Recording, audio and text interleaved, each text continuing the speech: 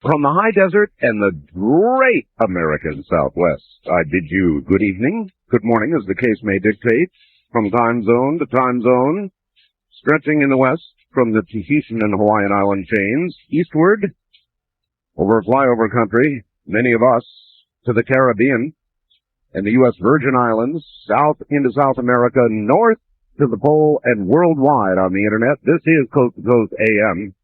Good morning, I'm Art Bell. And I want to serve you notice at the beginning of the program that what we are going to discuss is, without a doubt, going to disturb some people. And so, as you hear what the content of this evening's show is going to be, if you are one of those people, go turn your radio off. Do you believe in magic? Do you? Magic? Things you cannot understand and put your hand on, or as we say in Dreamland, things that do not fit so easily into a box. Things that may well be true, but you can't quite prove. Do you believe in witchcraft? Do you believe in revenge? Do you believe in protection? Yes, these are the areas we're going to enter this morning. It is a door that you may not wish to open for yourself. And if you don't, then I'm serving you notice right now. Turn the radio to a different station. Go listen to a little country music. Soothe your soul. Whatever. My guest is going to be Dr. Evelyn Paglini. Dr. Paglini, for lack of a better term, is a witch.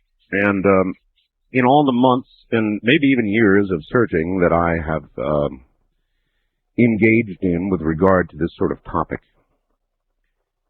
I have never, until Evelyn Paglini, Dr.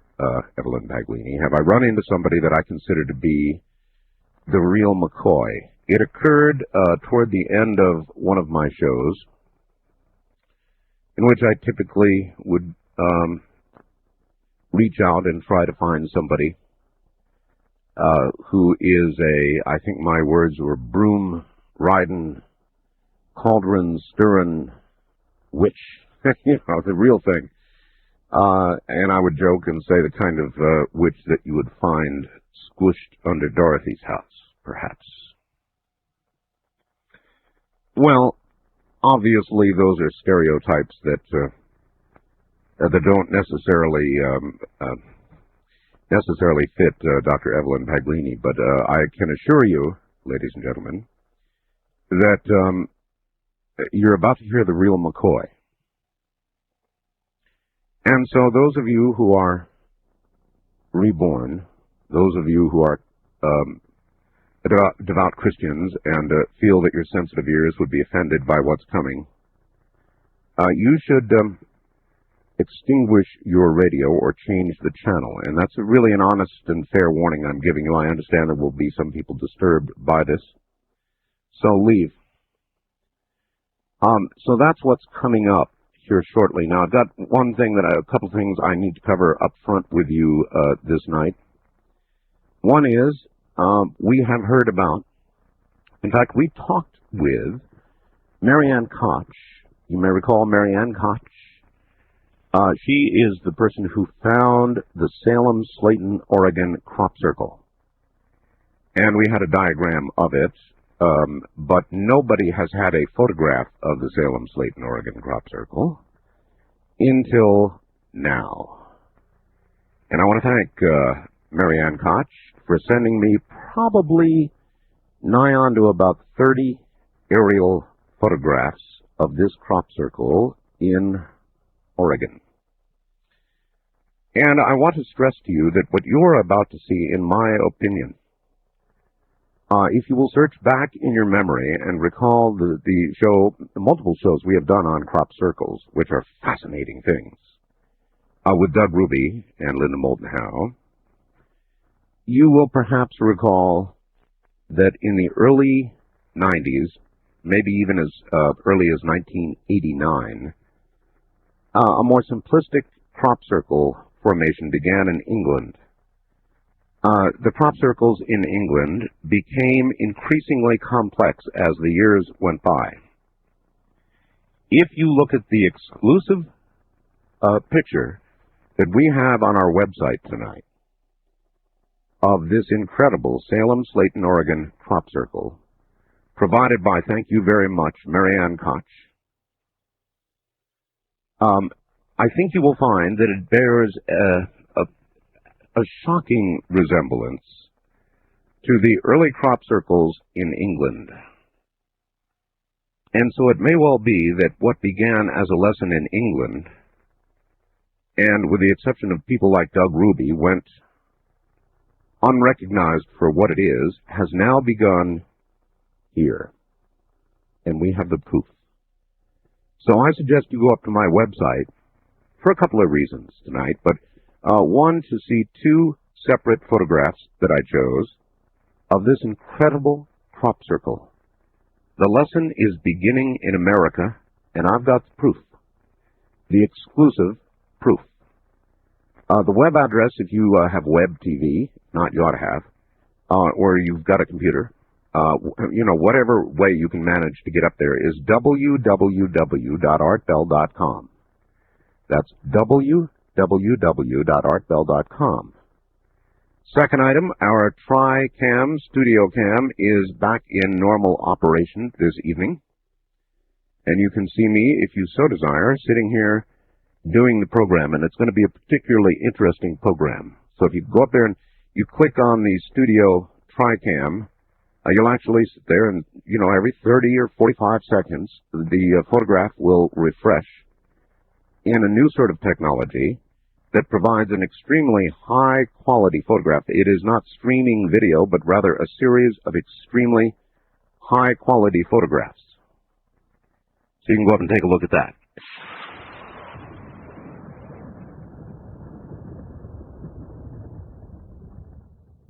We received, and I say we, my wife and I received, a very unusual box earlier today.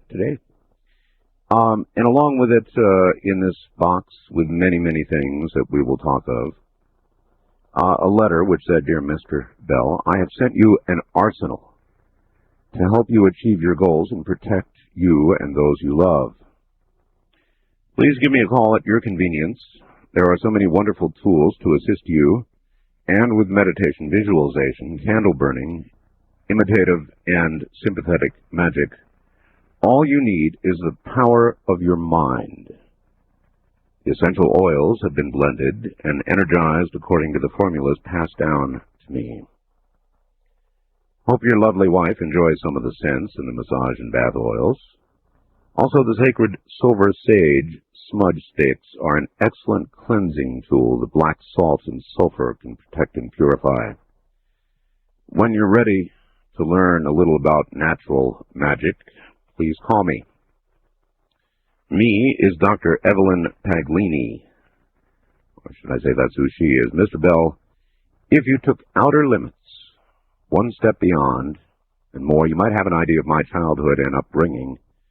A psychic, parapsychologist, doctor of divinity, founder of the International Psychic Center in 1972, a research and investigative organization, metaphysical teacher, lecturer, consultant, spiritual warrior, called upon as an authority on the occult and the supernatural by law enforcement agencies, set precedent in the Texas Superior Court system in a child abuse case with ritual overtones, worked with law enforcement on missing persons and murder cases, born and raised in a family of century-old occultists and practitioners of natural magic, trained in natural magic by my grandfather from the age of 4. Here is Dr. Evelyn Paglini. Doctor, welcome to the program. Thank you, and welcome to you. Your doctorate is in parapsychology, is that correct? That's one of them, yes. Mm-hmm.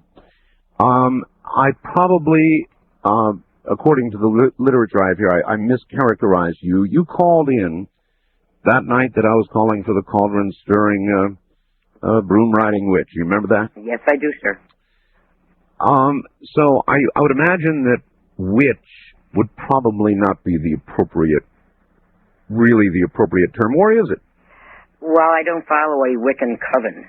I don't belong to Gardnerian or Saxon or some of the other sects of Wicca, but I practice natural magic, and I am a Genesian, which is another pagan religion that is very much into natural magic. And so therefore we use similar tools as those that are practicing forms of Wicca, other forms of voodoo, or Santeria. Most pagan cultures out there have got, let's say, the same basis of understanding once they get into magic.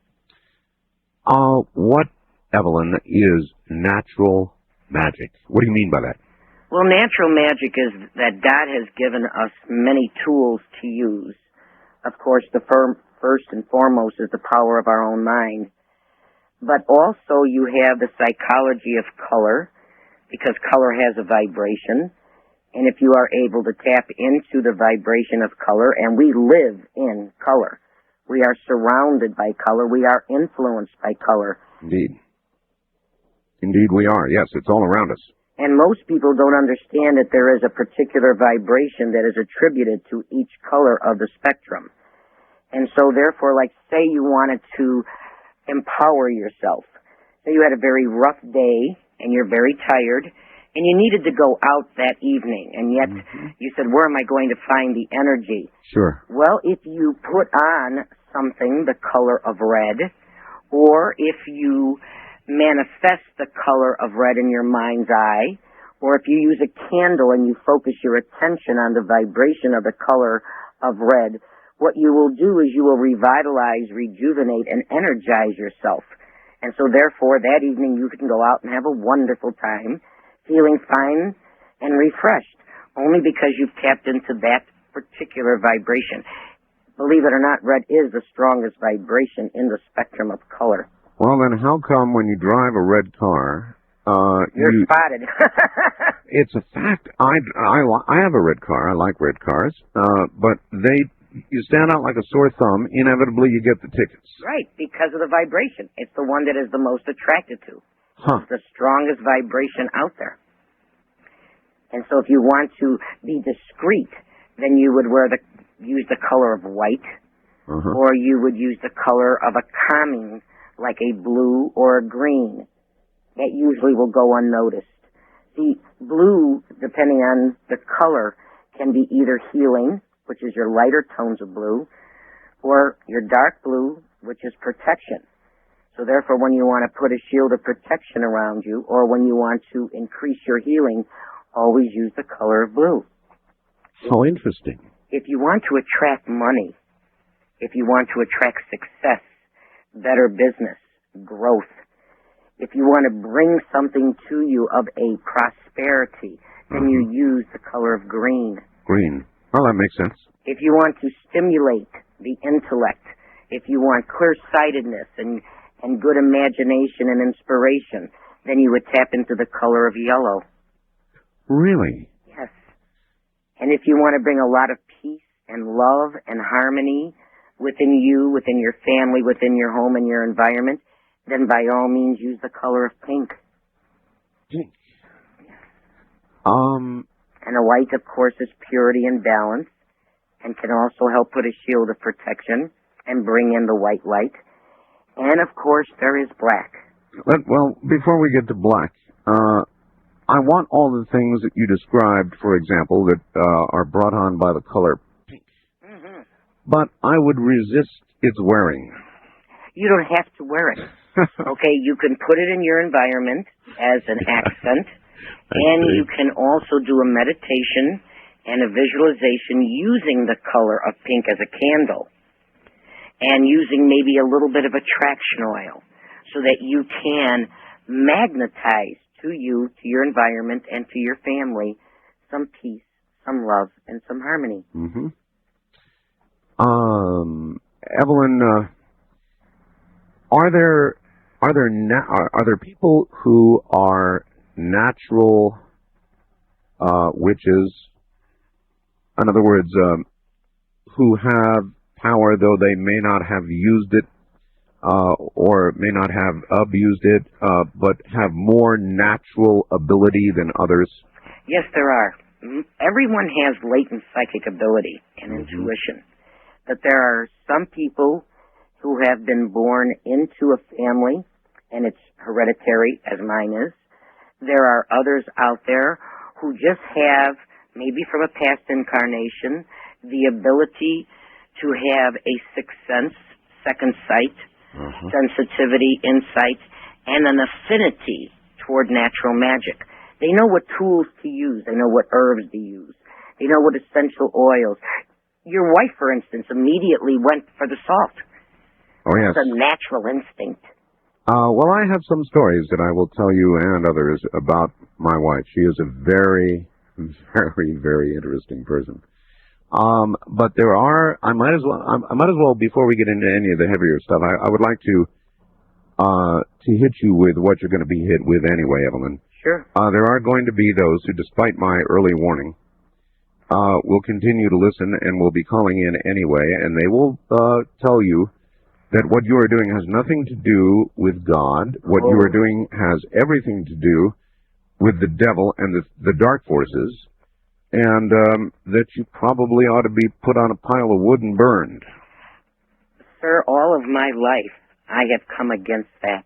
I'm sure. And what's so funny is I was also raised Roman Catholic, beside Genessean. And so I had Sisters of Mercy who were praying for me when I was in school. I am well aware. They were praying for you? I mean, they knew that you were beginning... They knew I was an occultist. They knew I was into natural magic. You must have been something of a thorn in their side.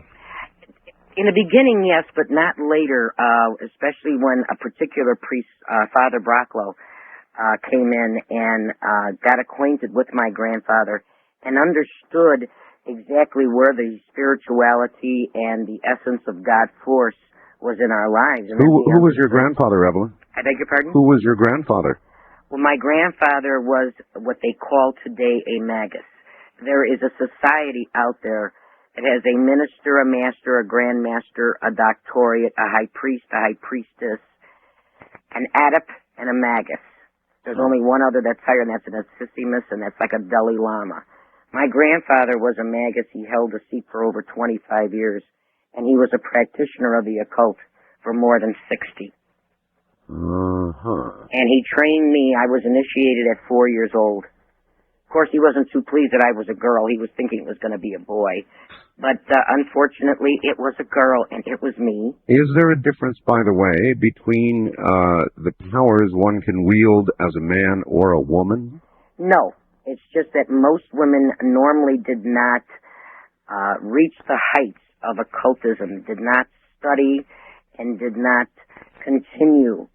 They usually would get married, and they would have children, and they would usually take care of the home. Ah, yes. And they would not go on the scientific research, investigative end, and they would not spend years of their life in training as I have. I mean, I learned how to read sand in my sandbox at 5 years old. Sand in your sandbox? That's right. Is that sort of a variation on... divination. Well, I know I was going to say variation on reading chicken entrails. Like that. I learned how to read sand. I learned how to read the tarot. In fact, the way the tarot was given to me was absolutely phenomenal and unique. All right, we will get to that and more. It's the bottom of the hour. We'll have plenty of time. Relax. Take it easy. We'll be back in several minutes. Dr. Evelyn Paglini is my guest. She is a witch. So, if all this is going to bother you, turn off your radio. Good morning. From Kevin in Tampa, Florida. Art Bell, a microphone-riding, trouble-stirring talk show host.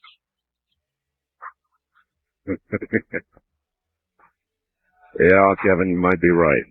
And then the first of what I knew was coming in a moment.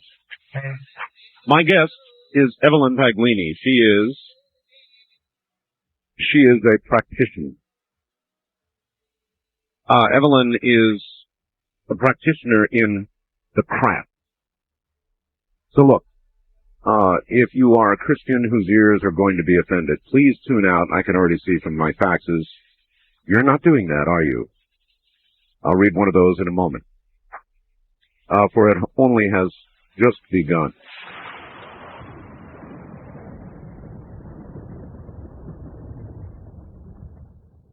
Now, going back to Evelyn Paglini in a moment, but here it comes already, Evelyn. Hello, Art, it says. Before you start tonight's show, remember, you're not dealing with a witch. You're dealing with Satan himself.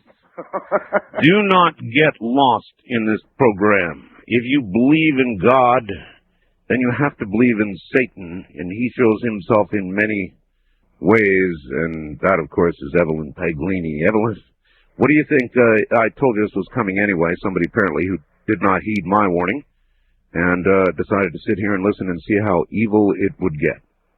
Well, first of all, I can understand a person thinking that when you're dealing with witchcraft or Satanism, that would be a part of the devil only because of their misunderstanding.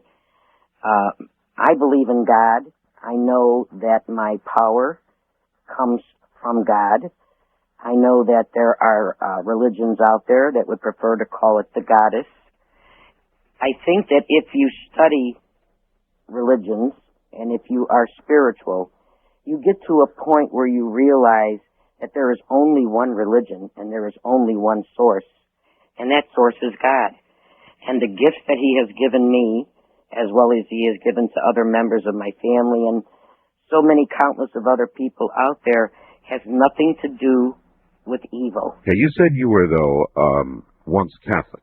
I am, yes. Yes, my wife, as well as a Catholic, by the way, was raised in Catholic school, all the whole ball of wax. I was too, sir. And in Catholicism, as well as other religions, yes, there is a God. But there is also Satan. There is also the dark side. Yes, there is. And I interviewed, I think it was Father Malachi Martin about a week ago. Yeah, what a treasure he is. Yeah, not even quite a week ago. And he is one who will tell you without qualification that the devil is real, very, very real. He actually does exorcisms. And so you almost began to say, well, there is only one force, and that is God's force. Is that really true, or are there other... Well, he's the creator and the omnipotent, the person. Yes.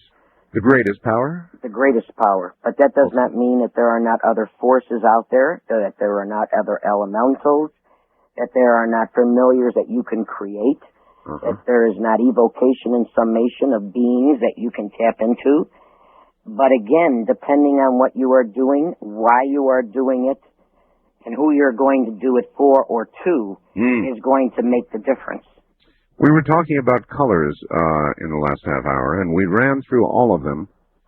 I have a really nice T-shirt tonight. It's solid black, and it says www.getalife.com. I really like it. Someone just sent it to me, whoever you are. Thank you. What is the color black? Well, the color black can be used to remove a negativity. In other words, when you think of evil, when you think of the darkness or the dark side, the only color that is representative universally is the color of black. And so therefore, when you want to deal with the removing of or the placing on, depending, remember knowledge is a double-edged sword, then you would use the color of black, whether it be in a black candle or whether it be in an image candle. An image candle? Yes, an image candle is a wax figure in the shape of either a male or a female. And what it does is it presents or represents a subject, an individual that you are going to work on, be it yourself, another family member, a friend, a colleague, or even someone who has done you an injustice. And so depending on the color of the image candle, what you are doing is making a representation or an effigy. You're going to consecrate it in the individual's name, and then after saying a few words, it becomes that individual. And therefore what you do to it is done to that person. It's called imitative magic. A very simplistic, straight-out question. Is magic real? It most certainly is. I mean, I have no doubt about it. It really is something that works. It really is something that works, and it has been around since the beginning of time. Is it an art, Evelyn, that is being rediscovered now, or is it becoming increasingly lost as time goes on? What do you think's happening to the craft? I think it's coming out of the closet. It's been hiding. It's been underground for many, many centuries, only because of the misunderstanding that it causes.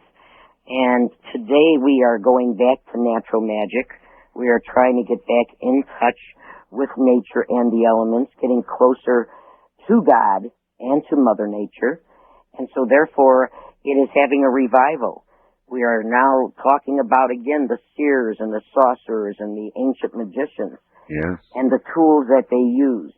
You're seeing shows that are now coming on TV, as well as in the movie, that are now finally bringing to light what the seers and the magicians were there for. They were there for counsel, they were there for enlightenment, and they were also there for magic. All right. I began talking to my audience about a movie a couple of months ago that I got to see earlier than, when it hit the pay services and that sort of thing, called The Craft. Oh, yes. Now, then, at that point, not many in my audience had seen that movie. Now, I suspect many have seen it. And it is about 4 teenage girls. Mm-hmm. As a matter of fact, Evelyn, I may be interviewing the technical advisor to The Craft at some point in the near future. I've been invited to do so. But did you see that movie? Yes, I did. How much of what was represented in that movie to you seemed as though it may be accurate?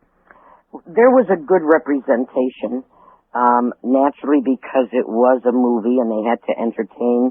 They had to theatricalize it a little bit more. Sure. I did feel a little bit remiss when I noticed that in one episode they had all candles of all colors burning, and that would not be done. I mean, that's a wonderful light show, but it certainly isn't going to be doing anything. Yes.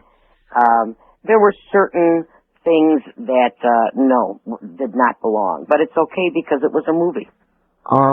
Was there any truth? It began with 3 young ladies practicing dabbling, really, in the craft. And they maintained to acquire a certain power, they needed a 4th. To call forth, as I recall, north, south, east, and west. Right. That's what they felt, and again, that's an error. You do not need a number of people. You can do it yourself. Is there an opportunity, for example, within a coven where there are many with powers, to multiply the effect? Is that a total error?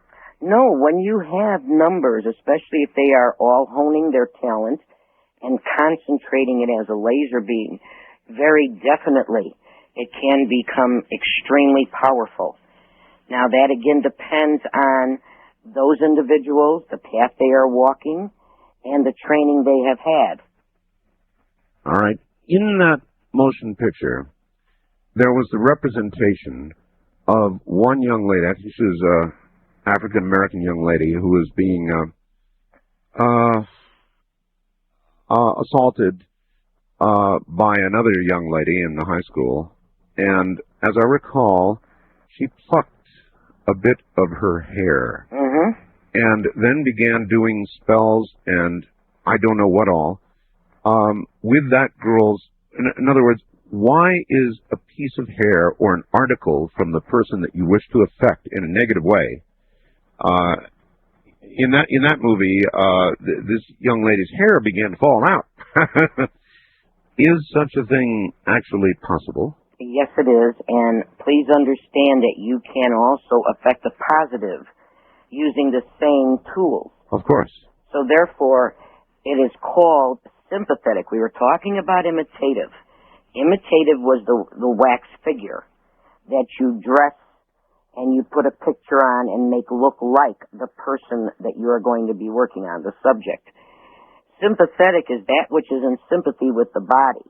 And so therefore you want the hair, okay, the first, nails, or excuse me, I'm sorry to interrupt, Evelyn. The first, you said you make a representation of that person. Yes. That sounds almost like voodoo. It is very similar because what you're doing is you are trying to concentrate your mind's attention and focus it on an effigy that is a representation of the person. Is that how voodoo it does what it does? Yes, it is. I told you there's a lot of similarities once you get into natural magic. Okay. And to go back to sympathetic, they want something that is in sympathy with the body, that which is close to the body, that has the essence, the sweat, the pores of the body. I think of hair. The hair, unwashed article of clothing, okay, like a sock, nylon, pants, bra, shirt, T-shirt, anything that is worn close to the skin. Something intimate. Right. Is sympathetic magic. When you put the two together, imitative to look like, sympathetic that which belongs to, and then you consecrate it in that person's first and last name, you have got exactly what you need, the tools you need to affect what you need to affect on that particular subject. Mm-hmm. If you are trying to do something good, this is going to be a tough question to somebody, affect them in a positive way, or you're trying to affect them in a very negative way. Do the powers to achieve these two very different goals come from different places? No. No, it does not. How are you able to justify the fact that you are using God's power to achieve a negative effect in the real world magic? Because of justification, the right word that you used. You are never going to, at least if you are walking in the light, if you are walking in balance, and that's what really power and knowledge is really all about. Let me digress a minute. My grandfather always said to me, and he drilled it into my head, it's easy to be good when you don't have the tools to do otherwise. Knowledge is power. It is a tool. And it is the hand of the wielder of that power, whether it become positive or negative. So the power itself is neutral. Now, if you have a person who has done you an injustice and you are innocent, harmed a person in your family, harmed yourself, done something atrocious, naturally what you're going to want is revenge. But let's say you don't know for sure if it is that particular person. Well, you never want to harm an innocent individual. So what you do is you put in a safety factor. That safety factor is that it only goes back.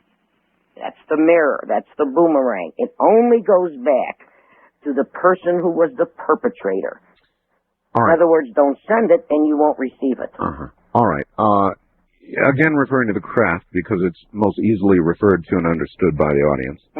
In the beginning, when they were doing magic, even in a retaliatory fashion, it was justified, and it didn't come back to them. But the tenet was, do something bad to somebody for an unjustified reason, it will come back to you times 3? 10. 10. Times 10. Tenfold. Tenfold. So this is the karmic side to the craft. And there is a karmic side, and there's no way around it. In other words, if you intentionally foist off evil on somebody, yes, it can be done, but it will come back to you inevitably? Yes, you will pay the price karmically either in this lifetime or in another. What you have to understand, it is your soul that is important. And so therefore, when you gain power and you gain knowledge, you are tested. You are tested if you are going to use this acquired power in a negative fashion in order to subjugate another individual or in order to harm an individual because of the whim of you. That's when you are out of balance, and you will pay. All right. We're going to leave that for now and come back to it, and I have lots of good reason to be coming back to that. We will get back to it. But let's take something that's in the middle for a second, Evelyn. Sure.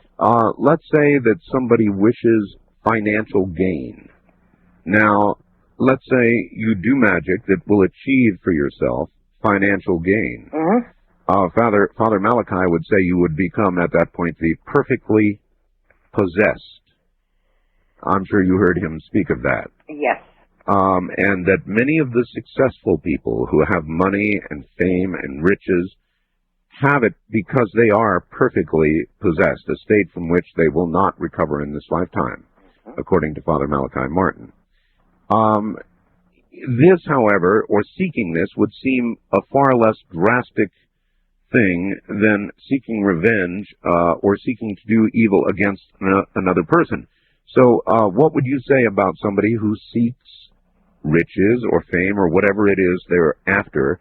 Do the same karmic laws apply? Only if they use the wealth that they have gained, the riches that they have gained, in order to harm others. You see, God does not want us to be poor or to be without. He wants us to have all of the riches of the earth, otherwise they would not have been given. Well, there would be those who would argue that God would say, perhaps so, but those who will inherit will be the meek, the poor. The meek means that just because you have the abundance doesn't mean that you're going to get on an ego trip and that you are going to, again, inflict your commands or demands on another only because you have the power to do so. That's the test of the soul. God is very wise. He gives people wonderful tools, and then he sees what you do with them. We have free will. Easy to be good when you don't have the tools to do otherwise. Let me give you a tool. Now let me see what you'll do with it. Evelyn, the difference between, it gets to be a very fine line. For example, I'll use myself as a case because I'm not afraid to. I am a very driven person. Very, very driven. I'm very, very competitive. Now, I don't, I take no joy in doing anything to anybody else. However, I am driven to be the best I can be, and at times that will mean that I, in effect, ride right over somebody else's career butt, if you follow me. Now, I do this not out of any dislike or bad feeling for that person. No, I simply do it because, all right, that's exactly right. That's just business. Right. You're not deliberately envious of the individual where you want to smash him. That's right. I just want to do well, and in that doing well, that's a natural occurrence. All right. Evelyn, stay right where you are. We'll be right back. All right? Yes. From the high desert, you're listening to the CBC Radio Network. My guest is Evelyn Paglini, and she's the real thing. So you might want to stick around, or if you are offended, you might not. We'll be right back. It is, and I want to warn you once again, those of you joining at this hour, we are discussing witchcraft. The craft. My guest is Evelyn Paglini, Dr. Evelyn Paglini. So I warn you. If you're sensitized to this sort of thing or offended by it, please turn your radio off now, because what we are going to discuss is going to disturb a number of people, and so you're being served with that warning. The rest is up to you.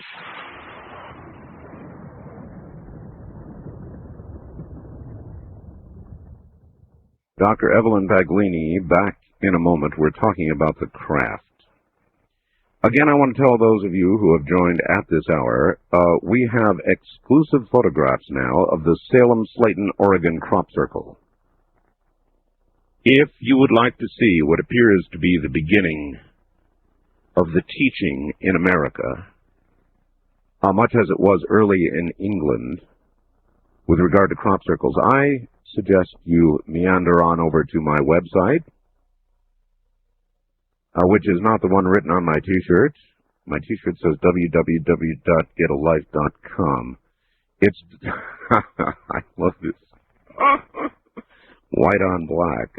It's www.artbell.com, and you will marvel at this particular crop circle. It's just like the ones that began in England, and we have exclusive photographs of it, thanks to Marianne Koch, and you'll see credit given to her there. I scanned those photographs literally hours before we went on the air, so as promised, she delivered about 30 aerial photographs of that crop circle. Thank you, Marianne. All right, this is going to get to be fairly heavy as the evening progresses, and you are going to get an opportunity to ask a question. Evelyn, somebody has sent me the following. It is a pentagram, I suppose, within a circle, north, south, east, west, and it says, Art, say hi to my sister, meaning you, Evelyn. It says, now is the time, now is the hour. And it shows the north, south, east, west directions. Mine is the magic, mine is the power, a line straight out of the craft. Is there anything to that chant? Is that real, or is that Hollywood? There are many times a person will use a chant and a vibration in order to call down a cone of power. They will use symbologies, they will use sigils, they will use a pentagram or a hexagram or a circle, especially if they're doing evocation and summation. And yes, chanting does occur. Also, when you consecrate instruments, you will also at times use a chant. In what way does a chant conjure anything? It is the vibration of the chant and the words and the intent and the desire and the concentration. Remember, it is the mind that is the power and God the source. But you need, at times, tools. And those tools have to be first cleansed and then energized or charged and consecrated. And those tools can be a wand or an atham or a chalice. Mm-hmm. They can be many different instruments that you are going to use. So in other words, chants have vibratory power in the same sense that you suggested to me last hour the colors do. That is correct.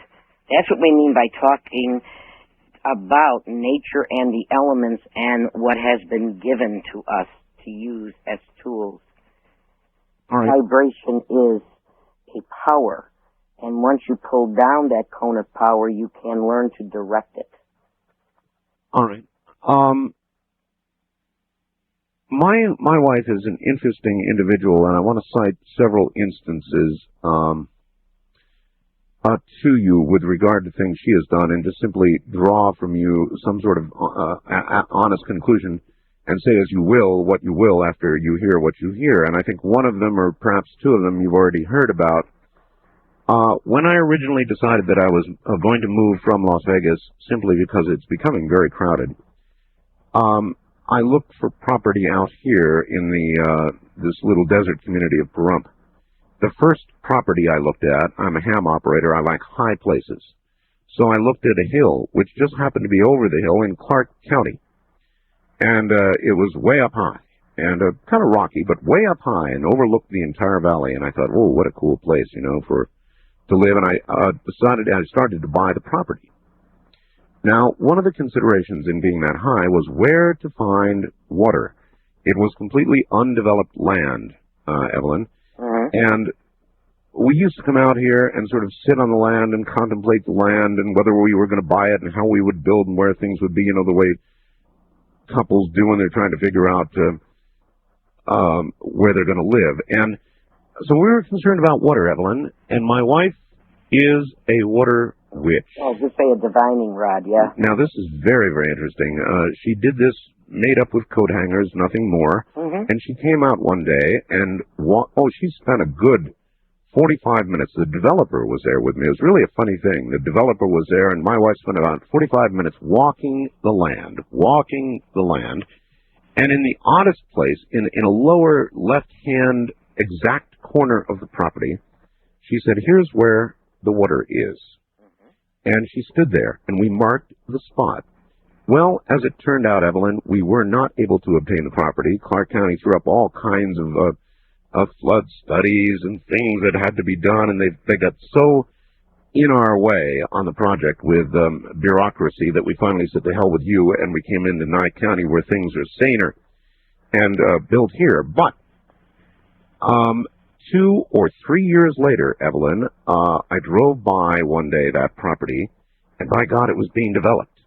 And here was this rig drilling for water, and I'm telling you, on this acre-plus piece of land, they were drilling exactly where my wife had put the spot.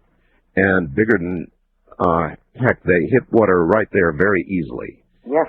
So what does somebody do when they do that?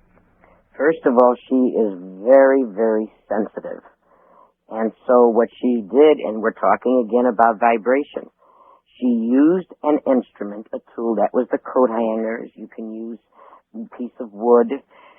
Whatever it is you tapping into and using the tool as a vibration.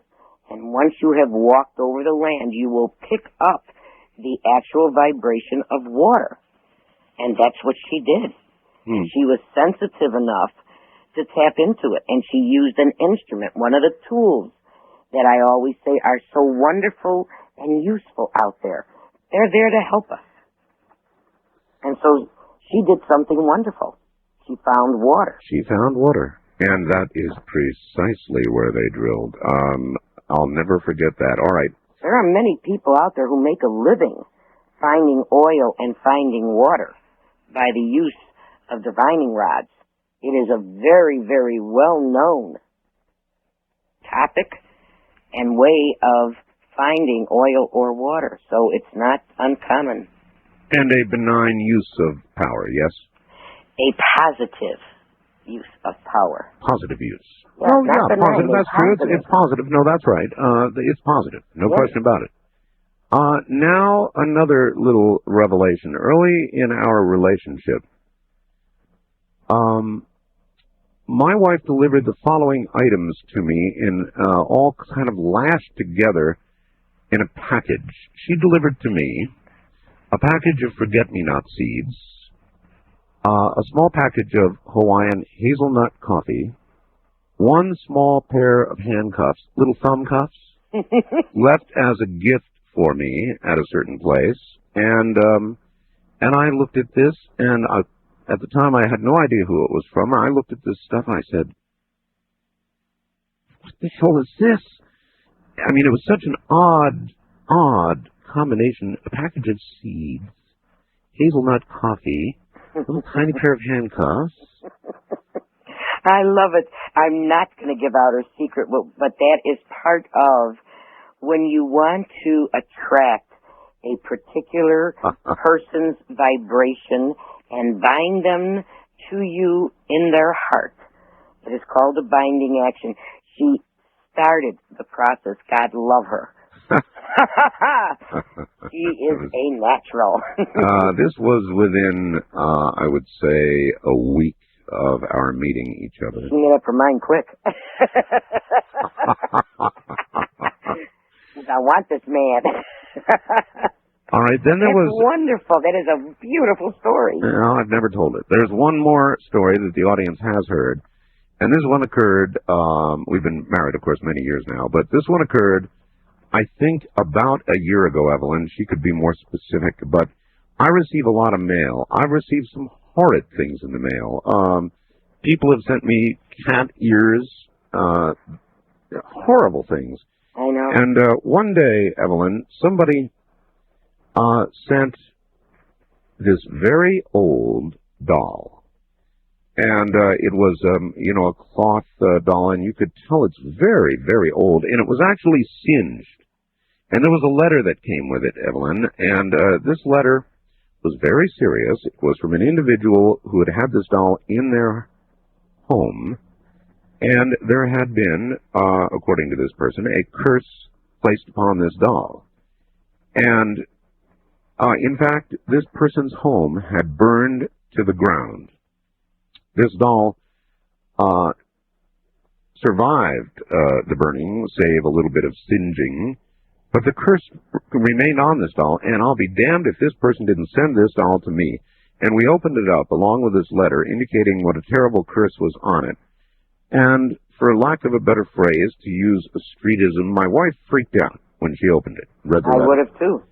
And she said, uh-oh, and I watched her. She ran into the kitchen. She got all the salt that we had in the house, and she took this doll, lock, stock, box, and barrel, out to the Dipsy dumpster we've got out there, threw it in, and proceeded to use all of our house salt and covered this doll in salt. That's correct. Really? First line of defense for purification of anything that has a repository of negativity would be salt. Why? Because it is a purifying agent. Second line of defense would be sea salt, even stronger. Third would be sulfur. Sulfur? And fourth would be black salt. Black salt? Yes. In, They're all purifiers, and what they do is they set up barriers so that that which is negative either cannot get out or get in, depending on which way you are placing it. So she was absolutely right. She picked up the vibration immediately that there was something negative and evil involved in this image doll, and she wanted not to allow that vibration to get into the home. And it could have, even though it wasn't intended for you. I have many artifacts in my altar room that have been given and sent to me only because they have had a curse placed upon them, and they can wreak havoc in a person's life if they are not attended to or destroyed. You have an altar room? Yes, sir. Again, referring to the movie The Craft, I recall one portion of it where there was a room in a bookstore, past which nobody was invited until toward the very end of the movie. And what kind of room was that? An altar room. An altar room, that's what I said. Only I took exception to all the different colors of the candle, remember? Yes, I do. But I mean, there are such rooms. And they are rooms that we all can have a temple or a sanctuary or a church. It is a place where you go and you do your spiritual work, whether it is work on yourself or your loved ones or others. And what you do after a while, because you have consecrated and you have cleansed and you have energized that particular area, it builds up its own vibration and power. So it is, again, another source of power. Just like when you go to a church constantly and you pray. Sure. That is sacred ground. Just like the Indians have a sacred burial ground. It is because of the rituals they have performed and the spirits of their ancestors who stay there and guard it. All the same. Not so different. Every culture has their altar, their temple, their sanctuary, their church. What is it that the Native American peoples do? Is it akin? Is there something they do that is akin to the kind of is magic the right word? Is it fair to use the word magic? It's natural magic. Natural magic. Yeah. Is that what they do? They use herbs. They're phenomenal with herbs. They're fantastic. They use animal spirits. They are very, very good at the shape shifting, and there are not too many cultures out there that have that ability. They're extremely psychic and very spiritual. When you say shape-shifting, yes. You mean as in converting oneself, for example, to a wolf? That is correct. You believe that can actually be done? Yes, it can. You can also create a familiar using a thought, becoming a form, and then sending that familiar in whatever disguise you have made it, meaning animal, okay, or bird, and you can send it out to do your bidding. A familiar. Yes, a familiar. It could be a bird, it could be any animal? It can be any animal. Are there some animals, excuse me, Evelyn, with more power or who are more easily adaptable? Yes. Mm-hmm. Yes. There are some, but basically you can use any animal. All you have to do is tap into the vibration and the soul and the power of that animal and what it's used for, and very definitely you can use it. Again, how do you use it? Cats, for some reason, in my case, have always seemed mystical and very, very interesting creatures, and I have 3 of them. And there have been references to cats frequently. What about cats? Are they good Always familiars? Have been. They have been excellent as familiars. They have been used, back into Egypt time, you had a cult that was Bast, and that was the cat. The Egyptians worshipped cats, did they not? Absolutely, yes, they did. And they also used them as familiars. They also used them as guards. Also in China they did, and I believe still do. So cats, small as well as large. The panthers have been used by a particular society that I'm well aware of. It's another cat. Yes. That if a particular individual that belonged to that society stepped out of bounds, it was usually the cat or the spirit of that animal that did the work to put the person into silence. Put them into silence. I'm being kind. I could tell you are. All right, it's the bottom of the hour, Evelyn, and I would like to have you hold on. We will get phone calls, folks, so hang in there. Evelyn, stand by. We'll be right back. All right. Art, great show tonight. Predicted it'll go down in the archives as a classic. Have 2 important questions for Evelyn tonight. I doubt the majority of people will want to hear them. And again, that reminds me, if you are offended by the kind of discussion we're having this night, turn your radio to another station or off, or go watch TV or something. We're talking about the craft. I'll be up front with you. The craft. Evelyn, might as well get in trouble right now. This comes from a listener. If you could say something to the Ralph Reeds, Jerry Falwells, Pat Robinsons of the world, what would it be? That they have not achieved a true level of spirituality. Otherwise, they would know that there is only one race, there is only one God, and just because there are differences in cultures in the names or the way that they worship that God doesn't mean that those people will not find the same place in heaven as they are. Mm-hmm. The second question, there is an obvious war going on in the world right now, just not in this country, of the left versus right. And here I refer not just to politics, but to a worldwide spiritual battle. Please comment on these antagonistic entities. Well, I don't quite understand where he's coming from. Well, I guess basically he's referring to an ongoing or perhaps even increasing level of war between good and evil.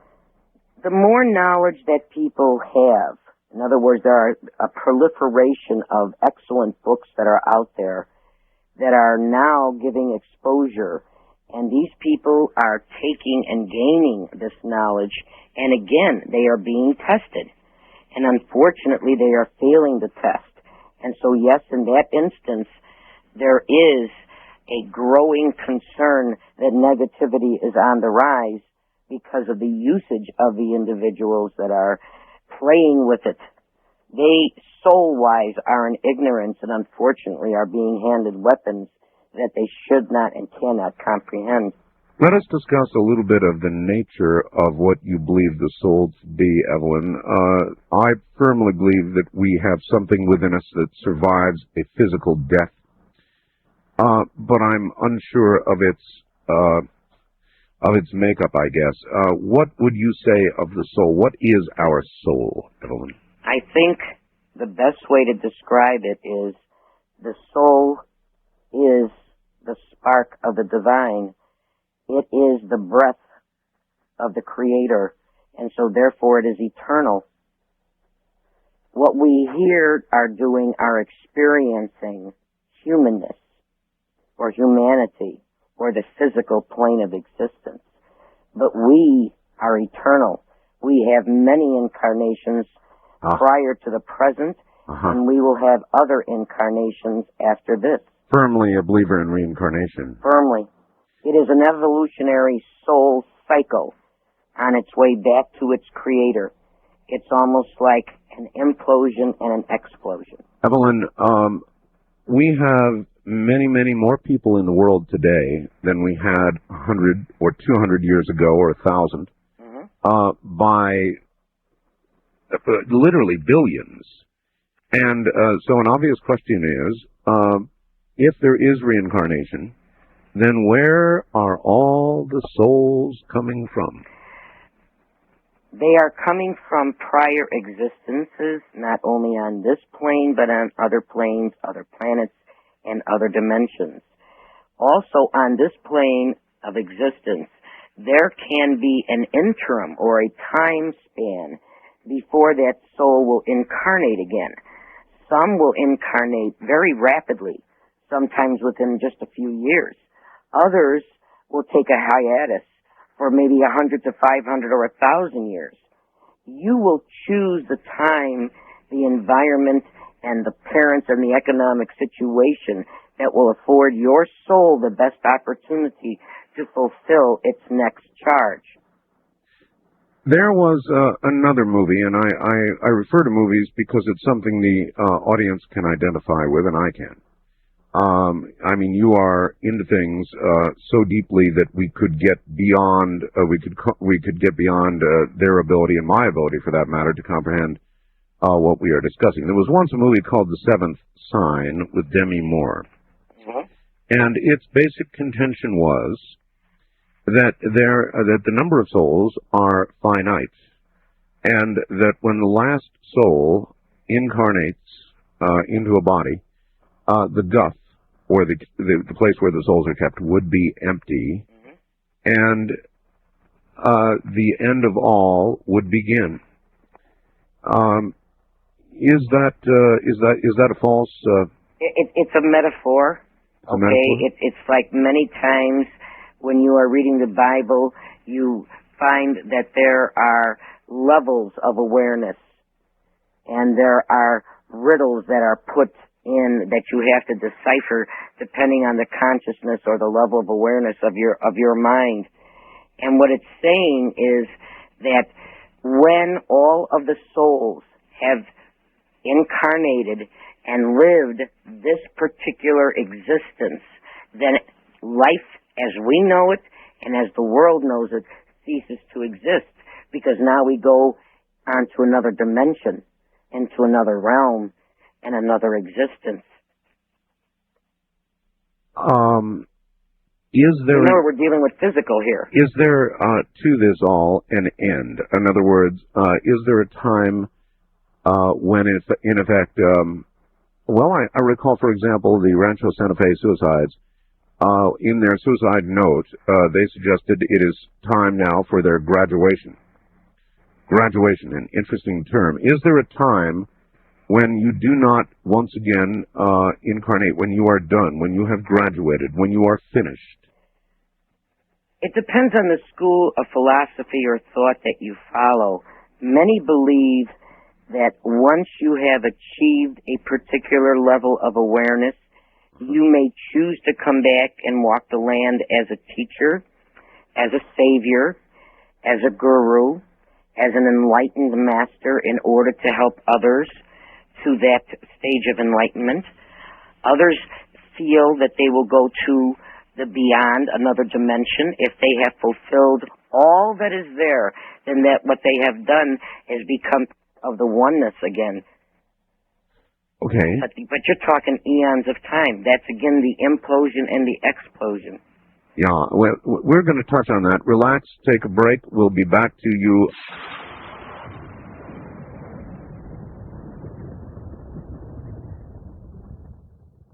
Evelyn, have you ever seen a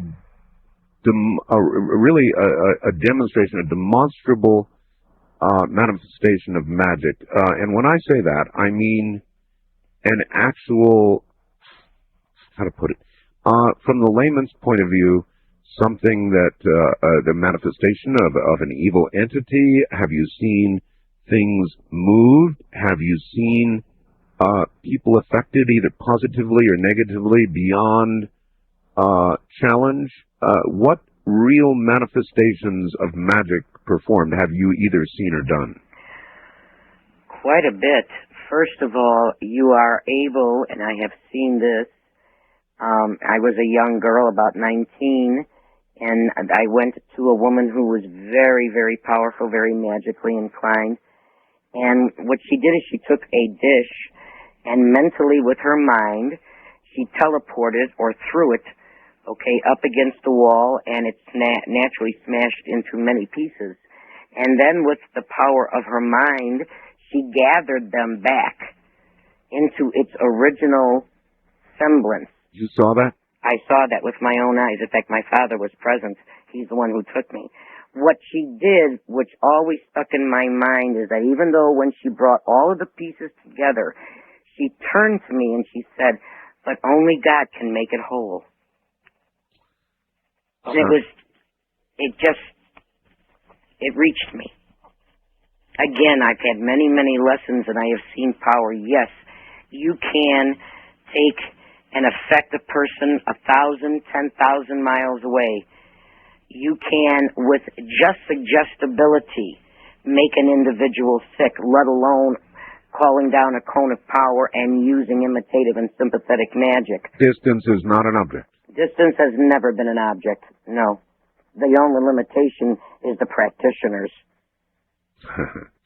Let's for a second discuss ghosts. I have had many guests and much evidence presented indicating that for some odd reason, occasionally souls appear to get trapped on Earth in some horribly repetitive, frequently repetitive motion, and it's hard to tell whether we are seeing a soul which has not left this plane yet, damned to repeat something again and again, or whether we are seeing some sort of weird echo of what was repeating again and again. And I could give many, many examples. The people of San Antonio, Texas, well know, for example, that there was I'm going to give you an example. There was a school bus full of children years ago that was caught on a train track, and a train came along and smashed into this bus, killing all the children.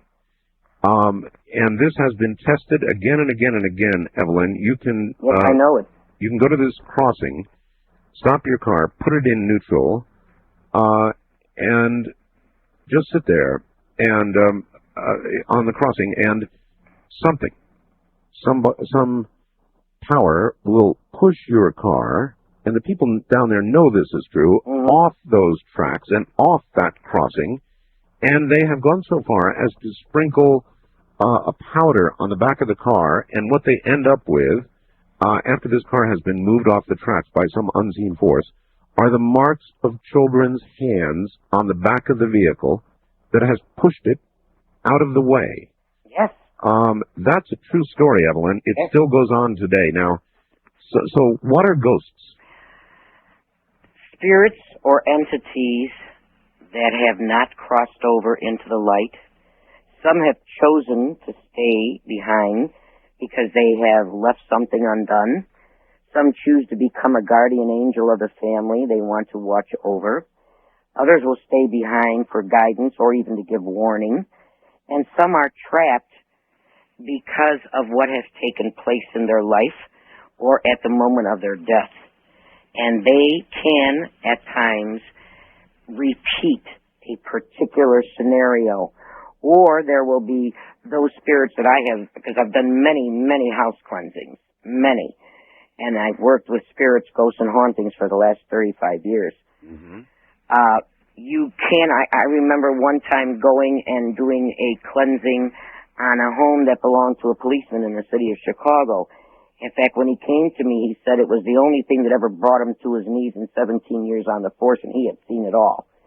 But it had attacked his wife and his children, and lo and behold, once we made contact with the spirit, or the entity, it was a woman who had not only been abandoned by her husband, but by her son. And her bitterness and her rage and then her confinement in that home and subsequent death there permeated. You know, they say walls have ears. Well, the energy permeated and her soul was trapped there. And she was very, very vicious to anyone that would live in that home. And so finally, a exorcism had to be performed so that she was able to cross over into the light. The one part of this that I've never quite understood in struggling to understand whether a soul is really trapped here or whether it's some sort of strange echo is, for example, somebody who will have unrequited love is just deeply, passionately in love in the most desperate way with somebody, at perhaps love not returned, and whose life is taken at that moment of passion, would appear also to remain trapped. Now, that person has not done evil in any way that I can discern, and so it's seemingly repetitively doing something again and again and remaining trapped on earth. That seems like punishment of the damned. But why? And yet this person has not really done anything evil, so why are they stuck in that way? I wish I had a real good answer. I know from those spirits that I have made contact with, and one was something very similar to that, the energy and the desire to stay with that loved one was so great that they would not allow themselves to turn to the light. In other words, when that which came for them to help them cross over, they refused. Their energy was so strong that it kept them earthbound and therefore trapped them. And those are very, very sad souls. Yes, that is sad. That is sad indeed. But it is their choice. Oh, their choice. They have chosen this then. They chose it. Could not leave. They couldn't give up. They couldn't let go. They could not let go. How do you, if you go into a house where there is something like this going on, a home or a place, whatever, how do you get the spirit to let go? What you do is first establish contact, and you can do that in many ways. You can also do it in a seance. Once you have established contact with the individual, you try to find out just exactly why they are there, why they are trapped. Is it something left undone? Is it something that they wish to take care of? Isn't there terrible danger, though, in a seance? In other words, for the layman, yes, it must be done by a professional. Otherwise, you're opening up the door and you can get more than you bargained for, and that's happened to a lot of people. Has it ever happened to you? No, it has not. Again, my training. I put up a shield of protection before I do a seance, and any of those people that are participants, they also will have a shield of protection before I ever open up the door. So the advice is don't try this at home. No, this is not something that you have fun with. This is not for entertainment purposes. No. All right. My guest is Dr. Evelyn Paglini, and we are discussing the craft. And when we return, I've got a particularly difficult question for Evelyn, and we're going to discuss something a little bit on the dark side, and then I'm going to get the phone lines open, and they've been ringing solidly since we went on the air. So plant yourself. There's some heavy-duty stuff coming up. I want to do one more time what I've been doing for the last couple of hours. What we are discussing this morning is the craft, witchcraft, magic, whatever you want to call it. And we have the real McCoy with us. Her name is Dr. Evelyn Paglini. And she has a doctorate in parapsychology, a doctor of divinity, founded the International Psychic Center in 1972, a research and investigation organization, a metaphysical teacher, lecturer, consultant, spiritual warrior, the real McCoy. We've been discussing magic. And this will offend some people, without a doubt. So if that is you, turn your radio off now. Tune out. If discussion of this sort of thing bothers you, you're not going to want to be here. And I'm not going to want to get a lot of angry letters and email, though I know I will anyway. There is your warning. Back to Evelyn Paglini in a moment.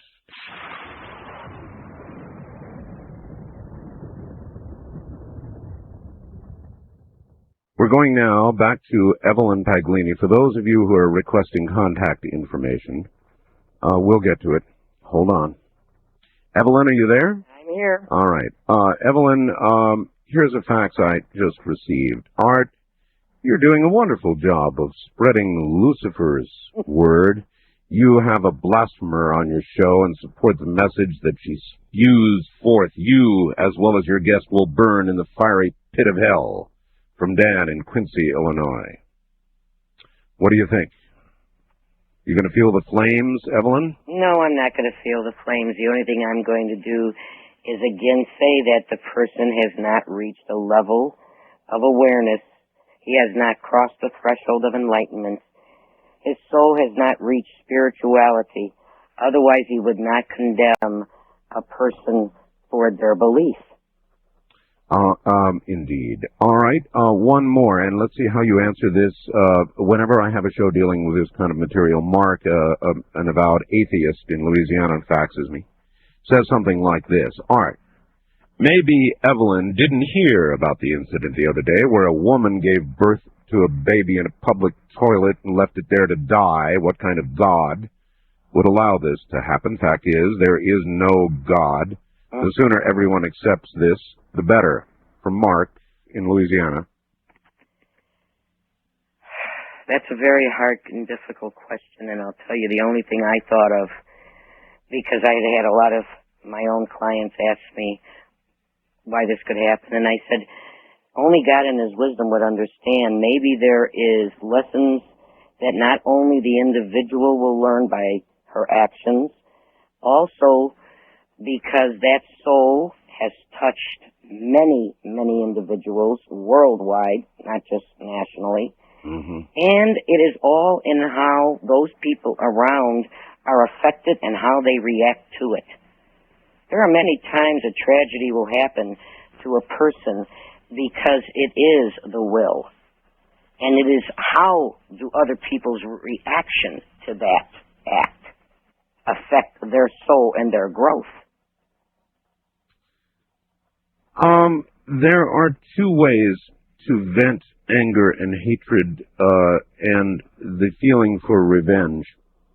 One is the obvious with the physical, and the other is the kind of work you do. Now, as we move to discuss the darker side of things, is it possible, let me reform this question, Evelyn, in my own way.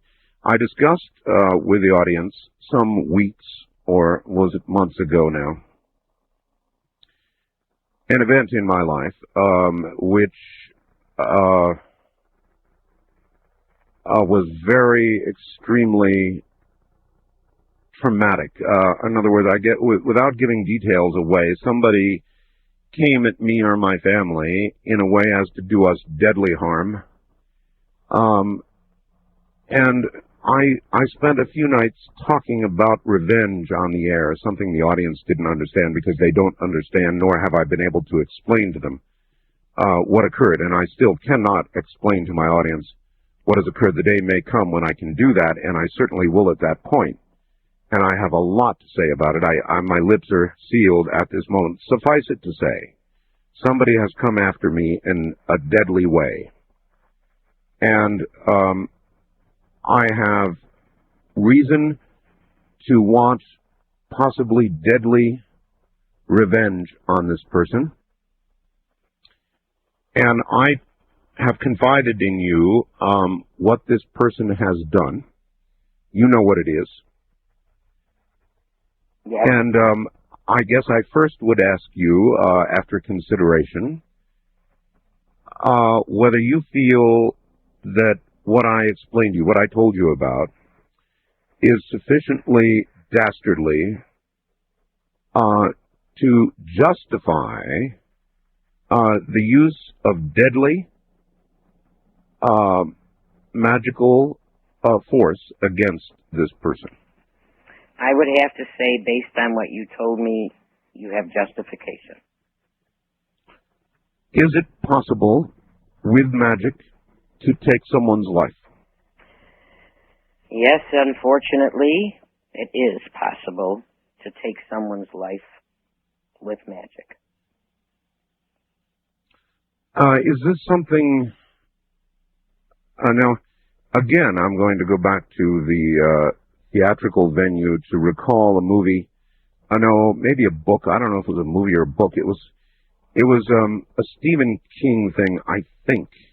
And I recall, it was a book. And this man had a curse put upon him by a gypsy who simply one day came and touched his forehead and said, thinner, or thin, I can't recall. It's a long time ago I read the book. And slowly, but surely, despite the best medical efforts of everybody involved, this man wasted away and got thinner and smaller and emaciated, and finally, the inevitable. Is that the manner in which something like this is done, or how is it done, Evelyn? That is the result of what can be achieved by the concentration and the laser beam that you send to another individual. You can have them waste away. You can have them have instant karma for their actions. You can have other people around them turn against them. You can have beings and demons that no one sees but him reach him and touch him. There are many ways to affect people. All right, we discussed earlier karma, and that if you do a negative thing to somebody without justification, key phrase, without justification, will come back to you times 10. If this person has harmed you in a deadly, unforgivable manner, and I am not a forgiving person. I am a person who comes back at whoever comes at me. I've done that all my life, Evelyn. One way or the other, in the physical, or if it can be done elsewise, doesn't matter to me. I don't turn the other cheek. And I don't allow people to trump over me. In this case that we're now discussing, you know I am not going to allow that to occur one way or the other. That is correct. And you have an exceptional case, and that's the difference. You're not coming because someone has insulted you or put you down or talked behind your back. No. You're coming from real justification. Serious, deadly harm. And deadly justification. I am prepared to return in kind. Now, that would mean that karmically I would not soon be paying times 10. No, you would not. And neither would any person who you went to help, assist, or perform. Because all you're doing is setting up a mirror, and the person is receiving what they have sent. They have given was deadly. So in return, the mirror sends it back. Justification. You are innocent. All right, I wanted to ask that. And I will proceed with you privately in this arena. So, anyway, turning to another subject, I'm getting a million faxes here, and we are going to shortly open the phones. What does Evelyn think of the Ouija board? There are many people who dabble in fun, at parties, fun time, get together, let's get out the old Ouija board and see what it does. What do you say to those folks? You know, I've done a couple of columns on that particular subject in newspapers, and the Ouija board is, again, not a toy. It is not something that should be for entertainment, because it is another tool where you are opening up the door and you, again, can get more than you bargained for. Now, those people who are trained, who are sensitive, they can receive information that can be extremely beneficial. In fact, one person was given a warning and stopped a very, very serious crime from happening. But 90% of the time, it is the average layman out there that is playing the game and usually getting hurt because they have absolutely no training, and they open up the door and they allow spirits in, low entity beings that are just looking for a receptacle, and they have just provided one. Bottom feeders. That's right. And we are bottom. So you could open a door and something could truly come through. Oh, yeah. That or even having seances. I warn people all the time, do not have a seance for the fun of it because you want to contact dear old Uncle Charlie. Mm-hmm. Because you may not get Uncle Charlie. And if you do not have a bona fide trance medium with the knowledge of how to conduct properly a seance, you are putting yourselves and any other person in that room in danger. Because they can take over your bodily functions and your vocal cords. Because you are inviting them to do so. So yes, you must be very careful when you are dealing with spirit communication on any form. Have you seen a person possessed in such a manner? Yes, I have. Several times. Is there anything short of what Father Malachi Martin does that can be done to deal with that? Is there, for example, within your craft, yes, something that can be done? What would you do? It is very similar. What you do is you take on that spirit or that entity, and it is a war between the two of you. And what they gain is either they lose the habit of the body that they are inhabiting, or they not only have theirs, but they have you. And what you do is you go in and you go to war. You demand that they release that body and that spirit, and that they go. And it can sometimes be hours and sometimes days before you achieve the desired results in exercising that spirit or that entity from that person. And as you call for it in the name of? When I call for it? Yes, if you call for this spirit or this entity to leave.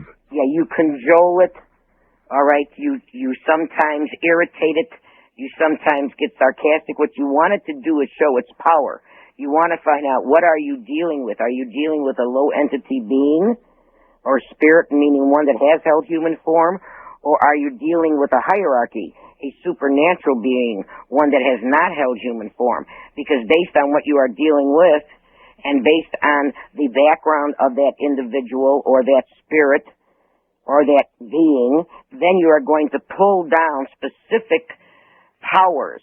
Now, if it is Christian, then they would respond to the crucifix and holy water and those prayers.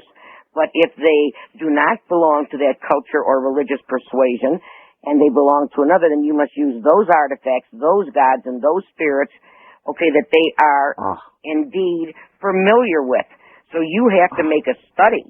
So in other words, there could be a case of possession for which Father Malachi Martin might not be the right agent, but you might be. That is correct. Yes, absolutely. Because there are spirits out there that would laugh at the cross. And holy water would not affect them whatsoever. And I have come across those. And what would? What, for example? I know you cannot be specific because every case is specific, but just as a discussion example, holy water or a cross might not work, but what might? There are certain seals, certain sigils, and there are certain elementals, and there are certain beings that you can call upon to assist you. Just as they would use a crucifix and holy water, there are certain tools and artifacts and herbs that we can use, as well as them calling down the source of the Jesus Christ consciousness power. There are other spirits and beings whose names we have that we call upon that will do the job. Evelyn, are there aspects of the craft that are simply too sensitive to be discussed in a public forum like this? Yeah, there are certain aspects, yes. You don't want to give... There's enough out there in books for people to go and quench their thirst. But the most important thing is that they have balance in their life, balance within their soul. Otherwise, the power that they are going to acquire, they are not going to handle properly. There should be some kind of tutelage, some kind of training, okay, some kind of person who is going to give them some guidance. I know I had wonderful guidance. I had the balance brought in me. I understand what the power is and how to use it. If somebody who senses that they are a natural comes to you and wants instruction, not necessarily for positive reasons, but like those young ladies in The Craft, the movie The Craft, they want to pursue the dark side, and they're upfront with you about that and want your guidance, how do you handle that? They are rejected. If a person came to me and was very upfront with me and said, I want to gain this knowledge or this power so that I can use this in order to subjugate other individuals, not a chance. Not a chance. There are many others that will. Go and find them. I will not. That is not the way I was taught. That was not the way I was raised. And that is not the way I believe, and I cannot give the kind of power and the kind of knowledge that I have acquired to someone that is not in balance. I will not do it. A couple of months ago, Evelyn, I was in Mexico. I like Mexico. I go to Mexico when I get a chance. And I happened to walk into an herb store in Mexico. And in the rear of the store, there was a very, I thought, ominous-looking altar. With a figure of some sort in the middle of the altar. What was I probably seeing? In the figure in the middle of the altar, depending on the culture, may have been a demigod or a spirit that they are calling upon for guidance, assistance, energy, power. Whatever, huh? Whatever. All right, Evelyn, stay where you are. We'll be right back. It's the bottom of the hour. We're about to go to the phone, so if you want to get through and have a question, now would be the time. From the high desert, I'm Art Bell. Good morning. I'm receiving bulletin information right now on a breaking news story. ABC News and others now are reporting that the Mir space station has lost synchronicity with the sun and is turning away from the sun. The Russian news agency is reporting that on the Mir space station, they are losing almost all their electrical power, and the temperatures have begun to drop on the space platform. This is potentially a serious or fatal problem with Mir. So we're going to continue to follow this story. Or here's another, the 12 midnight Pacific news break on Cairo in Seattle. Another station, not mine in Seattle. I'm on KOMO and KVI. Nevertheless, reported a mini story about Mir. Evidently, it's lost its fix on the sun, no longer is charging batteries. Oxygen lights and communication equipment are the only things still powered. So we will follow closely that breaking news story because we are live. Instead of some sort of repeated, regurgitated, recycled repeat, we are live. And if necessary, we will turn to continuing coverage of that program. My guest is Evelyn Paglini, Dr. Evelyn Paglini. She practices the craft. We'll get back to her in a moment.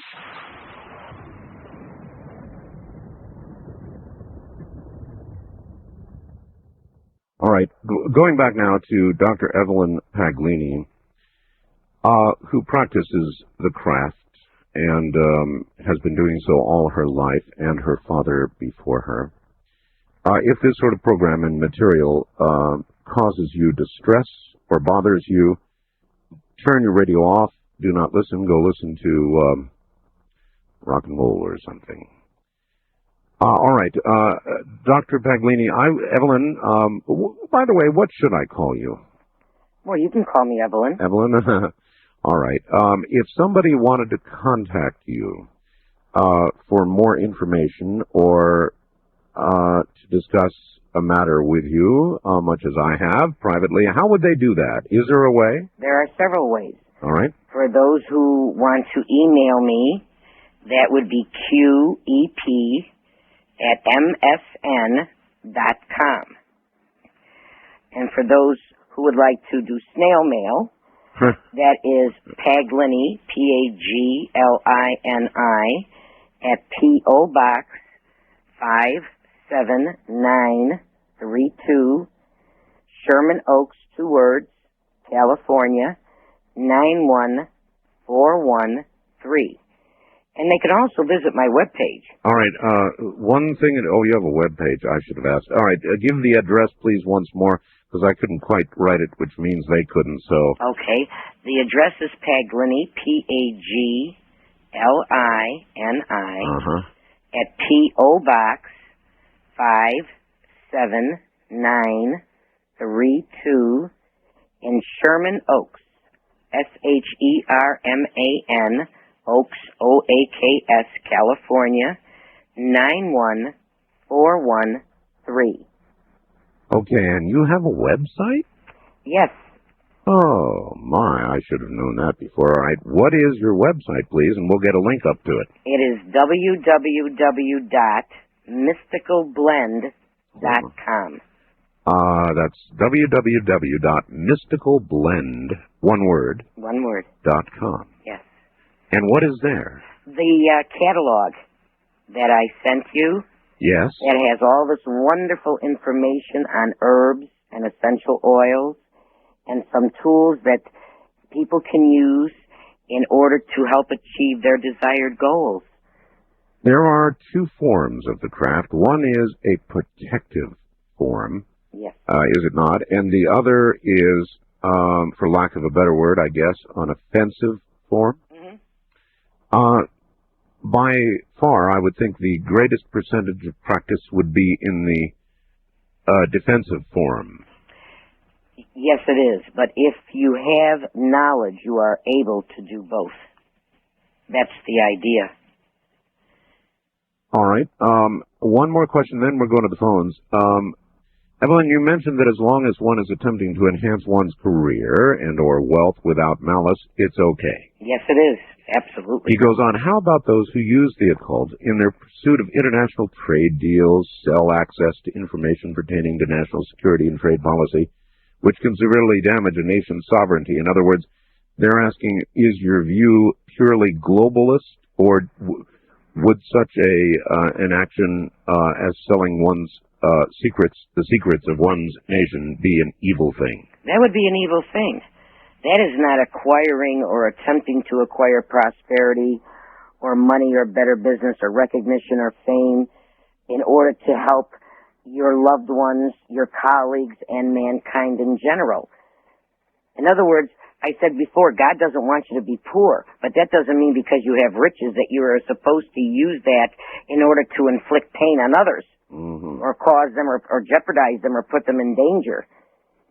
It's, again, once you acquire the tool and you know what it can do, how do you use it? That's where the evil or the Satan comes in and tempts you. You're not tempted unless you have the power to do something.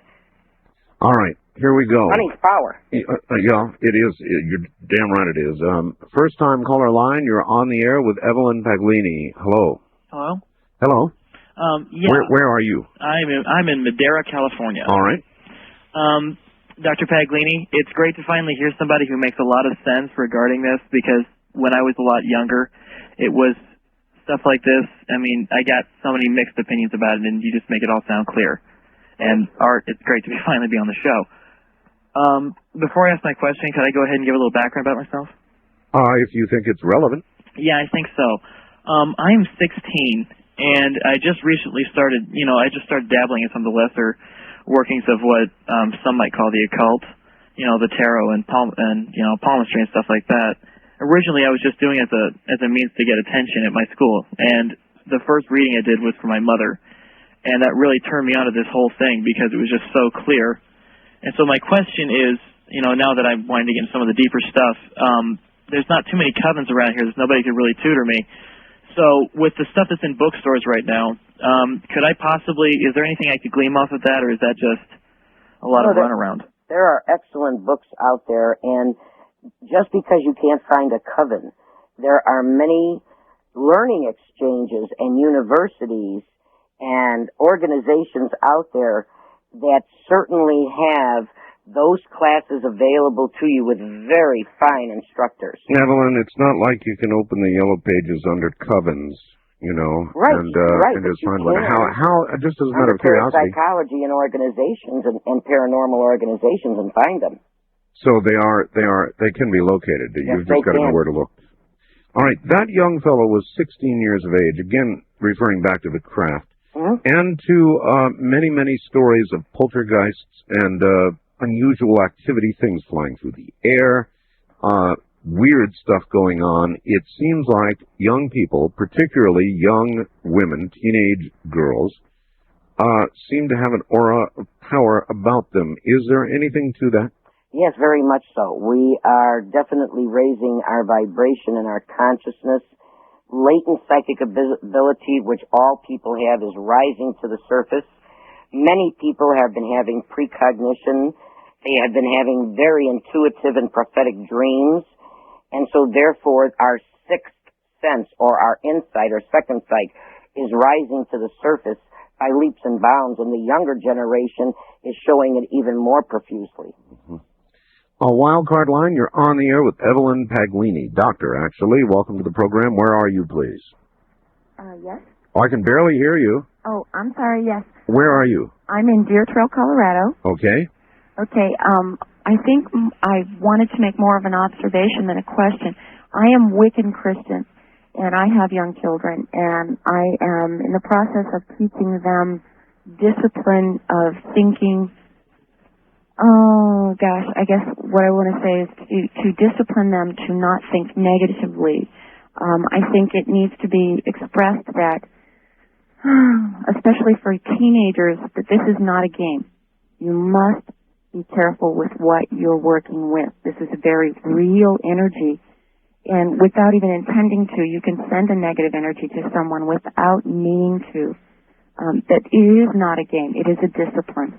That's a very good point. Evelyn, is it possible that somebody who is a natural can harm others subconsciously, almost subconsciously, not consciously? In other words, again, I keep going back to motion pictures, but you remember Carrie, of course. And this young girl was persecuted by many around her in many ways. And finally, not fully consciously, but in the beginning, subconsciously, began to lash out and hurt people with her power. Absolutely.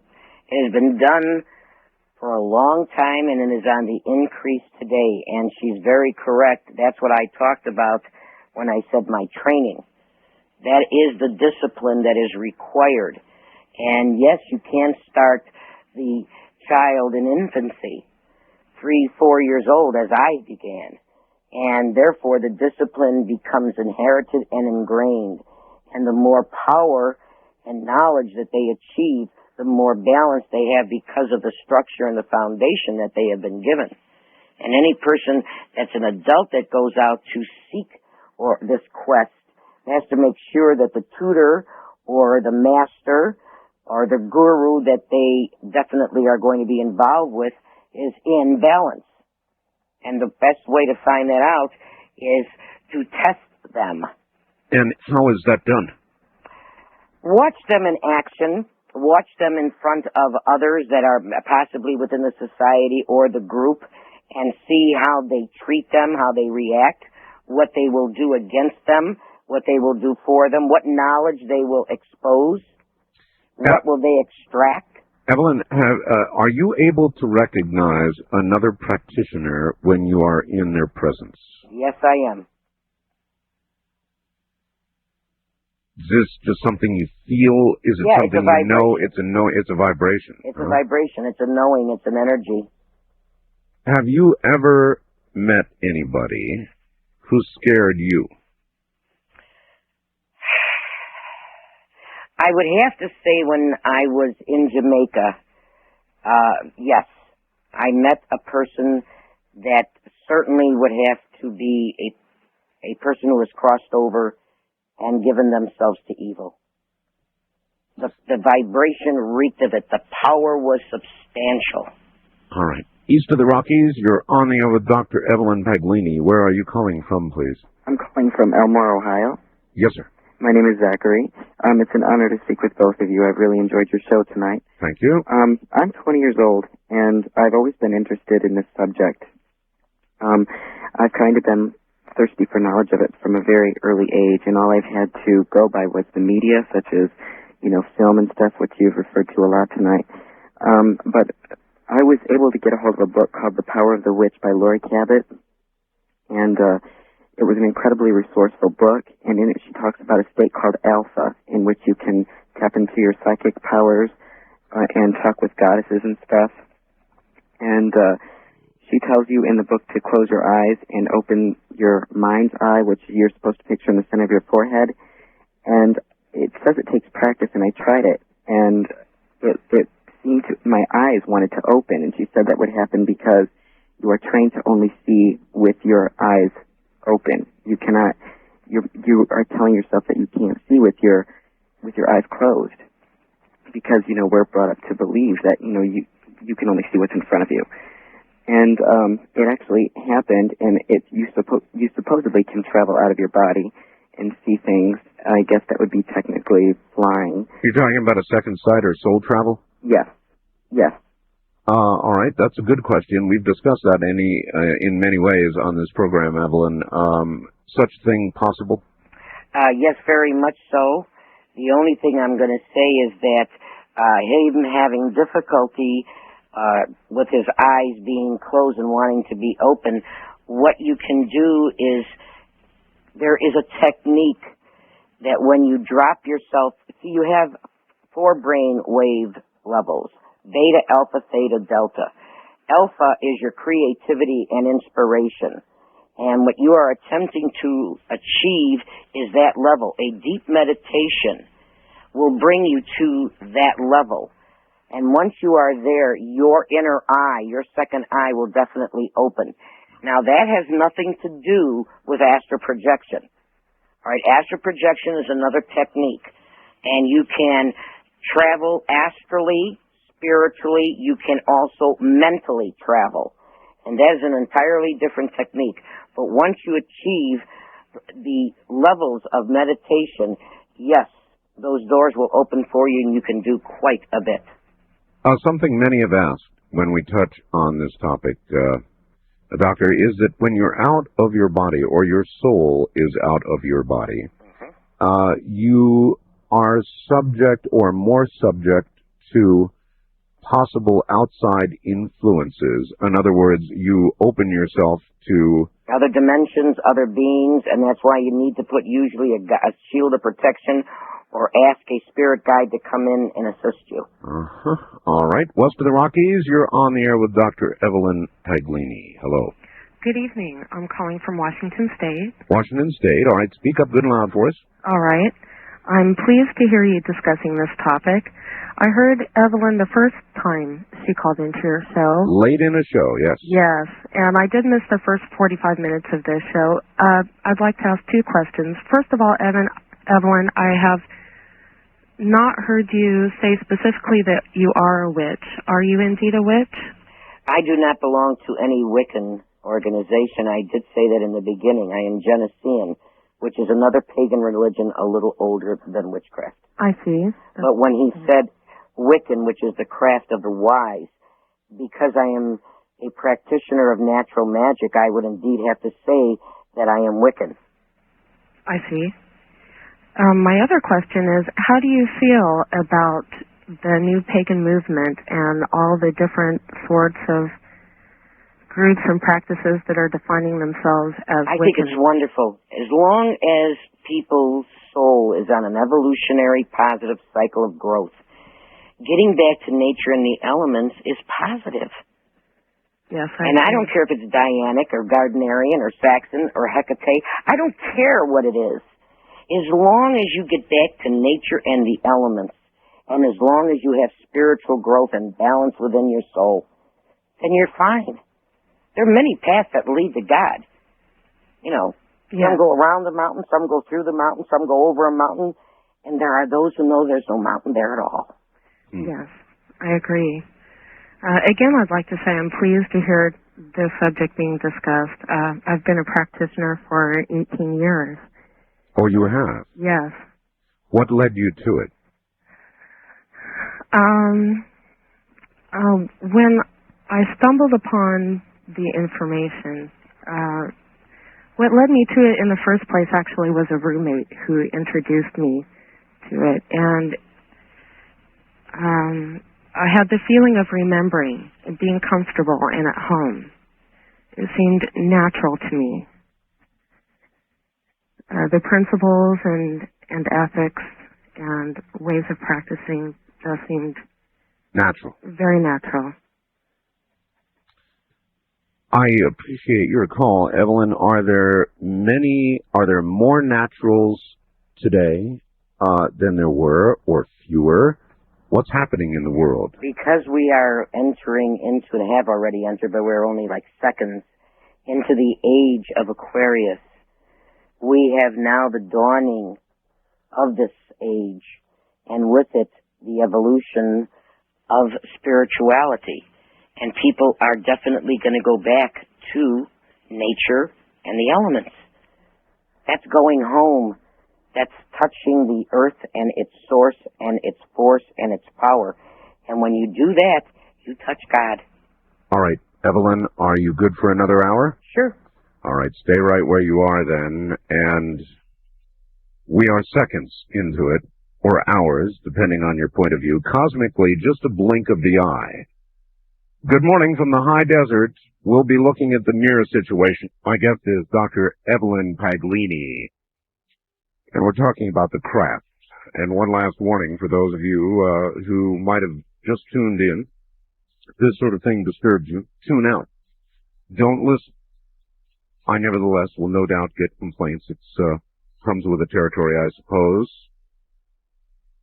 But be warned. That's what we're discussing. More in a moment.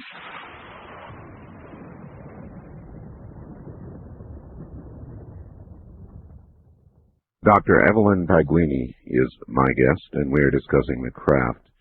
And we'll get back to your calls in a moment. Monitoring also the ongoing situation with the Mir space station. Fairly serious. Russians are saying not as serious as we seem to believe it is, and we're awaiting this breaking news story. Doctor, I have a question for you. Yes. All my life, I wanted a crystal ball. Not a glass ball, a crystal ball. And there's a funny little story that goes with this. A very good friend of mine who knows a lot about radios and nothing at all about crystal balls, named Bob Crane, one of my sponsors and also a very good friend, went to the Orient. And I said, if you find a crystal ball, I'd sure love one. So he went over there. He was in Singapore, a very small town in Singapore. And he walked into this shop, and Bob is not real good with currency conversion matters. He found a crystal ball, a real crystal ball, pure crystal, utterly clear, and inquired of its price, and they uttered something or another in the currency of Singapore. And Bob said, I'll take it. And, well, the entire family of the person in the store came out and began clapping him on the back, and they were having a feast and joyously celebrating the fact that he was going to take this crystal ball. Well, Bob didn't have the heart not to buy it when he found out it was many, many hundreds of American dollars that he was about to pay out. Bottom line is, he couldn't disappoint them, all these shiny little happy faces were running out. And the bottom line is, I ended up with a crystal, a real true crystal ball. What is it about crystal? What properties does crystal have that make it unusual? It is like a conductor, and it is, again, the vibratory rate. It is a window. It is a doorway.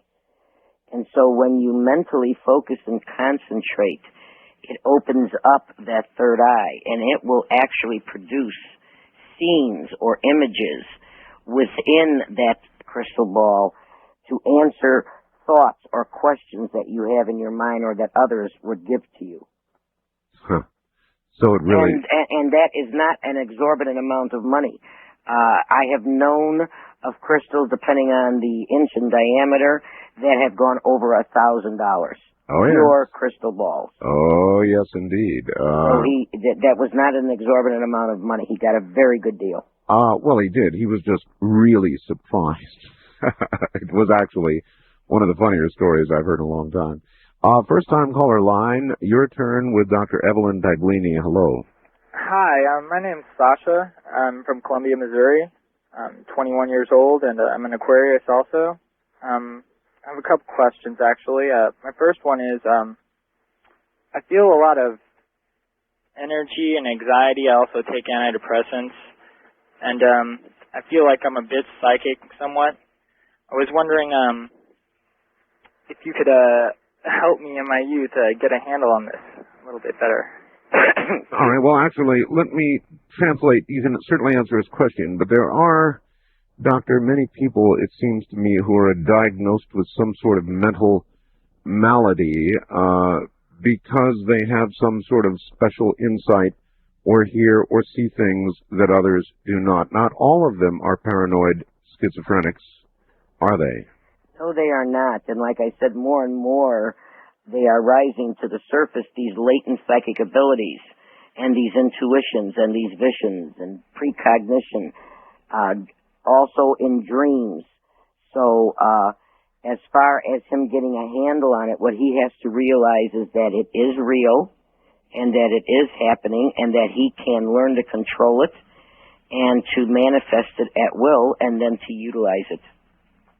I had, in my entire life, I've only had one incident of precognition, and it was clearly that, and I had no power over it. It had power over me. I couldn't ignore it. It came washing over me like gigantic waves crashing over someone until I could no longer ignore it. I've never been able to repeat it. I wouldn't begin to know how. I don't know why I had it. It just happened. Is that the way it happens to the layperson? To most people, yes, until they start to open themselves up and actually train themselves to have it. A good form and way of allowing it to expand is to keep a journal. And when you start getting information or hits or intuitiveness, to write down the experiences and what you are seeing or feeling. And then as they come to fruition, what it does is it gives the mind permission to expand and give you more. I see. All right. Wildcard line, you're on the air with Dr. Evelyn Paglini. Hello. Hello there. Hello. Yes, hello. Turn your radio off, please. Yes. I have a question for her. All right. Turn your radio off, please, or we cannot proceed. Okay. What it is that... Goodbye. East of the Rockies, you're on the air with Dr. Evelyn Paglini. Hello. Hi, I'm here. Is this Art Bell? Yes. Hi. I haven't shared this with many people because the only way I can share it is for people to say, well, prove it. And my only way to prove it is by doing something terrible. I was given a gift at a young age that I did not believe that I could possibly do until I did it. I had the ability, it's going to sound very hard to believe, but it's true. I could have people back it up. I don't know what you're going to call them, third-hand victims. I can tell them something is going to happen to them, and in malice, it would happen. I've had, one incident I can recall, which was in high school. I was being bothered by a bully, and I told him, I said, your rest of your week is going to be just as much hell as my yesterday was. I said, your whole rest of your week is going to be more hell than anything was. I just said that as a dare, as a threat. He was walking home that day for no reason at all. He was jumped. He was attacked. He was picked on for the rest of the week. He was ridiculed by fellow students, classmates. All these bad things started happening to him. He started bad luck, not just to him, but to his family. I got called into the principal's office, and I did not even know what was going on. I found out about it. I said, I did not set this guy up. I said, I just said it as a threat. Nobody expected this out of me. I've done some other things where, like just recently, for some reason, some aura told me to walk up to this pregnant woman. I walked up to her, I looked at her, and I said, I want you to raise your hands in the air. I guess I get this from my mother because she dabbled in witchcraft. And I looked at her, and I said, now put your hands down. I said, you're going to have a girl. And I said, you're going to name her Cheyenne Marie. And she just looked at me, and she started wanting to scream. She had tears in her eyes. And she said, that is exactly, I never met this woman before in my life. She said, that is exactly the name that we picked up for our child. Huh. And we just found out what the sex of the child was. There's several other things that I done out of malice, not to go into detail. But because I didn't know what I was doing as far as getting into seances and doing things like this, and I'm repeating what I've seen my other relatives do, it has come back to me in a terrible way. Yeah, well, there you are. That's exactly what we've been talking about all night. If you do it out of malice, without justification, it comes back to you times 10. In what way did it come back to you? Well, I am so far in debt now that I never get myself out. I'm sick left and right. I would be lucky not lucky. I would only get a slight cold maybe once a year. Yep. Now I'm catching colds, I'm catching flus. Yep. I can't control sometimes bodily functions and what have you. It comes back to me like I remember one time I was on the football team in high school, and there's this guy who ran faster than me, and I had wished something against him. Now, for some reason, I have some sort of skin inflammation, and the doctors can't explain it. I even thought, for possibility some way, if there was Agent Orange, which I had contracted from my father, who served in Vietnam. All right, hold it there. I think we get the picture. Doctor, let's say that there's somebody like this man who has something returning to him times 10. Is there anything to be done? Is there anything he can do to stop this karmic return? Well, first of all, what he needs to do is a cleansing, and then after doing a cleansing, he has to do an appeasement so that he can step out of that which he had perpetrated in guilt and restore it back in likeness or in kindness or in goodness. And he would have to make that vow to do so. And then just as they have appeared, they would begin to be dissolved and destroyed. But it is a process. But yes, he can get help. So what he probably ought to do is to find somebody like you. Yep. Contact me. And since we've come to that point, how again do people contact you? Please lay it out. By email, it is QEP@msn.com. And snail mail is Paglini, Paglini, at P.O. Box 57932, Sherman Oaks, California, 91413. In your email address, QEP. Yes. I understand the EP, Evelyn Paglini. What is the Q? Question? That's very good. West of the Rockies, you're on the air with Dr. Evelyn Paglini. Hello. Hi, this is Debbie from Orange County. Hello, Debbie. Hi, I called you about a week or so ago and then expressed my gratitude about what a satisfied woman I was to you. I recall. Yeah, okay, thank you. Also, Dr. Paglini, I spoke to you once on CRN around New Year's Eve and tried to give a prediction.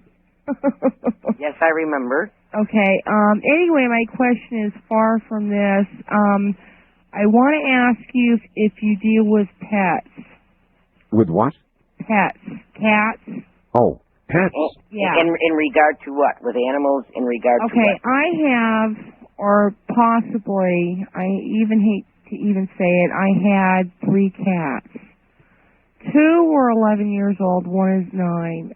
My 11-year-old male got out about a week ago and hasn't been heard or seen from since.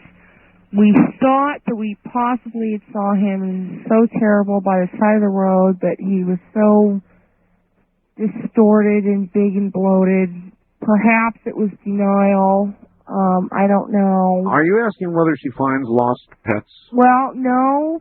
I'm getting to my point. Okay. The point is, I have the female, the 9-year-old female, has been literally a Klingon to me in the last week. I cannot move without her following me. I can't sit down without her jumping on me. I can't lay down without her laying on me.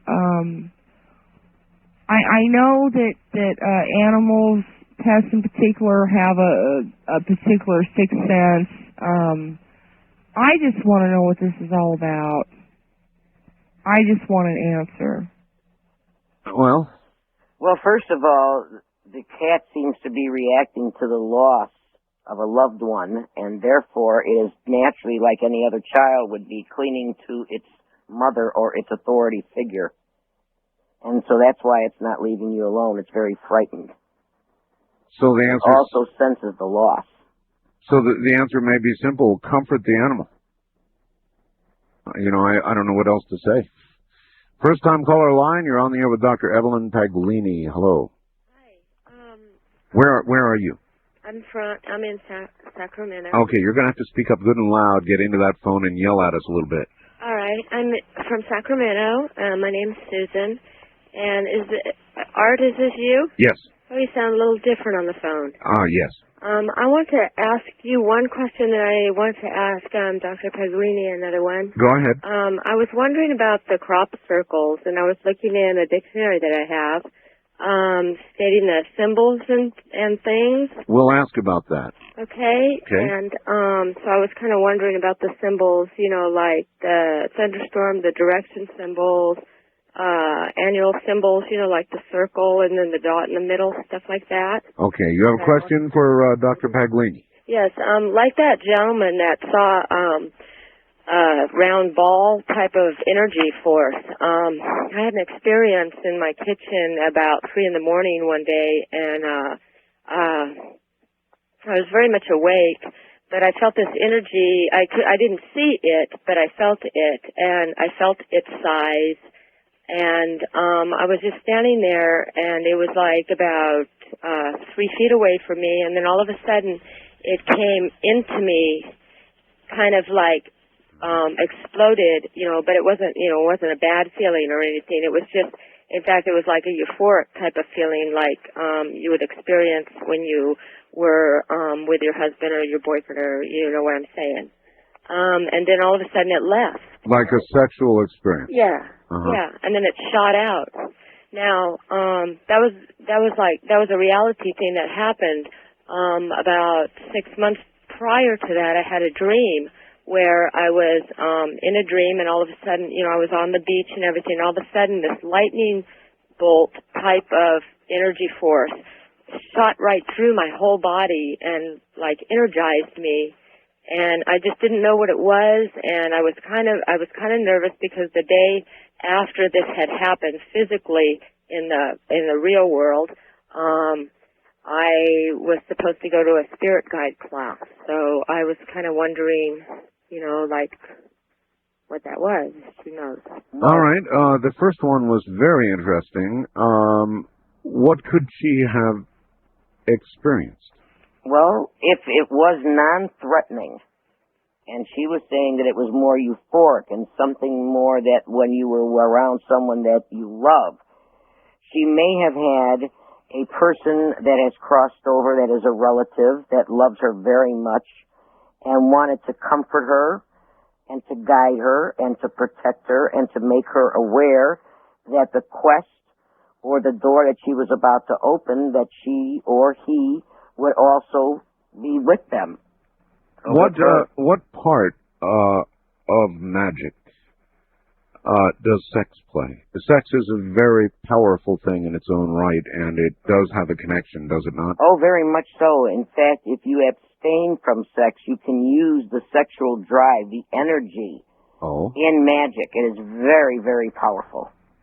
In other words, that unfulfilled need is a power in itself that can be directed? That is absolutely right on. Ha ha!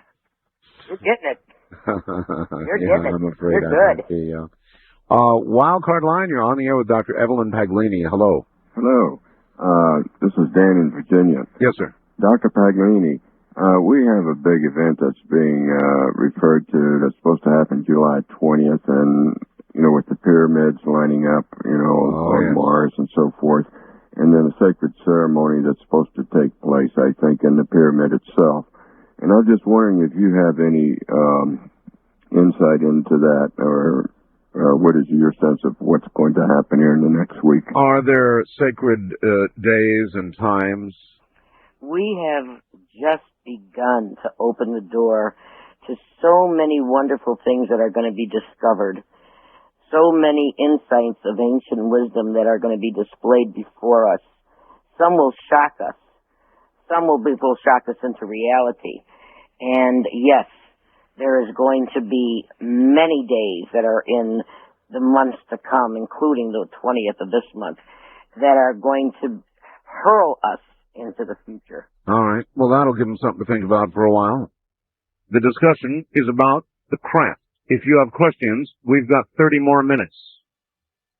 Evelyn Paglini, Dr. Evelyn Paglini is my guest. We are discussing the craft. And final warning, I guess, those of you who are disturbed by this should tune it out. Easy to do. It's the knob right there. So don't torture yourself. You know, go do something else.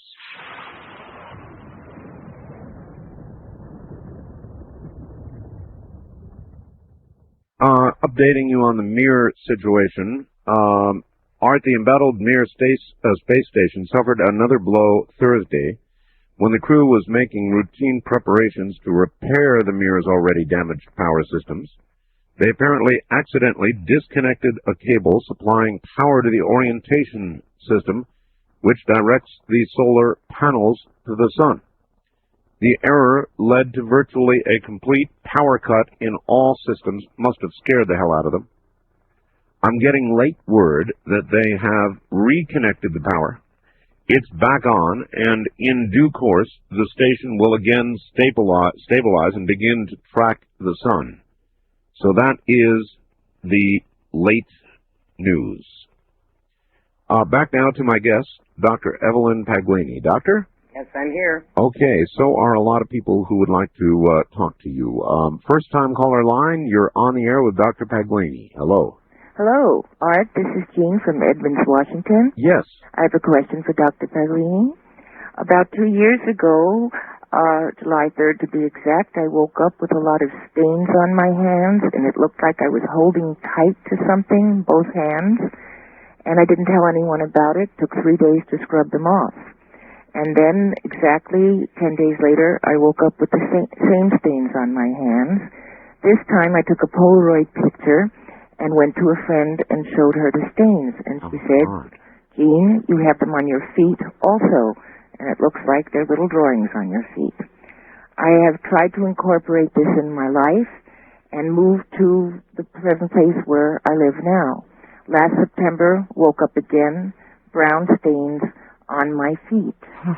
And I wanted to know if you have any insight into this. Have you ever heard of such a thing, Doctor? Yes, I have, and depending on the circumference and the design, she may indeed be being made contact by a being. I would have to have a lot more information to be able to give her a bona fide judgment. But, well, I will call you and share me out. Yes, please do.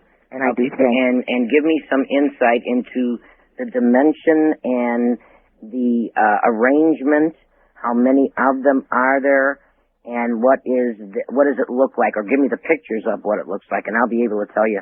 I certainly will do that, and I thank you very much. You're welcome, dear. All right, thank you. Wildcard line, you're on the air with Dr. Evelyn Paglini. Hello. Hello? Hello. Hello. It's not really a question, it's kind of a situation. What it is that I was living with somebody who committed suicide, and this person that, well, we were very much in love, and I had decided to, things had gotten kind of possessive and obsessive. Yes. I decided to kind of back it off a little bit. Yes. I had told him that we needed, the night that it happened, I told him that we needed to live apart for a while. Yes. He went home, he called me where I was, asked me when I'd be home. I told him in a little while. I came home 45 minutes later, and I found him hanging from our staircase. Oh my God. I know I don't know what you're going to think about. I don't know really if you've had anybody that tells you about these things, but ever since then, it's like it's an overpowering and overwhelming feeling that the man is here. He's always here. He's always around, and it won't leave. I can't be alone in one place. I can't sleep alone in a place. I can't do anything alone in one place because he has to be exercised there. And it's all right, ma'am. Listen, please. Yeah, this Evelyn? spirit must be exercised only because what it's doing is it's trying to get her to join him. And I'm sure she's already felt that. Has she not? I don't know, ma'am. Have you? Have I what? Didn't you hear what she just said? No, I didn't hear what you say. She said this. You need an exorcism. This person is trying to get you to join them. Have you felt that? Yes. Well, that's your answer then. No, that's not my answer. Yes, that is your answer, ma'am. You need an exorcism. Do you know what an exorcism is? Yes, I do. Uh-huh. Can you tell me? We loved each other. Why is he? Is he there for a good purpose, or is it bad? All right. Again, depending on what you're feeling when that presence is around you, if it is a feeling of being very drained and very tired, then what he is doing is he is pulling your energy. And if you are being uplifted, revitalized, and rejuvenated, then he would be there to help you and assist you and to guide you. But the way you were talking and the energy that you were giving me, it was sounded like he was asking you to join him. Well, she said that. So obviously, she needs somebody who would tend to this sort of thing. So the subject of suicide, what would you say about that? Unfortunately, karmically, he will have to come back and he will finish out the prescribed amount of time that he was supposed to be on this planet. So he will reincarnate quickly. East of the Rockies, you're on the air with Dr. Evelyn Paglini. Hello. Yeah, good morning, Art. Morning. And thanks, first of all, thanks for your show. I love it, and thanks so much for playing that particular bumper tune. It's my favorite. Doctor, I got a question for you. I don't want to seem smart alecky or impertinent, but I've heard so many, what I would term a witch, so many witches, say that they are also Christians. Ma'am, I don't understand how y'all can do that, because, and why you would want to pay lip service and give that good advertising to that religion, because its Old Testament, first of all, says, and I quote, suffer kind of witch to live, and I realize the Christians are injuncted from actually doing that unless they're sinless now. But still in all, that says that what you do is terribly evil, and I wouldn't associate myself with anything that said I was terribly evil. What are your thoughts on that? Again, because I have realized that there are many religions out there. Each religion is trying to achieve the same thing as I am, and right. That is the communion with the God force or the goddess, whichever you want to call it. And can I interrupt at this point and say that, having said that all roads lead to Rome, so to speak, why not pick another one that doesn't say you're evil and give them the good... Do you realize that there are so many religions out there that are misunderstood? And so because of it, those people are supposed to forsake their beliefs and their culture and their form of praying to their God only because it does not agree with another? There have been many religions that came along. Sir, there has been many religions that have come long before Christianity. Christianity is a babe in the woods. It's only a couple of thousand years old. That's true, but it basically so you're going to find that evil. there has been religion. No, we're not talking evil. See, you're equating witchcraft with evil. I don't think you're evil. I'm an atheist, and I don't think you're evil. No, I'm saying most people out there will equate witchcraft with evil, and that's a shame. And that's because I've met of many Christian people who are not. Religion. Pardon me? That's because of the Christian religion that they've done that. There are other religions that have done that too, and that's okay because we are becoming more enlightened. And becoming more enlightened and more spiritual will become more tolerant of each other's religions. I told you, honey, we are the human race. Right, and the religion is all a God. Religions are your culture. Really, as a human being, and well, I didn't want to start an argument. I just wanted to ask you how you could square that. And basically, like I said, I'm an atheist, but if I had to pick a religion, I would probably pick craft religion. It's the most charming of them all. There is so many wonderful things that belong to each religion. When you really get into the heart and the soul of a philosophy of a religion, they all sing the same tune. Yeah. Just raise your vibration. They all sing the same tune, and it's the music of the spheres. West of the Rockies, you're on the air with Dr. Evelyn Paglini. Hello. Hi, Art. Yes. Hi. First of all, I could say I really enjoy your show. Thank you. Where are you? I'm in Seattle, Washington. Okay. And I'm actually calling on a VTech 900 NDX. All right. Doctor, I have been told through most of my adult life that I give off a certain energy and that people can actually sense it. Mm-hmm. What would that be construed as? And how can I figure out why I have it? First of all, what it's construed as is a vibration. There are many times you'll walk into a room and you will sense certain people and actually be repelled by their energy. You will want to get away. There are others who will magnetize you. And what you are doing is you are sending off or sending out that vibration or that energy, which is either going to attract or repel. I see. And what you need to do is to learn how to control it. In other words, if you are overpowering people with your vibration, then you need to bring it on down, close it down. Think of a thermometer, okay, and bring the energy level down so this way you are not offensive. They are not picking up that vibration. Unless you want them to, then raise the thermometer, honey. And everybody in your room will know you're there.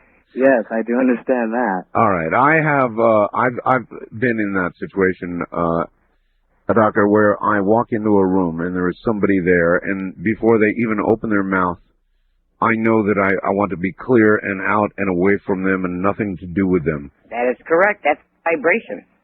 Vibration, huh? That is right. You are sending off, see, the body, the aura, sends off a vibration. It is emitted. And those that are sensitive immediately will pick up.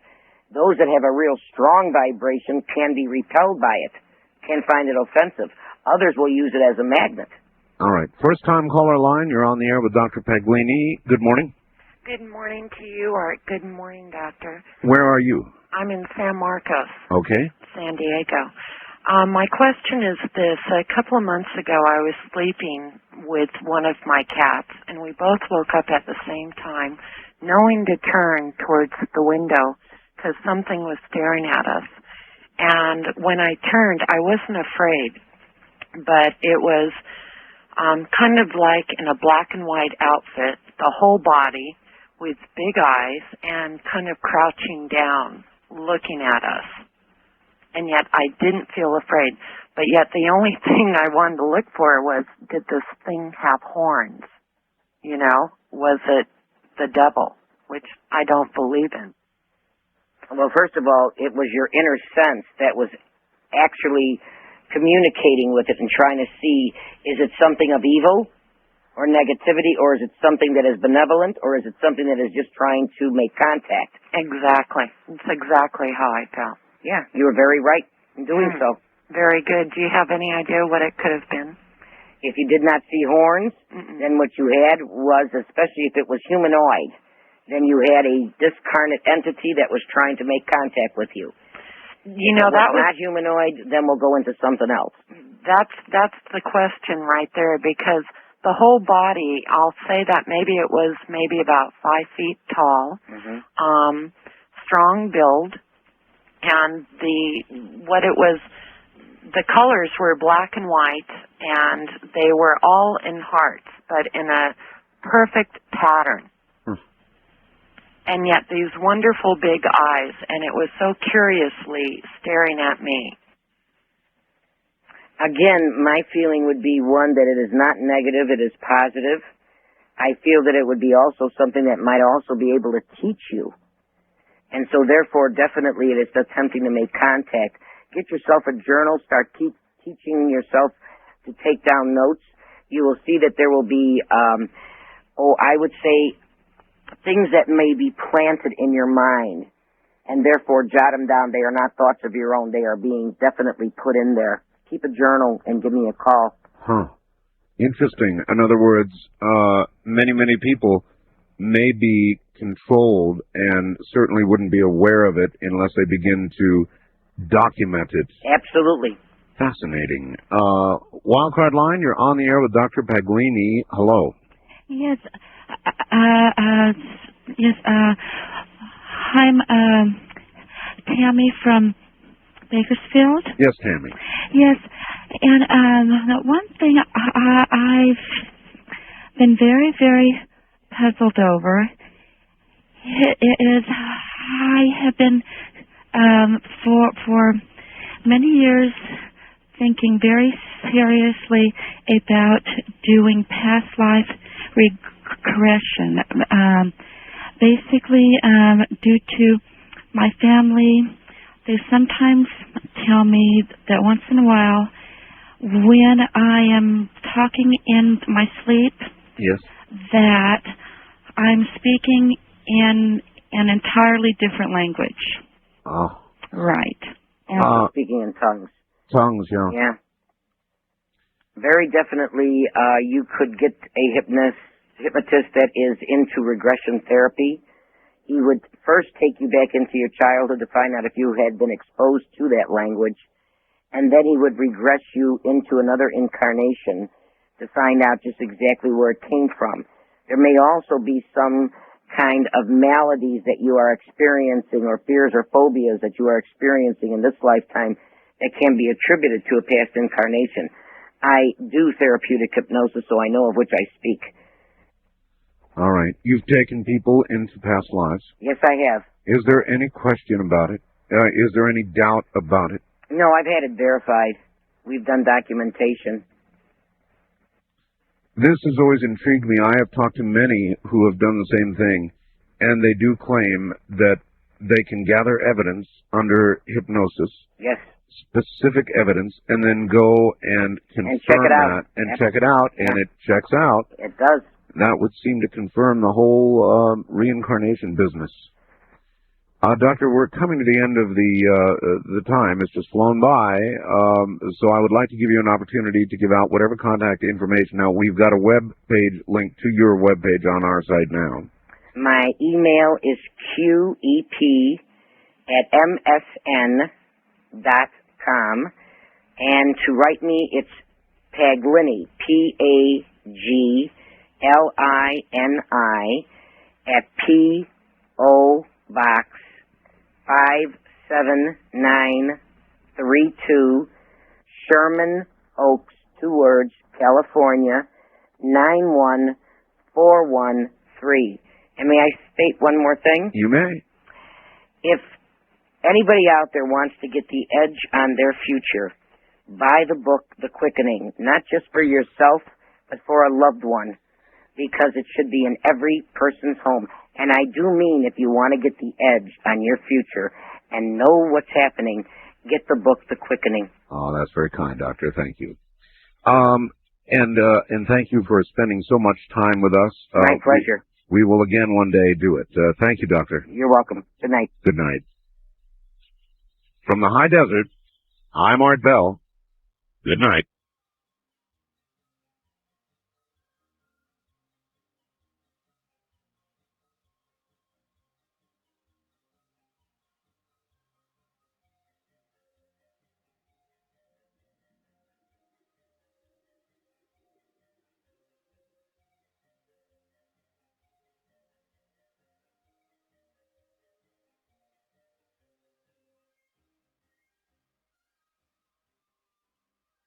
From the high desert and the great American Southwest, I bid you all good evening and or good morning, wherever you may be across this great land of ours, from the island of Guam out across the international date line, way out there, eastward to the Caribbean and the U.S. Virgin Islands, soon Puerto Rico as well, south into South America, north all the way to the pole, and worldwide on the Internet. This is Coast to Coast AM. Good morning, I'm Art Bell. And I should like to welcome yet another affiliate. Let's see, who have we got here? WAJR in Morgantown, West Virginia. 1440 on the dial in Morgantown, West Virginia. Hello to Dale Miller, the GM there, and Jim Stallings, the PD. Thank you for getting us on. As we continue our drive to 500, that's 500 affiliates. We're well on the way. Now, I should like to announce to radio stations, while I'm thinking and remembering it, that we began doing something about 2 weeks ago. I think it was about 2 weeks ago, that all of you should know about. We began doing pre-feeds of the program so that radio stations can actually begin picking the program up at 7 o'clock Pacific time or 10 o'clock Eastern time, or adjust for time zones in between or way out there. In other words, we're beginning the show 3 hours earlier, which actually is the show from the night before, so that so many radio stations have asked for it. We've already got, I don't know how many taking it, but a bunch already taking it. So we officially began doing pre-feeds a couple weeks ago. It's been kind of a industry secret for a while. That's one way to hear more of the show a little bit earlier. So every day we pre-feed the previous day's program for 3 hours, which means that if a radio station out there has a hole they want to fill and some listeners have a show they want to hear, you can get it. You know, we're on the same satellite channel, same everything, except 3 hours earlier. So pre-feeds, folks, listeners, program directors, board ops, notes to PDs, that kind of thing. Pre-feeds are available now. Popular demand and all that stuff. All right, well, do you remember I told you that this was actually some time ago now, that when I was coming back from the Radio and Records Talk Convention, that something really incredible happened.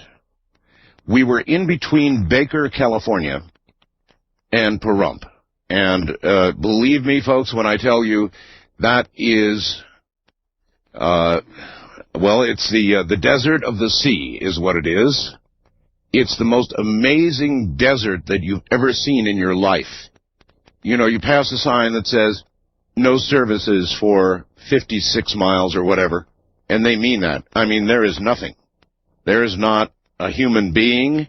There's nothing there. You are just driving in desert, period. You don't see, there's no homes. There are no businesses. There is nothing. It's serious Western American desert. Now, we came back from Los Angeles, drove back from Los Angeles this kind of back way, coming through this incredible country. And my wife and I were driving at about, I think we were coming through this area, which is, I don't know, maybe 40 or 50 miles from home, maybe a little less, at about 5:30 in the morning. It was an incredible morning last Sunday. Oh, my God, what a morning. The moon was up above the horizon, and when we were coming through this part of the desert, we've been getting a lot of rain, too damn much rain in the desert. We're not supposed to get this much rain in the desert, but when that occurs, great areas of dry lake beds fill up with water. albeit 2 or 3 inches of water. But when I say a lot of water, I mean miles and miles and miles of water.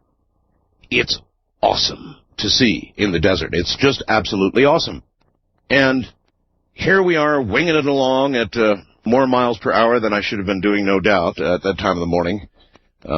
Actually, let's see, they can't get me for what I say, right? About 95 miles an hour, we're clipping along. And I'm in the Firebird Trans Am. And I look out my window to the left, and I see the most awesome thing that I've ever seen in my whole life.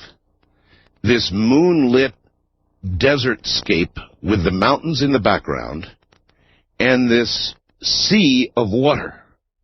It's a magical scene. I'm telling you, it's an absolutely magical scene. Now, photographs never do this kind of thing justice because a photograph just can't take in as much as the eye can take in.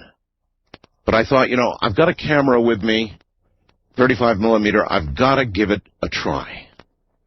So I stopped the car, pulled over to the side of the road, stopped the car, and obviously it's dark, just only moonlight, and I thought, I wonder if I can open the shutter on this camera and get this shot. And, it's so incredible. I mean, it's just absolutely, it stopped me, whether I was going to take a photograph or not. It was so awesome, I just stopped and went, oh my God, look at that. It was that kind of a shot. And so I did. I stopped the car, turned off the engine, put the camera on the hood of my car so that it would be held steady, gingerly reached over and punched the shutter. And I did that many times, trying different angles, just hoping upon hope that maybe I'd get a usable shot.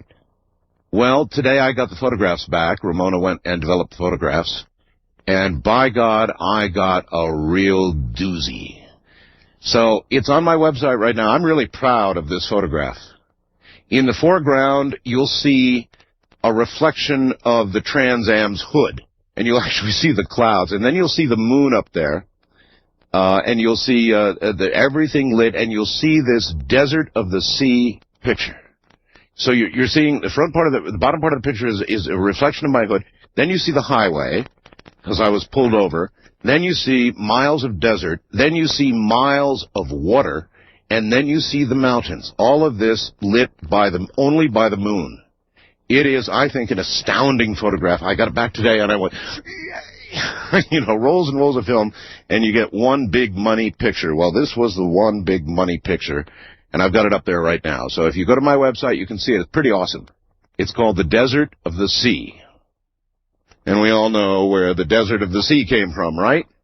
It came out of the mouth of a babe, Maggie, the Desert of the Sea. Hello, everybody. From the Desert of the Sea, this is Maggie. Do you want to take a ride? The Desert of the Sea. And so I've got a picture of the Desert of the Sea on my website right now. Pretty awesome stuff, I think. Take a look and let me know what you think.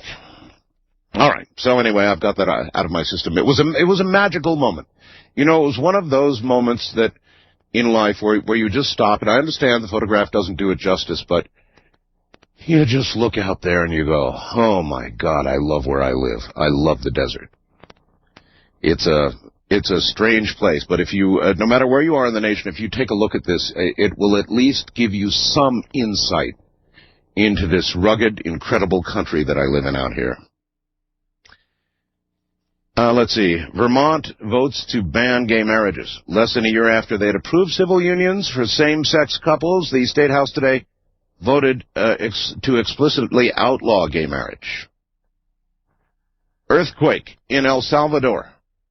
2 powerful earthquakes, then 2 smaller ones rattled quake-stricken El Salvador today, causing people to flee out into the streets. They've about had it with earthquakes. There were no immediate reports of injuries or damage.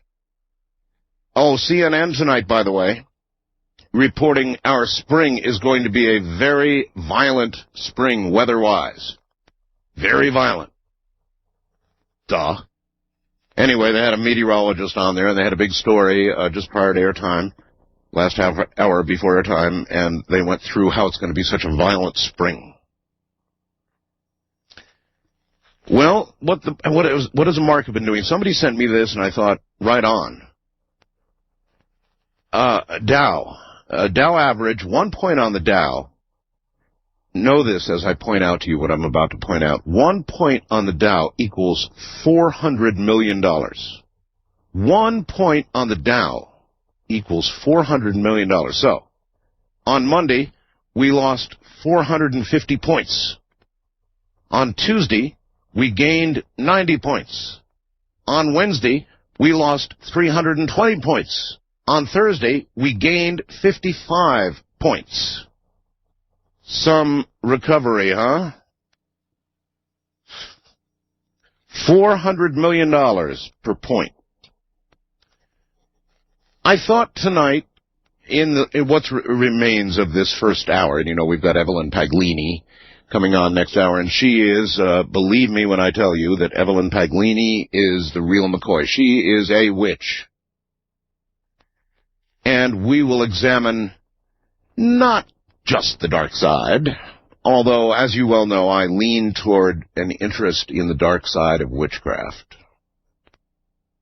Yeah, we're going to talk a lot about the dark side, actually. But we're going to ask a lot about witchcraft in general. President Bush has made some statements about Wicca that would certainly lead one to believe that he'd like to see it done away with as a religion. And as you know, I'm probably an agnostic, kind of an agnostic, I don't know.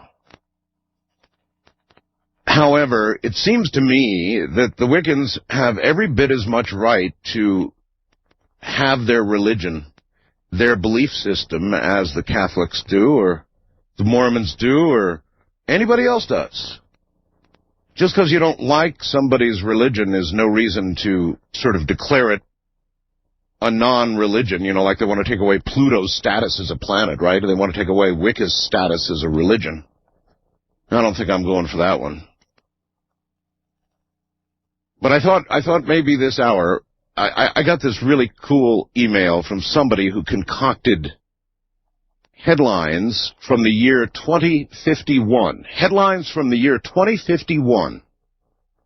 And so I thought I would ask all of you to come up with a headline that you think would be in the year 2051. That's an interesting year, 2051. I probably won't be here. Pretty safe bet I won't be here. Some of you will be here. Some of you will get close. And some of you can just imagine. What kind of headline could you imagine for the year 2051?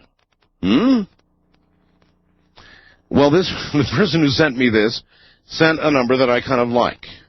Here's one, for example. Imagine this headline. Texas executes last remaining citizen.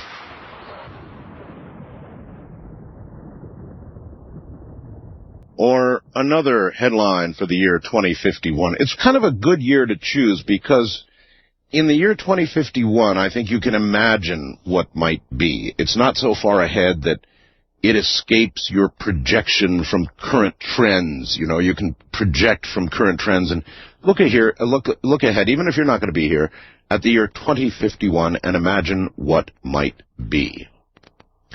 Suppose by then we've made alien contact. This person says, here's the headline. Great and benevolent galactic ruler reveals that anal probes were, quote, just for fun, end quote. Or how about Baltimore Rams defeat St. Louis Ravens? Pope Phil II settles custody battle with ex-wife.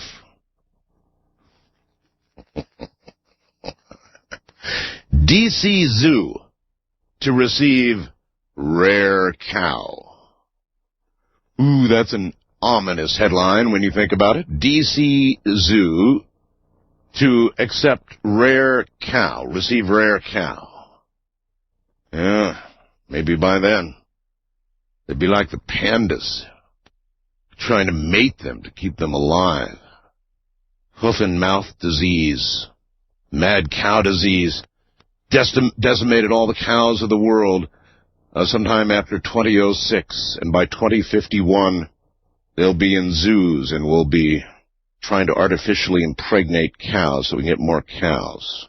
Anyway, I thought if you had a headline for 2051, that might be fun this morning. Otherwise, open lines right until Evelyn Paglini in the next hour.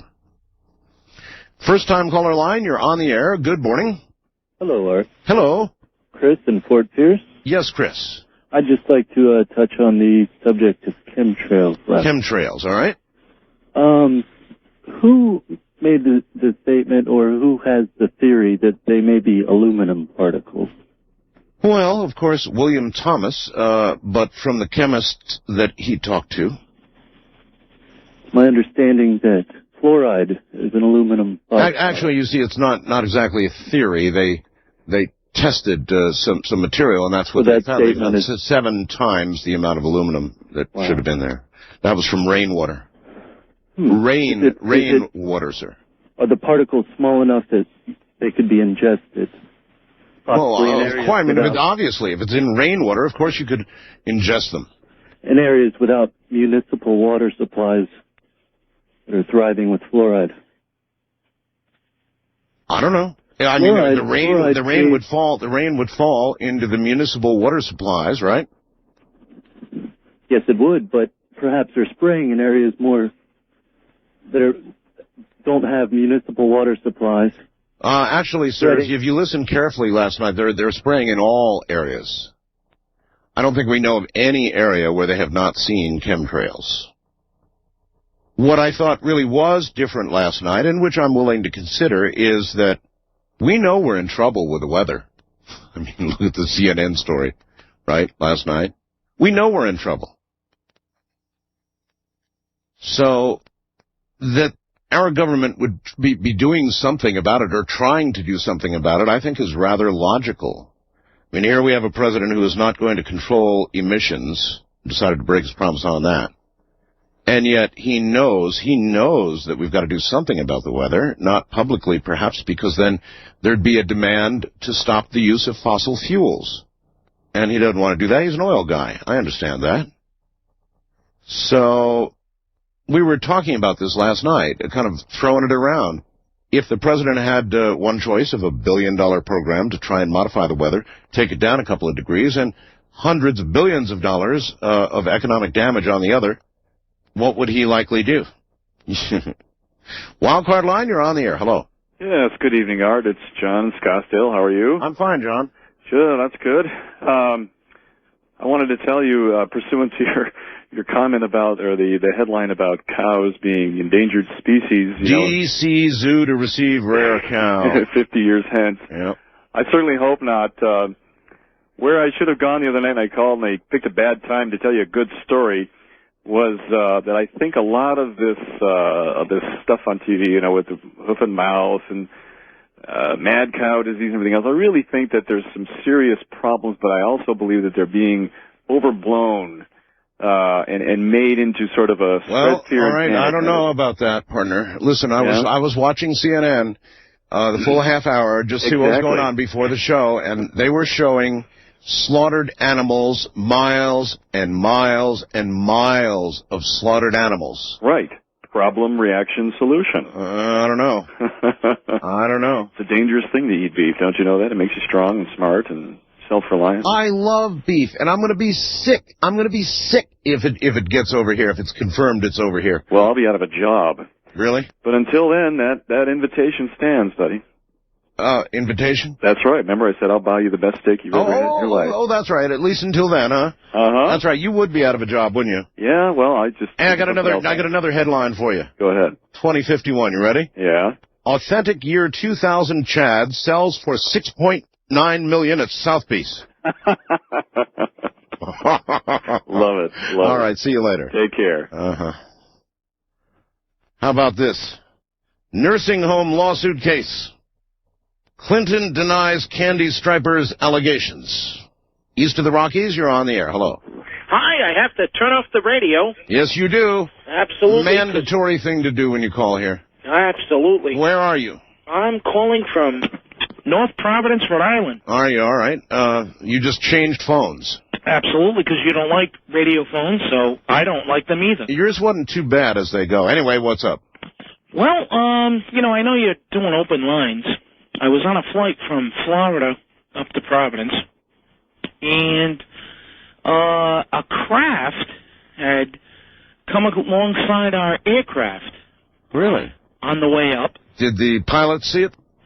Well, I don't know. I asked the flight attendant. Stewardess, yep. Stewardess, look at this! Oh my God, it's on the wing! Well, it wasn't on the wing. I'm not going to exaggerate, but it was very close to the aircraft. Pounding on the window. Not quite. No, not quite, huh? But running parallel with your airplane, huh? Absolutely, absolutely. What did the stewardess say? Well, they said it was another airplane, and I don't believe that it was in such close proximity. Well, did it look like an airplane? No, it didn't. What did it look like? It was triangular. If it was triangular, of course it didn't look like an airplane. I mean, what's the matter with that stewardess? Sheesh. Let me see, do I have any more? Let's see, how about this? It wasn't the cigarettes, it was the ashtrays. Let's see, wildcard line, you're on the air. Hello. Howdy. Howdy. Yeah, first of all, I had a flood line, kind of involving cows. Cows, yes. Last cow put down. Whoppers no longer offered at $19.99.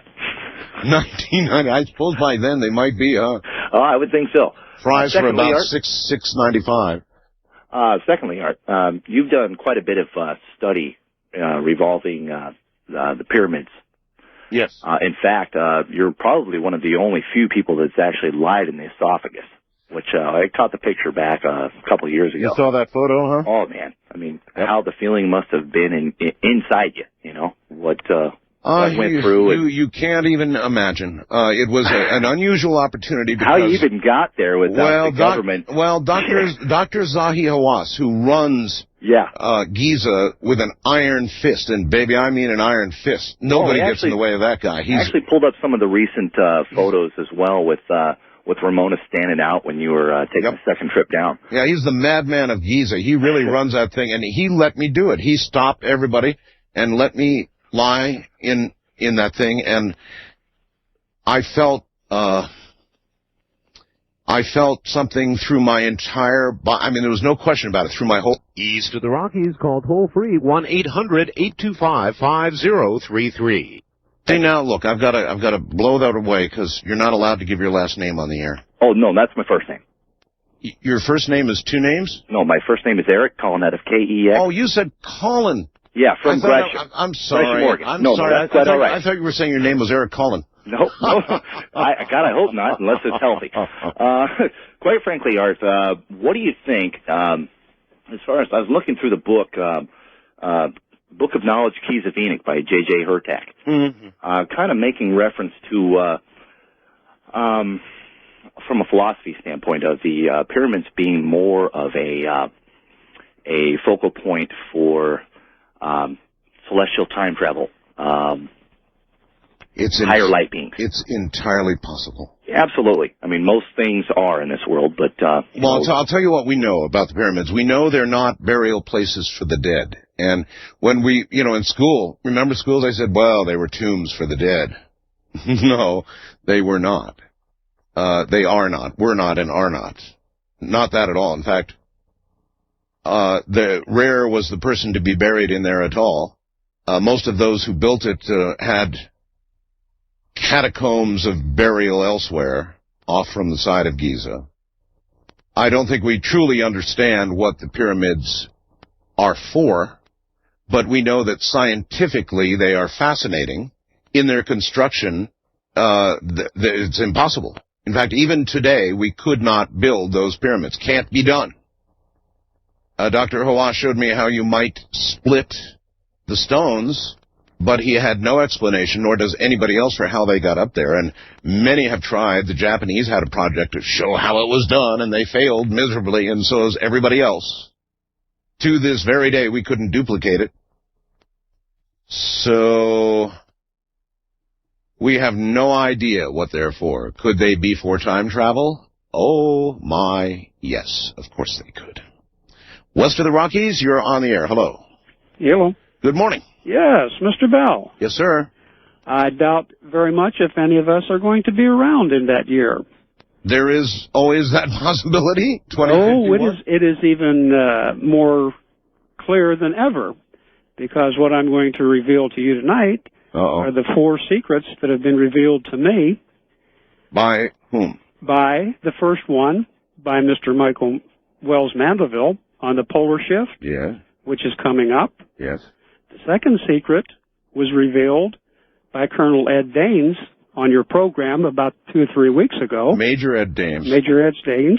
Details. And when you asked him to look into the future, Mr. Ed Daines says he saw people underground. That's right. Now, the third But I mean, secret, that still is a future, though. the third secret, Albeit kind of a bleak how, one, but- how close? The third secret was revealed by a gentleman by the name of Bill Gertz of the Washington Times and Charles Smith of software.net, who have been following what the Russians have been doing for the last 4 or 5 years. Oh, yes. And they have been building large underground cities. They've been doing that for a long time. Yes, for 200 to 250,000 people. All right, Just the same way. let's jump to the fourth one. The fourth one are the crop circles. And the crop circles are warnings to us as what is coming. Environmentally. And what continents are going to be subsiding, which are going to be lifting up. All right, well, I'll accept all that as certainly one reason, or 4 reasons, if you will, why we may not be here. But we may be here, too. I mean, history is on our side in terms of longevity. I'm not saying that civilizations have not come and gone. I'm not saying all the warning signs are there, that ours may not be gone by then. But the odds are on our side. Now, what kind of world will we have in 2051? I guess that's what we're considering with our headlines, isn't it? What kind of world will it be? Here's another one. Florida to be readmitted to Union. Plague of spotted owls threatens crops, livestock. Wildcard line, you're on the air. Hi, I'm calling from Dartmouth, Nova Scotia. It's Dan. Oh, hi, Dan. Way out there, huh? Way up here. I called you there last week, and I got some other things I want to say. I'll say for another call. This time I'm just wanting to make an appeal. You recall I mentioned to you that CJCH here is no longer going to be carrying you. It's going to become a 24-hour sports channel. Yes, and yes. I wanted to make an appeal myself. Nobody can stand sports for 24 hours. Now, I understand that during the day, sports go on.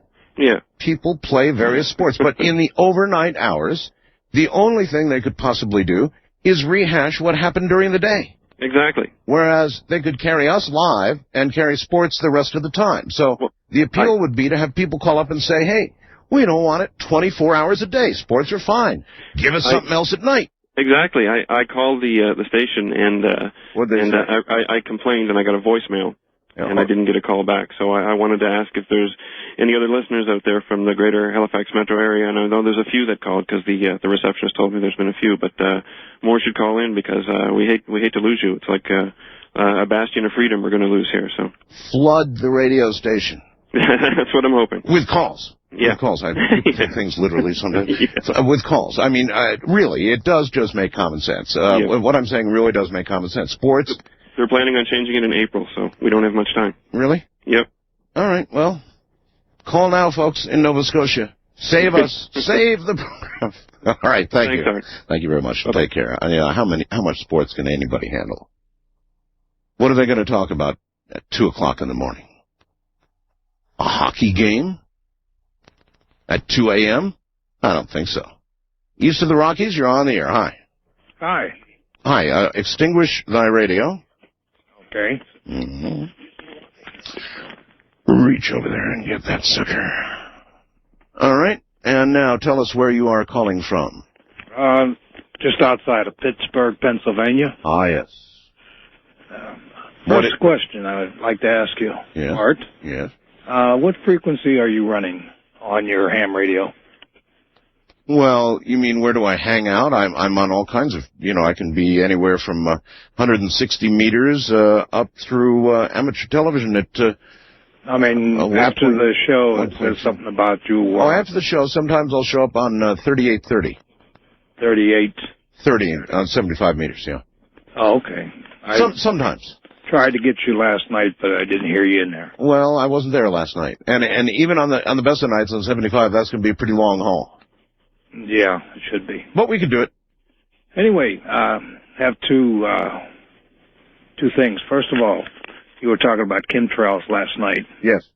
And considering that I am a pre-baby boomer, I can remember from when I was a child. I don't remember how young I was at the time, but you came from a baby deficit time then.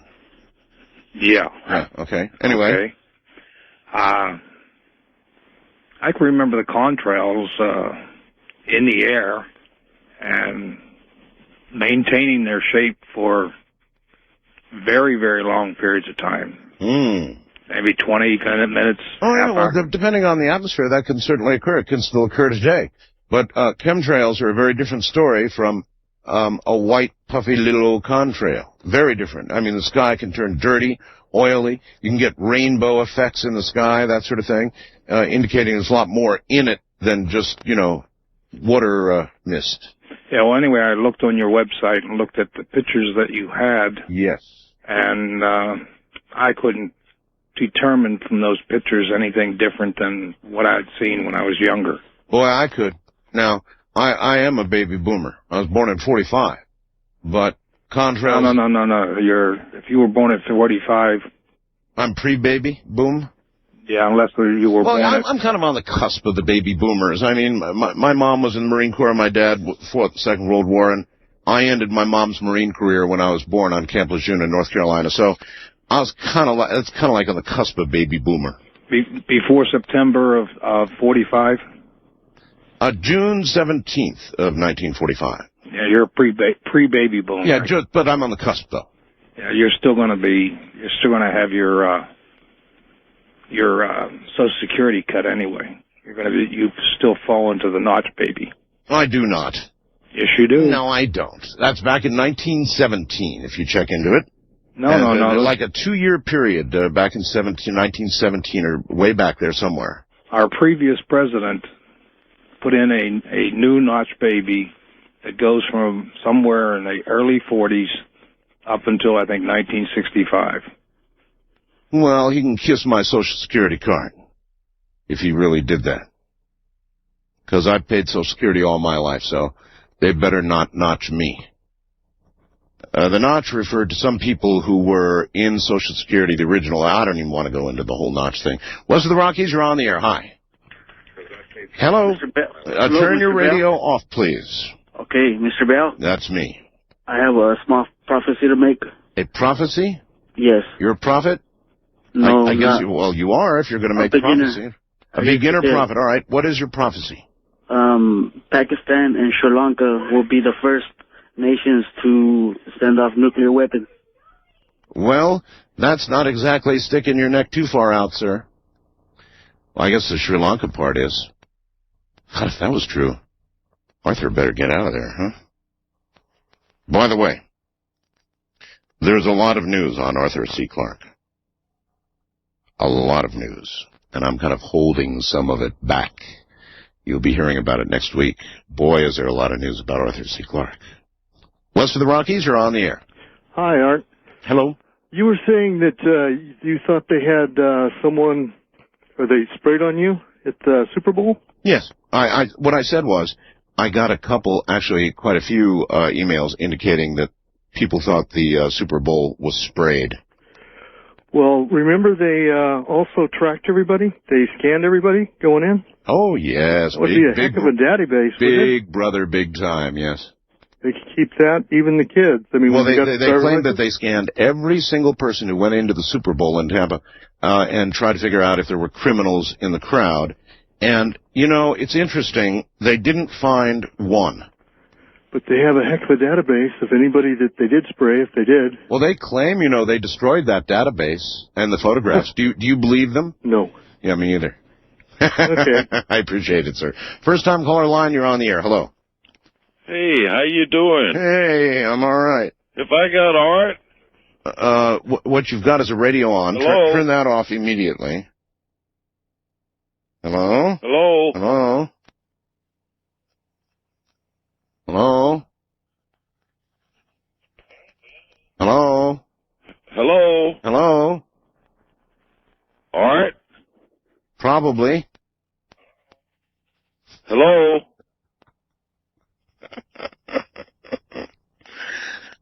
Doesn't that echo? Hello? Yeah, well. Wild card line, you're on the air. Hello? Hello. Hello. I'd like to discuss chemtrails. Would you now? All right. What do you want to say? You were talking about aluminum in chemtrails? Aluminum in chemtrails, yes. Right. You know, Alcoa makes atomized aluminum. Aluminum. Right. It's a hard word to say, aluminum. Yes, it is. Mm-hmm. Now, are you shutting down windows or just opening them? Well, actually, I was just opening them. Uh-huh. Well, when you get on and you get on the web, take a look at the photograph I took in the desert. It's absolutely awesome. Yeah. I'm a truck driver. Okay. I have had the occasion to pull atomized aluminum out of a suburb of Chicago, going to Morton Thiokol. Morton Thiokol was out here. Well, their rocket thing was out here in the desert, the one that blew up. Remember that? Right. They have some places in Utah also. Mm-hmm. And atomized aluminum is used to stabilize the flame front, and it's used in the solid rocket engines of the shuttle. Yes. Now, I was not aware that Hughes had a patent. Apparently they do. Evidently they do. But it does not surprise me that they are using atomized aluminum to in their jet fuels because this would stabilize the flame front for the compressors of the turbine engines. Listen, I'm not sure that they're doing it. Nobody's sure that they're doing it. It's suggested because they found rainwater, unless you actually go up there into what's called a chemtrail. The only other way you can do it is the way he said he did it. That's what he said, if you recall last night, that they analyzed rainwater that came through these chemtrails, and they found, 7 times the amount of aluminum they should have. Correct. But let's assume that they were using aluminum, atomized aluminum, just as Morton Thiokol did, to stabilize the flame front on the compressors of jet engines. Might be. This would increase the output of the jet engine and make it more efficient. It might. It indeed might. But you see, that isn't what the patent was for. The patent was for weather modification, sir. Well, I'm not saying that what you're suggesting about jet engines might not be correct, but the intent of the patent was weather modification, actually cool the Earth a couple of degrees by reflecting some of the sunlight. Atomized, if you'll want to put it that way, aluminum that would remain in the atmosphere for perhaps even years. East of the Rockies, you're on the air. Hello. Hello, this is Don from Nashville, Big 99.7 WTN. sports station. Yes, sir. I wanted to talk about the pyramids. All right, we don't have a lot of time, so let her rip. Okay, they had on TV that they found the burial ground off one of the pyramids, off of Tufu's. Yes. And they dug down and they cleared it all out and everything, and they found the stone down there that they made them out of. And let's see, they found the people that built them, and they found the whole village. I was there, sir. Huh? I was there. I walked through the burial area for the people that built the pyramids. I was there. Oh, well, this is Art Bell, isn't it? Yes, it is. Oh, okay. Well, I was just saying they dug up a whole city, and they even found. Well, it's an entire. Listen, I am out of time. I'm sorry. It's an entire burial area for all the people that built the pyramids. I stood at those grave sites. We're going to talk about witchcraft. So listen to me carefully. I mean, real witchcraft. Some of it black witchcraft. If this kind of thing bothers you, turn the radio off. Go listen to a 24-hour sports station or something, because this will offend you. I really want to take just one more moment for those stations that are joining us at this hour to go take a look at a photograph I'm really proud of. Here's what I wrote on the website by the photograph. It says, "This is a one-in-a-million picture taken early Sunday morning, March 11th, 2001, as Ramona and myself returned from the Radio and Records Talk Seminar in L.A. Yes, we'll get those photographs up, by the way, folks, eventually. It was taken between Baker, California, and Pahrump, Nevada, at about 5:30 a.m., in the morning. In the distance, you can see about 2 or 3 inches of water covering the desert, lit by the moon. And I'm telling you, there were hundreds or thousands of acres covered with 2 or 3 inches of water in the desert. The reflection of the clouds at the bottom of the picture that you see is my Trans Am, where I had the camera resting for a long exposure. I stopped. It took my breath away. I looked at this. I said, God, I've got to get a picture of it. It's unbelievable. It's out in the middle of nowhere. And I got the picture. It came out unbelievably. You can see the moon. You can see the clouds all lit by the moon. You can see this incredible sea in the middle of the desert. It's an amazing photograph. So if you go to my website, you just get there. You go to What's New, and you go to Photo, Art's Desert of the Sea. Tell me if that isn't a pretty cool picture. It was absolutely magical. That's what we're going to talk about here shortly, is magic. Somebody sent me this. Actually, Grace sent this. Grace says, and I thought, boy, is she right. If you have cats, you'll understand exactly what I mean. It says, Art, I don't know if anyone has ever mentioned this, but I was petting my cat the other day. She likes to have her head fully covered by your hand. A lot of cats like that, I know. And when I smoothed down her face and ears toward the back of her head, I noticed the general face shape and structure is very similar to many depictions of gray aliens. Has anyone ever commented on this? Try this with one of your cats. Take one hand on either side of their face, smoothing the fur and the ears back. Voila! You've got something that looks exactly like an alien. Could this be why the ancients, the Egyptians, revered and worshipped cats? Were they given to us as a reminder? Or perhaps as watchers for us?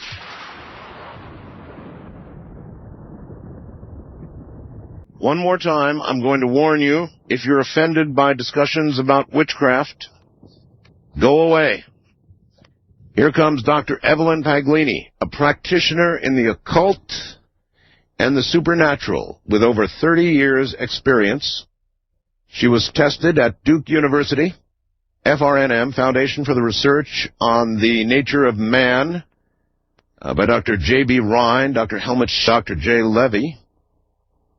She is a parapsychologist, psychic, doctor of divinity, founded the International Psychic Center in 1972, teacher, lecturer, consultant, spiritual warrior. Called upon as an authority on the occult and the supernatural, set precedent in Texas, in fact, in the court system there, on a child abuse case with ritual overtones. Worked with law enforcement, on missing persons and murder cases. Many of her legendary cases were written in the country's leading news media, through the pages of the New York Post, the Chicago Tribune, Fate magazine, has appeared on ABC, CBS, NBC. Born and raised in a family of century-old occultists and practitioners of natural magic, trained in natural magic by her grandfather from the age of 4. She is Dr. Evelyn Paglini. Hi there, Evelyn. Hi, how are you, Art? I'm great. It sure is great to have you back. Oh, it's a pleasure to talk to you once again on air. Yes, indeed. All right. Well, you know I have a great deal of interest in witchcraft. I've had it for a long, long time, and I have a wife who has a lot of interest in witchcraft, and so I've got a lot of things to talk to you about. But first, I know that you regard the Wiccans in a sort of a different way. From your point of view as a witch, what is the Wiccan religion? How do you regard it? Well, I regard it as a religion that is involved with natural magic. They certainly have a creed to harm none.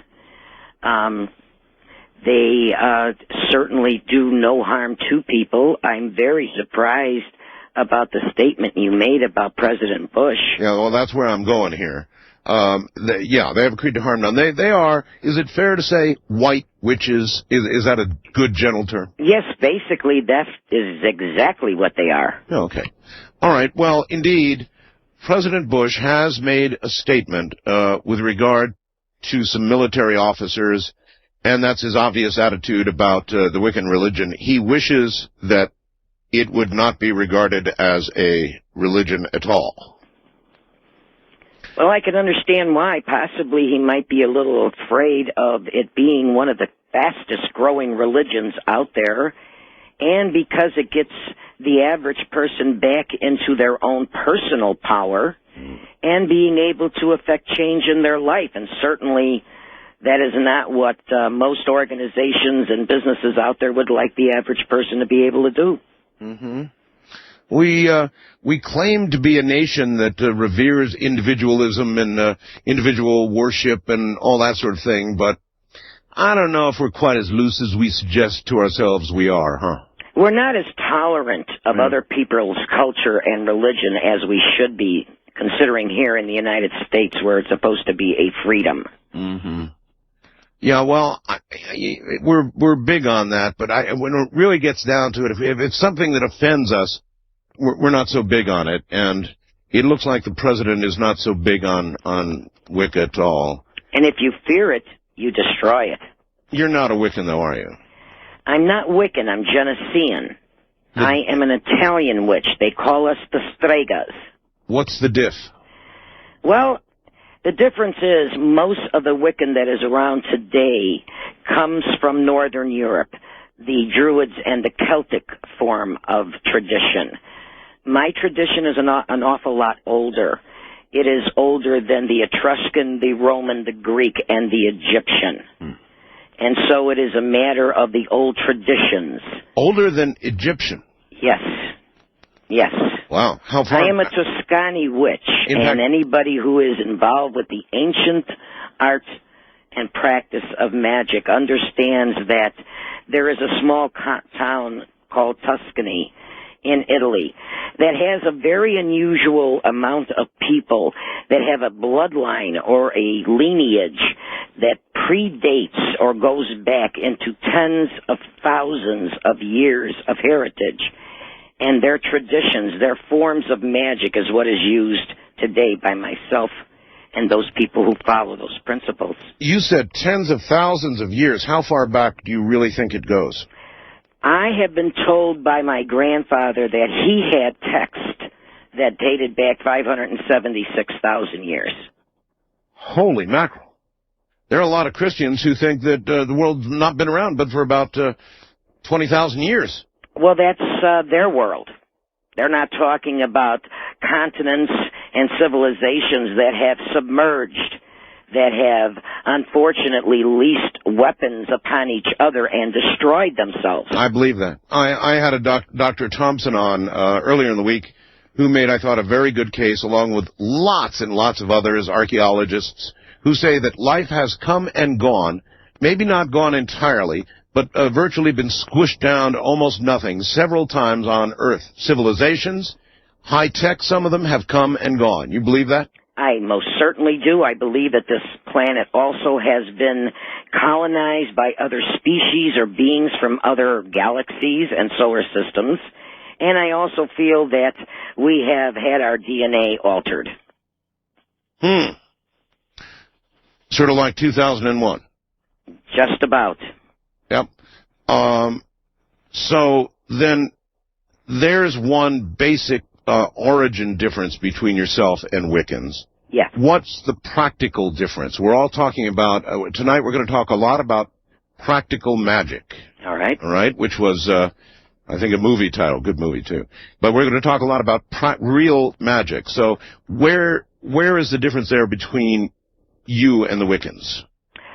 I would have to say, first of all, that because of their creed to harm none, ours is different.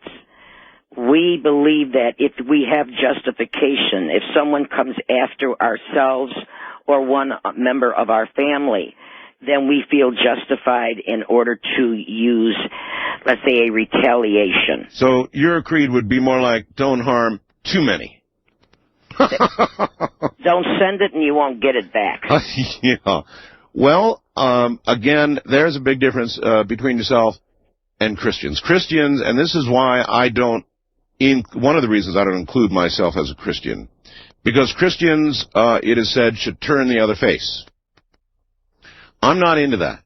I like my face as it is, and if somebody comes along and does it damage, I do damage back. I don't reach out to try to hurt anybody ever, but if they come after me, to hell with them, I'm going to come after them. And that kind of sounds like what you believe. That is exactly what I believe. And I will use the means at my disposal in order to affect what I am going after. Yes, and the means at your disposal are what we're going to talk about tonight. I've seen it work, Evelyn. I've seen it done myself. I've seen my wife do it. I really know it can be done. I know it's real. Very talented, powerful lady. I know. I know all of this is real. I have seen it happen. It's pretty awesome to see it happen.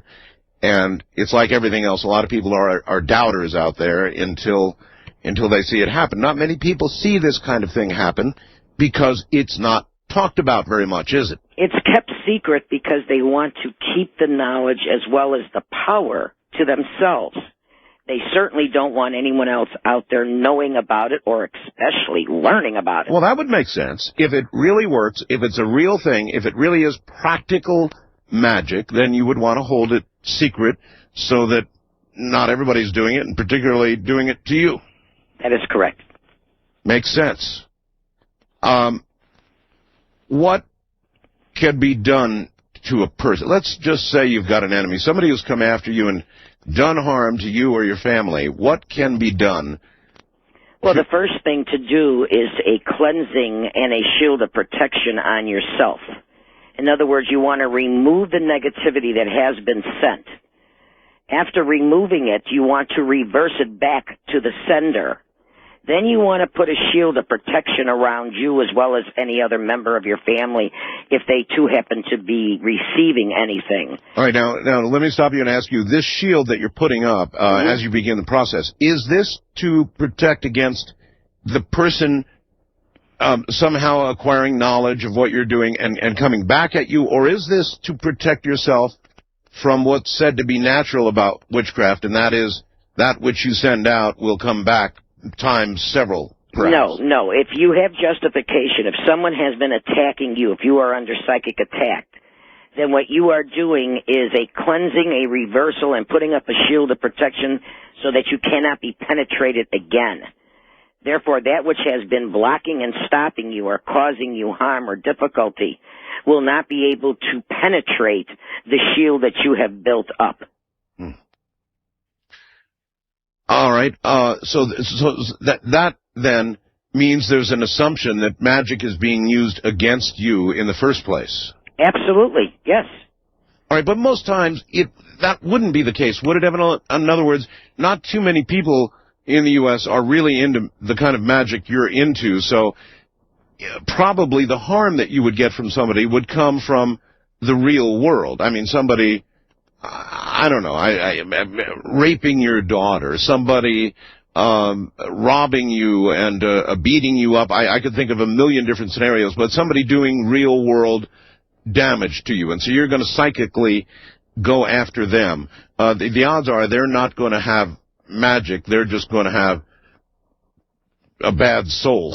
You know, he came after you here in the real world. But there are people out there who have acquired knowledge, and they are using that knowledge against their fellow man. They are using it to either make them sick, cause them to have a disease, give them financial ruin, make every area an arena of their life, whether it's emotional, physical, whether it's love, financial, going to hell in a handbasket. They are using forces and energies in order to block and stop you from receiving your good. All right. How many people do you think there are in this country, bearing in mind we're basically a Christian nation, yes. How many people are there using this kind of energy against others? How widespread is it? Very widespread. Very widespread. Most people don't realize that a little bit of knowledge is certainly going to affect others. And if they acquire more, if they get into nature and the elements, if they get into herbs and plants and roots and gums and resins and oils, then they have got more tools to assist them in achieving their desired goal. And that desired goal may be to block and stop you or to cause you harm. And so there are many people out there that have acquired the knowledge and are still acquiring it. There are schools that are taught. There are books that are out there. There are societies, lodges, and covens that you can belong to and gain this kind of knowledge. Do a lot of people use this power even though they're not aware they're using the power? In other words, I suppose in some ways we're all powerful spiritual beings, and if you're really going after somebody to ruin them, to hurt them, to in some way harm them or their family, even if you're not consciously doing it spiritually, you're still promulgating some sort of force, aren't you? Yes, if you have a talent and you can concentrate and focus your attention like a laser beam and direct it to a negative, it's going to manifest. And that's what we call the average talented person that on a subconscious level is performing magic. All right, so this is why you set up a shield before you begin the real operation. That is correct. There is a preparation before doing a ritual.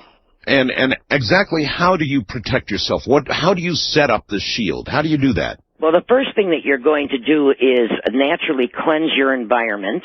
Then you are going to cleanse the instruments that you are going to use on your altar or in your temple. One step at a time. How do I cleanse the environment? How's that done? I'm really going after the nitty-gritty here. Yes. Well, okay, what you can use is an herb, like an holy herb or an archangel. You can also use a sulfur, which is a purifier. You can use sea salt. You can use black salt. All of that will help to cleanse your environment. You can also use sage, and that too will remove negativity from your environment.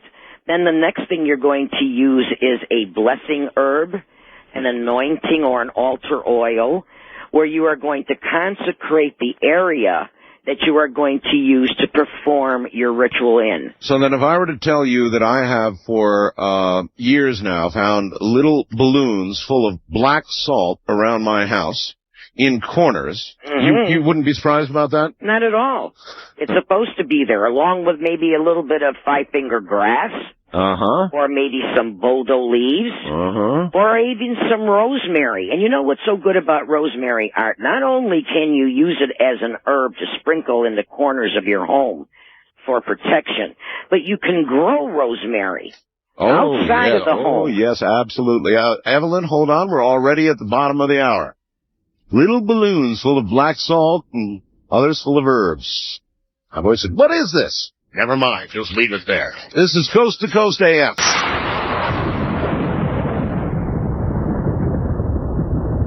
Dr. Evelyn Paglini is my guest.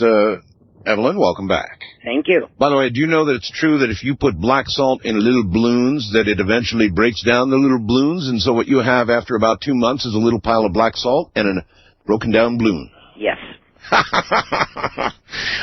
This is just one of the ways that you can set up a shield of protection. Now, does that mean that if somebody is psychically attacking you, that it's going to be just sort of like a Star Trek shield? It's going to bounce off this shield and not affect you. That's the idea? That is correct. Now, you can add a mirror or a reflection, or what we call a boomerang. So therefore, if it is being sent to you, it is repelled back to the sender. Now, that's another ritual, but that also is another form of a shield of protection. That takes a ritual to do it, though, huh? Yes. But it's not that difficult. Is it a specific thing or is it a general thing? In other words, once you set up or once you do a ritual for this boomerang or mirror or whatever it is it specific to the one trying to harm you or is it general? Is it against all harm that might come your way? If you know of a specific person who is sending you a negativity, then naturally you would want it specifically sent back. But you can also do one that is a general protection. But it would be stronger, I would presume, if it was specific. Absolutely. And if you made an effigy of the individual and it also included sympathetic and imitative magic, then you have even more an established link. All right, so far this sounds like defense. All defense. Even if you're mirroring it back to whoever is doing it to you, it's still, in my way of thinking, in the category of defense. Yes, it's psychic self-defense. But I suppose the mirror system is getting close to like SDI that a lot of people complain about. All right, I've got a lot of questions from listeners, and I'm going to sort of pepper them in this morning. Somebody asks, and I suppose this will offend somebody, but the regular clergy, priests and bishops and people high up in the church, are they, in effect, using some aspects of magic? Even though consciously they're not doing the kind of rituals that you do, aren't they, in effect, exercising the same realm? Yes, they are, and depending on what level of church they belong to, there are certain, let's say, Luciferian traditions that are being practiced. Yes. Yes. Very definitely. Yes, I'm told by people who know that within the Catholic Church at the top there may be such practices that go on, practices held secret for more years than we can contemplate. You believe that to be true? Yes, I know it to be true. Another widely held belief is that, this comes from Bob in Denver, but a lot of people believe it. If you do not believe in it, in the magic, in whatever is being done to you, if you just simply say, what a pile of steaming dung, then it cannot possibly harm you. That would only be correct if that person was in balance and possibly in what they consider to be a state of grace. But the average person out there, no matter where they're at and where the practitioner is at, can be touched, affected, and reached. And they don't have to know. So a simple disbelief, that's said about voodoo and has been for years. You don't believe in it, can't harm you. If you do believe in it, you're dead. Well, that's true, but they also have been able to affect people thousands of miles away who not only did not know about it, but also did not believe in it, and yet it still worked. So then voodoo is real? Voodoo is real. Every magical practice is real. The intent of the practitioner, the knowledge and the power of that practitioner is what's going to define the result he gets. Gotcha.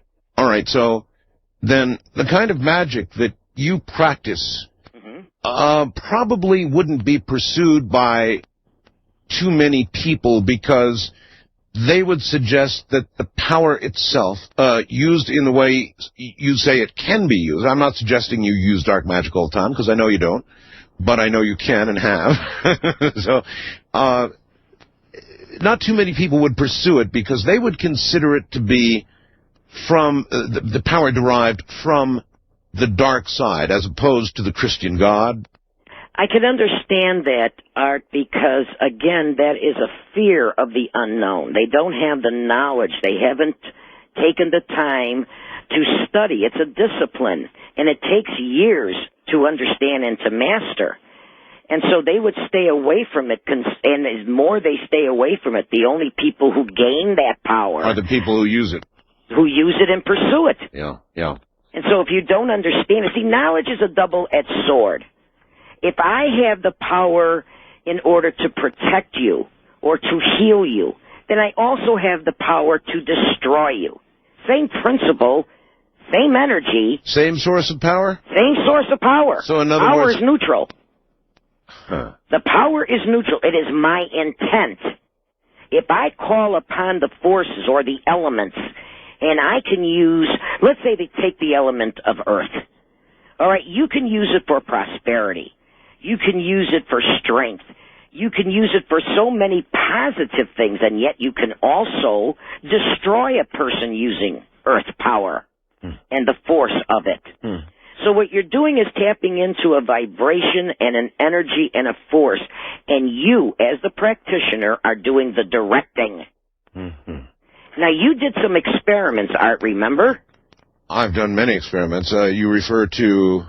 The experiments with your audience. Oh, those experiments, yes. And you watched them come to fruition. To the point where it scared the hell out of me, yes. Now, that was the directing of a collective consciousness and a force and an energy to accomplish a specific purpose. One that I had no understanding of whatsoever. I've been getting a lot of emails lately, Evelyn, asking me to provide rain for Florida, where there is now a severe drought. I've been contemplating this for some time. Don't send me more emails. I'm thinking about it.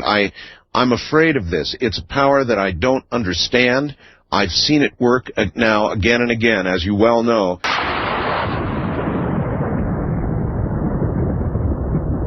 Once again, back to Dr. Evelyn Paglini. Welcome back, Evelyn. Thank you. Evelyn, I know what you are. I have no questions in my mind about that, but I do know that when I was soliciting years ago for a witch, the Wiccans called me in force and emailed me in force and said, "You're out of your mind. There's no such thing. There are just Wiccans." And we will inevitably tonight get Wiccans who will call and take that line, that tact. They will say, "We are the only true witches. There's no witch as you described. I think I got cute and I used the broom-riding, cauldron-stirring witch, but the kind of witch that you are, they claim you're a fraud. You don't exist." Well, those people I would really like to hear on air, only because I'd like to know their background and their history and their discipline. Because any true practitioner of any religion out there knows that you are dealing with a power, and that power can be used positively or negatively. Period. I guess their belief system is you cannot use it negatively, right? I can't believe that. I really can't. Not any true practitioner. Yeah, but that is what the Wiccans generally think, isn't it? That you cannot use it negatively? I'd like to hear it from them, from their lips, because I don't believe that. You know you're going to hear it from their lips. We've done other shows where they've called. They're going to say do harm, and rightfully so. That is their creed, that is their principle, that is their life's blood. But that doesn't mean they haven't got the knowledge. Just like you were talking about earlier, defensively, they can protect themselves and their loved ones. They don't choose to go out and harm someone, but if someone comes to them, they certainly do have the tactics, the technique, and the knowledge to defend themselves. All right, let's talk about the kind of warrior you are. Let me set up a little scenario, and let's see if you could do it. Let's say that you wanted to harm someone, and let's say this person had not harmed you. Let's say that for whatever reason, you decided you wanted to harm someone, make them sick, ruin their life, end their career, cause a divorce, cause a suicide, whatever. Could you do that? Yes, sir. I could. What would be the repercussions for you, and could you protect yourself against them? If that person was innocent, and I deliberately went after them for no justification reason, right, then I would have a karmic payback. I would pay the price. When? Either in this lifetime or in my evolutionary soul lifetime. Because the soul and the spirit is eternal, and you will pay for what you do. Do you think, I mean, we see a lot of people in this lifetime that are having terrible lives, Evelyn, and not all of them, certainly, are under present psychic attack. Is it possible that some people who are having awful lives, terrible luck, terrible illnesses, are paying for something that was done generations ago? Yes, there's a very good possibility that karmically they are paying back for what they have done. Sometimes they will take on a malfunction or a disorder of the body in order for them to gain the ground of the soul. Not only how do they handle the disease that has been placed upon them, or the malfunction or the disorder, but how are they treating other people around them? Are they making them pay? So in other words, it is a growth cycle, and it can also be a karmic cycle. Paul in Iowa asks, Evelyn, how can one whom is not a witch know whether or not they're under psychic attack from someone else? In other words, whether you're paying karmically for something that occurred long ago, or whether you're under a present psychic attack. How can you know? Usually a psychic attack will come out of the blue. It will last for a specific length of time. Oh. It can be 5 years, 15 years, or it can be just, a few months. What is the intent of the practitioner? What are they trying to accomplish?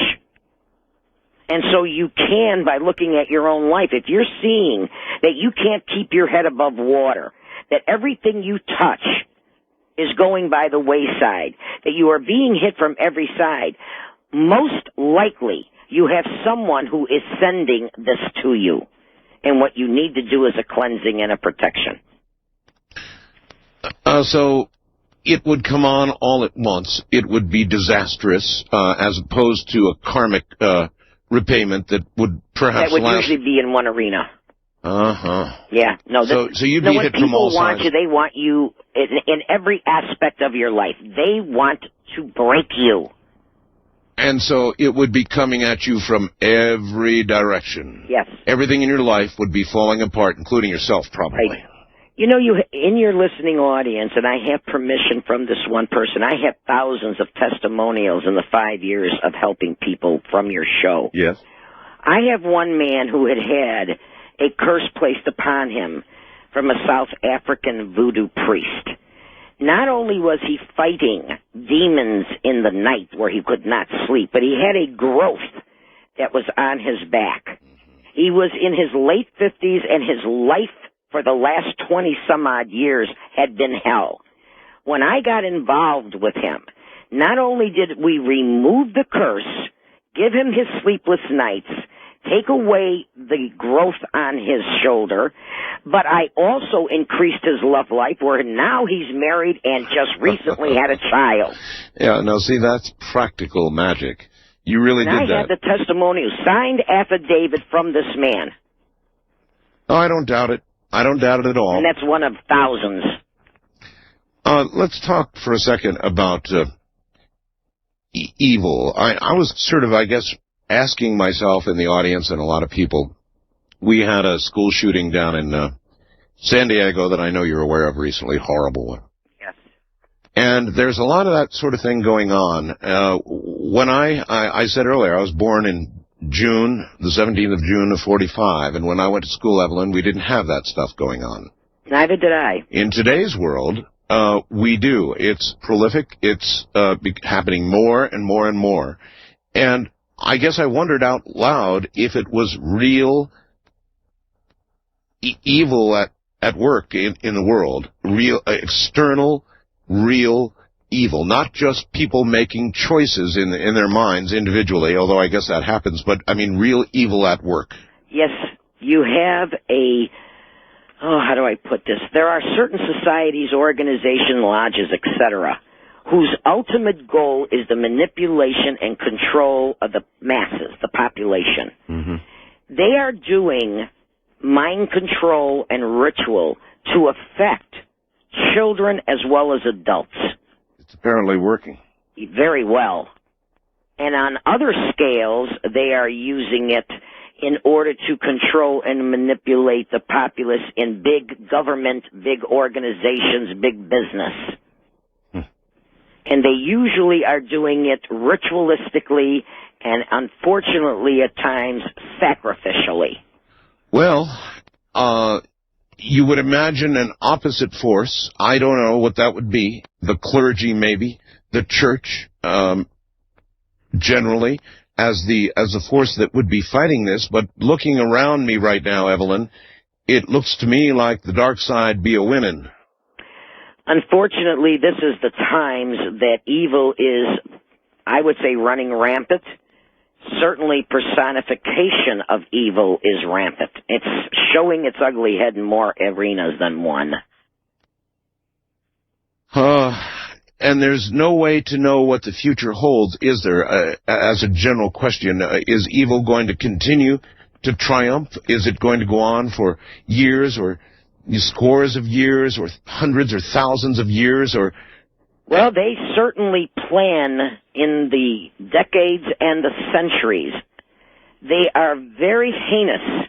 They're not looking for the result of today. They are always looking to second, third, fourth generation. So I would have to say there is an increase of evil, there is an increase of manipulation.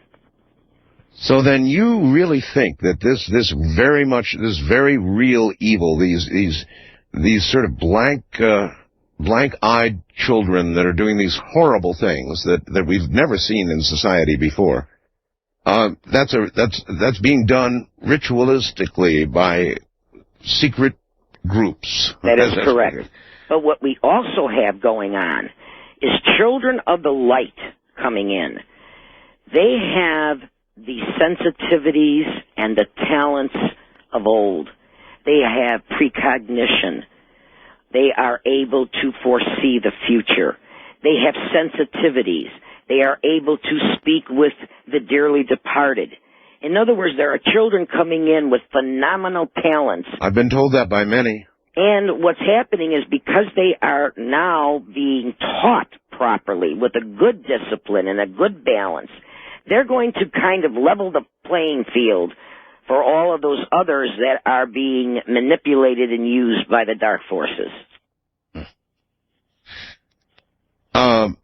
So this is a war. It has always been. A war. Always. Since the beginning of time.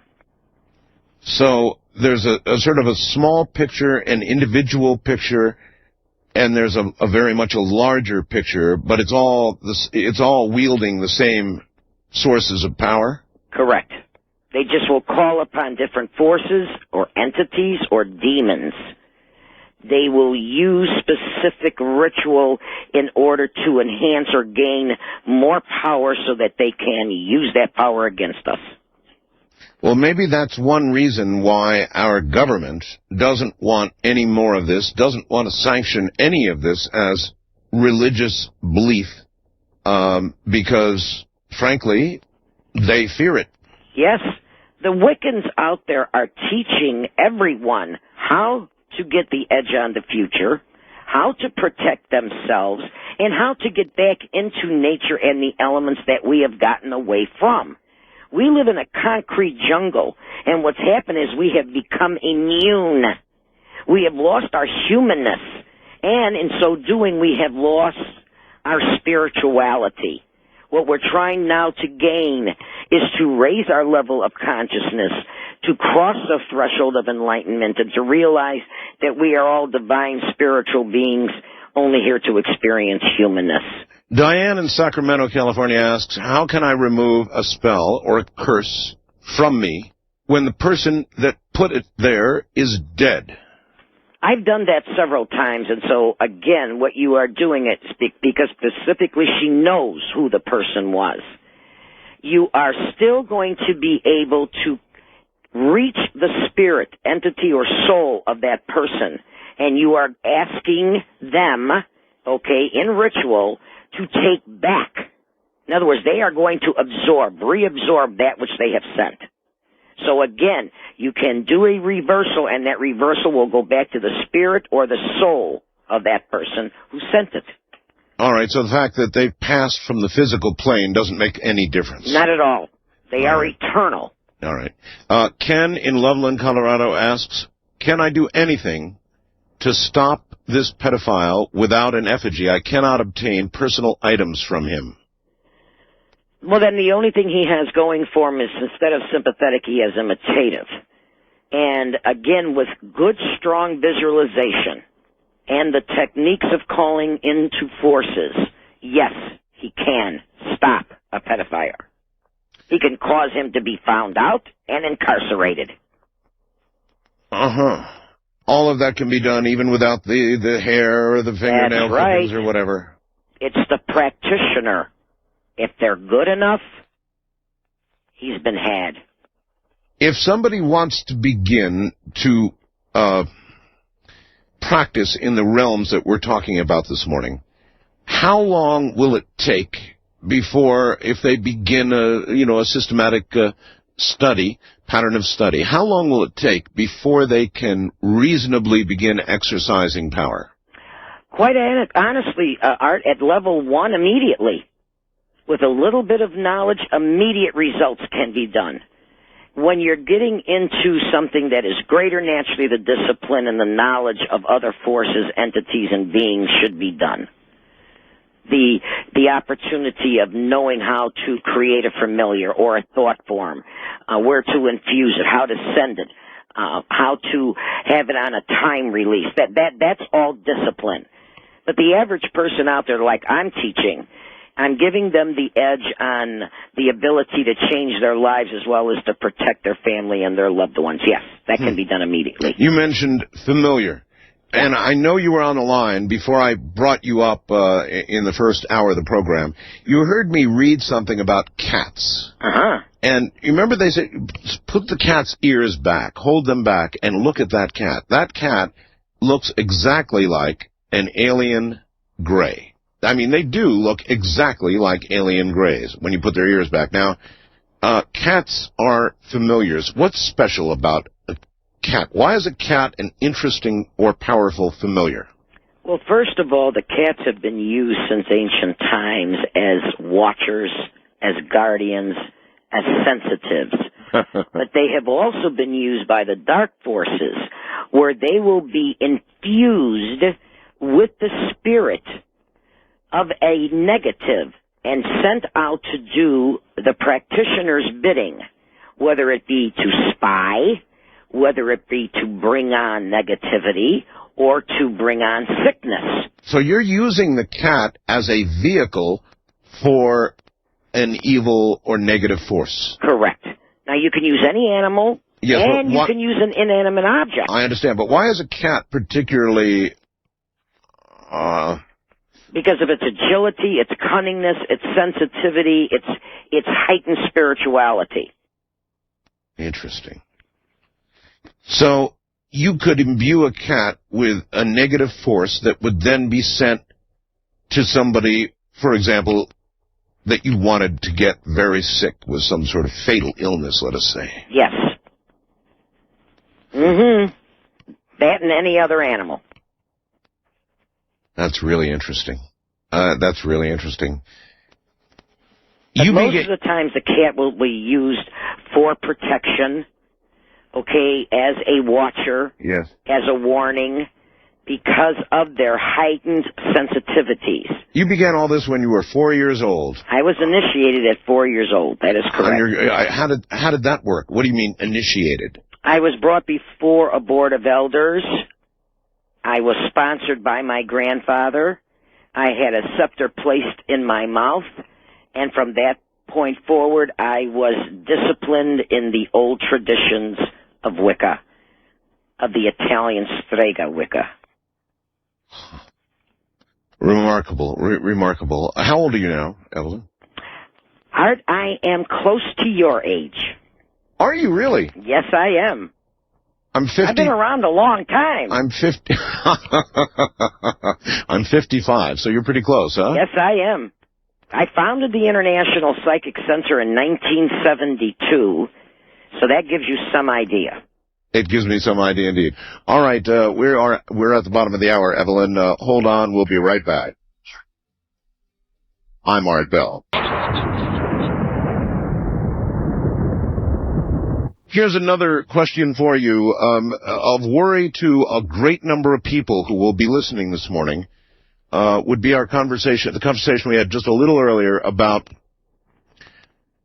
secret groups of people who are promulgating evil on society, and causing these terrible things to begin to happen, Evelyn. Yes. And the question from Media, Pennsylvania, that's interesting, I went to school there, I lived in Media, is the people that we're talking about here are trying their best to stamp out goodness, you could put it that way, he does, because they hate goodness, because it reminds them, he says, of what they once were and had and lost or should be innocent. In other words, they basically hate themselves. Is that fair? Do you think that's what the motivation is? I would say that maybe 30 or 40% of those people would fall in that category. But when you are talking about ceremonial, ritualistic magic, blood sacrifices, that is not their intent. Their intent is to manipulate and to control the masses. Mm-hmm. And they will call upon any deity, any being that will give them that kind of power and knowledge. But I guess, he's saying that, in effect, they're doing this because they have lost any goodness they once had. That is correct. And they, in effect, hate themselves and hate the world. I wouldn't say they hate themselves and they hate the world. They have an agenda. And that agenda is much more powerful than their fear of not being human anymore. They've given that up a long time ago. You have bloodlines and lineages that go back thousands of years, and their agenda is to control the world and you. They're not worried about not being human anymore. Well, they've already given their soul they're up. well on the way. So if there's a war out there right now, as I said, I think we're having about as much luck with it as we are the drug war.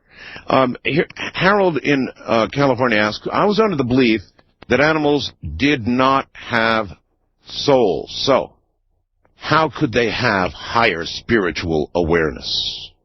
Because everything that has been created by the God force has an essence and a spirit. That spirit can be used and manipulated. Everything. Do you agree with the contention that animals do not have souls? No, I do not. I believe they do. All right. What if you take, Evelyn, something in a grayer area? We've tended to be talking about extremes. Somebody who would rape your child is an extreme. Suppose we took something in a far more gray area, like Rose from Arizona says we have a very bad neighbor. Now, this neighbor may have not done anything specifically to Rose, but it's just, a lot of people have bad neighbors from hell, right? Yes. Would it be karmically correct to do a spell to cause them to move? That's a far grayer area. If this person has not done you harm, but you don't like them. You don't want them living next to you anymore. Yes, you can do that. Is that karmically dangerous? No, it's not, because you're not wishing them harm. You can send them to a better area, a better home, a better job, a better life. You're just removing them from your atmosphere. So witchcraft is effective in these gray areas without damage to the originator? Absolutely. What about things that are thought to be magical, like Ouija boards, for example? That's what most of the American public has heard of, a Ouija board. They know what it is. Is it really into this area? Is it really magic, or is it just sort of a conduit? It's a conduit. You are tapping into your unconscious mind. You are also tapping into the ethereal, and therefore you may be opening up the door and getting more than you bargained for. You may get a low entity spirit that will in the beginning give you a lot of good and solid and grounded information but slowly but surely will send you in another direction. I don't like to see people play with Ouija boards. Yeah, it's like not having read the manual. Correct. So you could, though, use a Ouija board with sufficient knowledge safely, positively. Yes, you can. Again, if you have the discipline. But it's not something you'd recommend for... For the average person out there, no. It's just like the same thing, don't have a seance. Because what you're doing is you're opening up the door to any spirit or entity out there. And if you don't know what you're doing, again, you don't know what you're liable to receive. How much work is there if you have protected yourself and you're going after someone to harm them? How much work is there to do ritualistically to achieve that goal? Quite a bit. Depending on the practitioner, depending on the person you're going after. What is their talent? In other words, do they come from a specific discipline? And so, therefore, you have got to make sure that you have a strong enough barrier and guard and reinforce it, because otherwise you can be hit. But it's something that, I mean, would it... To go after somebody, to make them ill, or even kill them, would you have to work at this all day long, every day? Is this a full-time job, Evelyn, or is it something, a ritual you do and then walk away from and it just happens? Or give me, I don't need... All right, if you're talking about me, I may do a ritual 2 to 3 times, depending on what it is I'm going after. In other words, one time may not get it. And so I've said this to my students a lot of times. If I want you, you're mine. Because I won't get off of you. I won't get done until I finish and get accomplished what I want. Now, there are other people that will just do one little ritual because they're doing something that is not that big. In other words, they're going to try to gain some success, attract a lover or a mate, okay, or remove a person that is standing in your way of a job or getting that mate. So that can be done usually in one ritual, sometimes two. Again, what am I facing, and is that person's mind very strong? And am I doing the ritual at the right time? Most people try to do a ritual, when they have a good energy. But what they must also understand that the person that they're trying to receive this energy, the best time to reach them is after midnight and before 5 a.m. in the morning, because that person's in repose. You're getting into their psyche a lot quicker than if you were doing a ritual during the day. Oh, that absolutely figures. Somehow it figures. That's why I don't open up my altar till after midnight. If you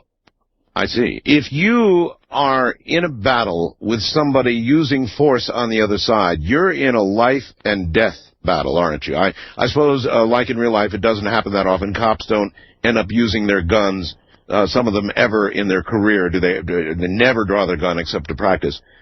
So it doesn't probably happen all that frequently, but if you really get in a psychic battle with somebody, it's a life and death battle, isn't it? Yes, it is. Have you been in such battles? More than once. Well, you're still here, so I presume someone else isn't. That is correct. I have taken on Satanists. I have taken on voodoo priests, Haitian voodoo, South African, you name it. It's been done. How many of your students, Evelyn, progress into the kind of areas of knowledge that would be required to do these kind of battles? How many of your students, percentage-wise, progress that far or even want to? I would have to say a good 25%. Sometimes more. It depends. Really? Yeah. Yeah, there's a dedication out there where people are realizing that they have gained knowledge and power, and now what they want to do is they want to help their fellow man. In other words, they want to level the playing field. Mm-hmm. So they will take the time, and it is years, of knowledge and dedication to acquire what we call a mastership. What is the difference in power between a single person operating as you might yourself in a circumstance, and a coven? Well, again, it is the force of numbers. In other words, you can collectively, as you did with your audience, train that person and persons to direct their energy at a specific objective. And you're going to have a lot more power and manifestation quicker because you have collectively the people to do it. And you're telling me that, for example, if you wanted to bring rain to the drought-starved areas of Florida, you could do it without harm. Yes. It could be done without harm. Yes. Because we did that, for example, in one area in Texas that was drought-starved, and they ended up with floods. That caused me pause. Only because you didn't bind down the action not wanted. You didn't say, I want enough water, okay? I know, and it's true, I didn't. I said, let's make it rain. It rained. It sure did. See, it's the same thing. Like, if you're going to create a familiar, what you're going to do is specifically say, you are going to be in existence for this length of time, and then you are going to dissolve. The same thing with ritual. You are going to accomplish this ritual, but you are going to bind down an action not wanted. Again, double-edged sword. Everything has two sides to it. So you get both sides. You must make sure you bind down what you don't want, and then you can proceed. All right. Here's an interesting question. It's suggested that George W. was a member of Skull and Bones at Yale. Yes, I've heard that. Yes, I've heard that too. Is that why he wants to outlaw, if he could, or to remove the religious exemption, I guess, that the Wiccans have? In other words, he knows enough about it, not from his own background, to know what he's facing? Yes. You want to eliminate anyone who has the same kind of knowledge and power that can defeat you or alter your objectives. And that is what the modern Wiccan and the modern people who practice magic are doing, thank God. What is the difference, if there is one, between what we commonly call a soul and a spirit? Are they one and the same? They have been interchanged by people of, I would have to say, knowledge, only because they're trying to explain that there is a soul which is eternal, and then there is an essence or a spirit. It's like when you have a haunting. You're not going to have the soul of the person. You're going to have the spirit or the essence of the person that has remained earthbound. Oh, that reminds me of a question I really want to ask you. I do a great deal with ghosts, as you know. Yes. And I talk a lot about ghosts. And Evelyn, somebody brought something up to me that I had never in my life considered before, and that was that you can have hauntings, not only of those who have passed from the physical, but you can actually have hauntings of living people that... for example, somebody who lived, let's say, in a house for 30 years suddenly moves. Somebody else moves into the house. Well, believe it or not, there's a haunting that goes on, but it's by the remains, the only way I can think of it, spiritual remains of that person who is still alive. Heard walking across the floors and doing what ghosts do, that sort of thing.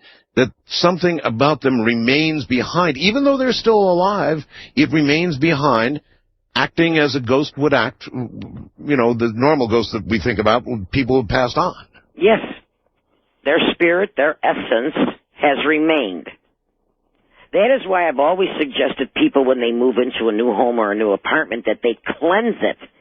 There's the old saying, walls have ears.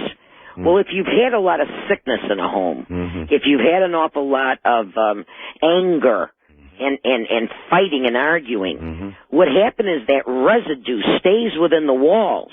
The next people who move in, especially those who are highly sensitive, are going to be affected by it.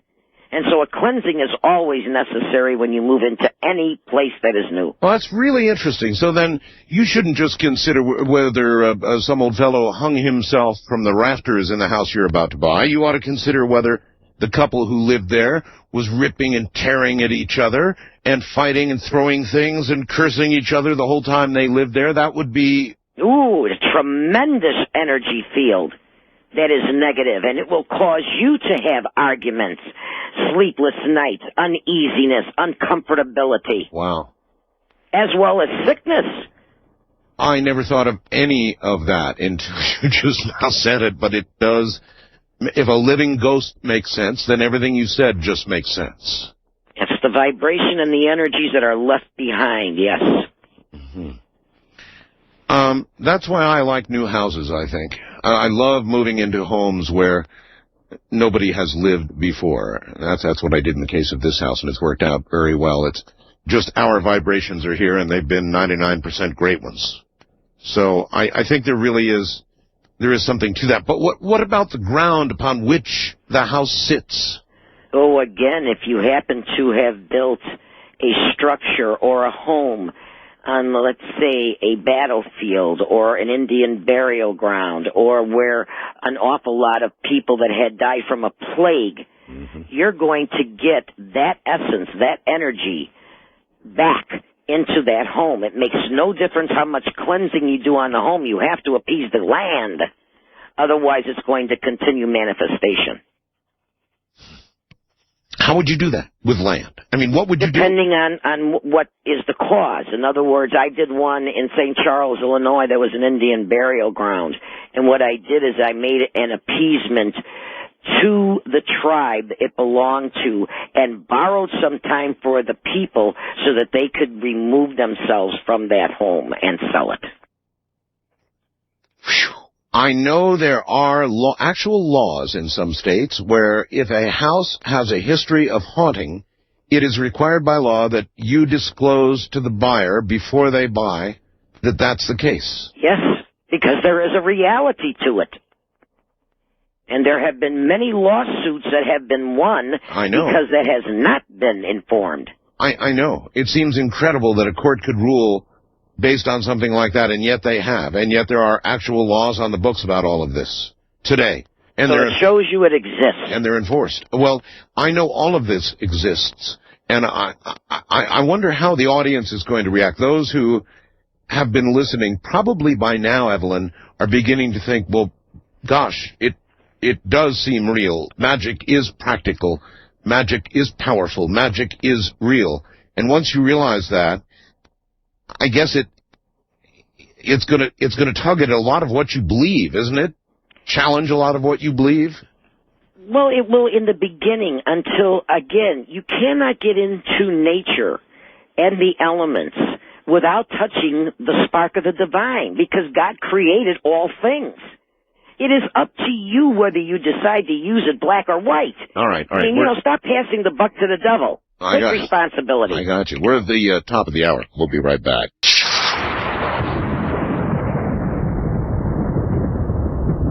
Once again, Evelyn Paglini. And Evelyn, save, I guess, the most dire things for near the end of the program. I want to ask you about a couple of things. One is blood sacrifice. Evelyn, what do you know about that? Well, it is very prevalent. It goes across many different religion, cultures, and societies. They will use animal sacrifice, and they will use human sacrifice, especially children. And there is also organizations out there that have breeding farms. You have in your audience many survivors of satanic ritual that they have seen playmates, members of their family, as well has been witness to blood sacrifice. You know, if I didn't know you, I would say, I don't know if I believe that. I don't know if I believe that there are breeding farms, for example, breeding farms to make young people to be sacrificed? Absolutely. As well as many, many children that are missing throughout the world that have never been found. You're claiming this is going on in America? It's going on in America as well as across the world. And if you put the call out to your audience, you will receive phone calls from the survivors of ritual sacrifice. You will receive phone calls. Just put the call out there, and that I will be validated. Well, I hope not, but I guess I suppose... Oh, it's the truth. And like I said, so many children that go missing, that are never found, have been used as breeders as well as used as sacrifice. They want the innocent, the young, the pure, because the nectar of the gods is blood, just like the metal of the gods is gold. What do you mean, the gods? The nectar of the gods is blood. Yes, because if you are calling upon a specific deity or being or demon, what they want is the sacrifice of blood. And those people who are in these societies, once they have the taste of blood and the taste of flesh, never, ever go without it. It is something that becomes so ingrained in them that they must have it. And so, therefore, they will actually breed children in order for them to sacrifice them to their deities, their gods, their forces, in order to gain the knowledge and the power that they have. And they do gain power that way? Oh, yes, they do. Big time. Whew. That's almost beyond my ability to comprehend. They don't want you to comprehend it. They don't want you to believe it. It's secret. They're doing real well then, because I can't even... That's beyond my... Some night, open up your lines and ask people who have escaped that kind and have witnessed what I am talking about. Have them call in, Art. I can do that now. I've got a couple of people waiting, but then I can do that. Actually, there will be people who will come out of the woodwork and say, yes, this is true. I have witnesses. I have lived it. I have been brought up in it. All right. Everybody who is presently on the line waiting, I'm going to get you on. Everybody else, hang up. Just hang up. Cooperate and hang up. And what we want is exactly what you just heard from Evelyn. Are there people out there that actually have been part of a breeding farm or have been about to be used in a ritual sacrifice and have escaped? Do you really have personal knowledge of this? If you do, then I want to hear from you, and only you. Everybody else, hang up. Listen to me, because you're not going to get on the air anyway, so hang up. Wildcard line, you're on the air with Dr. Evelyn Paglini. Hi, Art. Hi, Evelyn. Hi. Wow, what you just said just scared the hell out of me. Well, I want to scare the hell out of you because, you see, if we bring it to light, then they're not going to be able to stay in the shadows and do these dastardly deeds. I want awareness of the public out there. Okay. Well, this is a Zen man in Alaska. And, Art, as you well know, there's a lot of alcoholism up here in Alaska. And I know that, yes. Yeah. And I've known a couple of alcoholics intimately. And they have both been, I guess, possessed. I mean, there's bad smells of rot in cars and buildings wherever they go, and it requires spiritual means to remove it. And I've recorded them rant and rave at times when they're drunk, and later I've heard demon sounds on the tape. And they've always been, manipulatively psychic. They use their knowledge against you. Yes. And later, if you confront the person when they're not having an episode, they're very confused and they cry and they don't understand what you're talking about. And I was wondering, what's this connection between psychic ability and possession?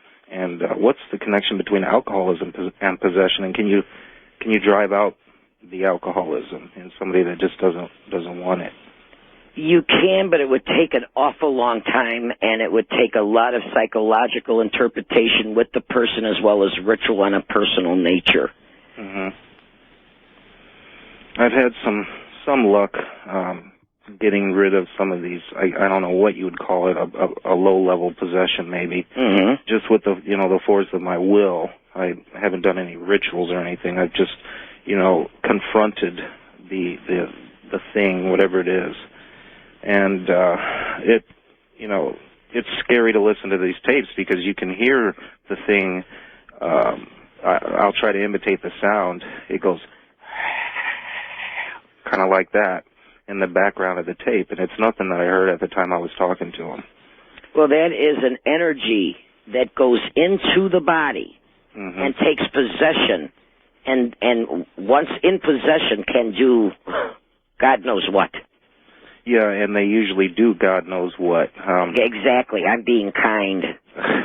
I've seen some very, very bizarre behavior out of these individuals. If you opened up my case history and my filing cabinet, you would not believe what you would find in there, and these are all testimonials from people who have lived it. All right, sir. Thank you. Thank you for the call. East of the Rockies, you're on the air with Dr. Paglini. Good morning. Good morning. This is Lee. I'm from Phoenix, but I drive a cross-country semi. Sorry for the cell phone, Art. No, that's all right. It's a pretty good one as they go. I listen to you on many stations, but I think I'm listening to you this time out of San Antonio, WOAI or something like that. That'd be the one, 1200, yes. Right, that's the one. Well, I'm currently in Oklahoma, and I was listening to your station, and Evelyn asked for verification, and I just wanted to tell you that I had a friend who was in PD, and swore up and down that she was raised in her youth by a woman who was a witch priestess. She married a man who got her into this, and that she and her younger sister were involved in the rituals, and that she was made to clean up the blood after the rituals. She would just be absolutely vomiting as a little child cleaning this up, that her mother would force her to do that and be a part of the rituals. And that's part of the reason that she is in PD. Holy mackerel. Yes. Yeah.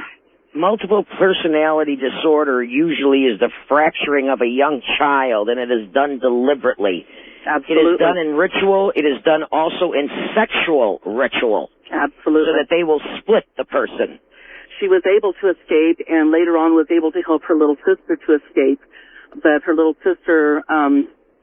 they never had a really close relationship after that. It kind of got weird after that because of the rituals and of the situations that they had. But by the way, I am a third-degree witch, initiated. My husband is an initiated shaman. Congratulations. Thank you. And yes, there is a difference between Wicca and witchcraft. So thank you very much. You're welcome. Wow. All right. Well, there you go. What I've done is, for the audience out there right now, I've closed all of the phone lines for anything except those who have been involved in ritualistic magic or breeding farms or blood sacrifice. And that's all I'm taking right now, other than I think I still have one person holding with something else. Otherwise, please only call if you know about these things. West of the Rockies, you're on the air with Dr. Paglini. Hello. Hello, Art. Hello, Evelyn. Hello. This is Jean, listening to Como in Western Washington. Right. Evelyn, I've been told by several people that we take on our partner's sexual, or our partner's karma through sexual intimacy, and I wonder if you know anything about that. I have another question, too. No, you do not. You do not. My other question is, do you have a psychic sense whether your clients really understand their circumstance? When my clients make an appointment with me and I do a consultation, yes, because I take the time in order to explain to them just exactly what is going on and then how to solve the problem or the situation. I see. Thank you very much. All right. Thank you very much for the call, and take care. First-time caller line, you're on the air with Dr. Paglini. Hello. Hello. Hello. Yeah, Houston, Texas. Yes, sir. I wanted to add a question for Dr. Paglini. First question is kind of comical. What about cats stealing the breath? I've got a cat that I heard earlier that certain animals, of course, can be manipulated to do whatever. But just a strict black cat. Is that an old wives' tale you want to know? No, I want to know, is there any truth to that? Well, that's what you want to know. Is it an old wives' tale or is it true? Right. And also, I had another question. Doctor? No, it's not true. They do not suck the breath out of a child. No, because I mean, literally, the cat, you wake up in the morning, the cat's right in your face, and they well, yeah, but they do that, so it doesn't, the answer is, it's not true. Your next question? Okay, my next question is, you have, I'm understanding the ritual arts, Wiccan and whatever. I've done candle magic and done other things. I understand there is something to that, and I understand that as well. But my question is, what about the people that, like Sylvia Brown, that's out there that of course, just like you're legit. What about her? Do you have any comment on, like, if you were going to try to perform, magic on her or do whatever? I mean, is this somebody? Do you know who Sylvia Brown is? Yes, I do.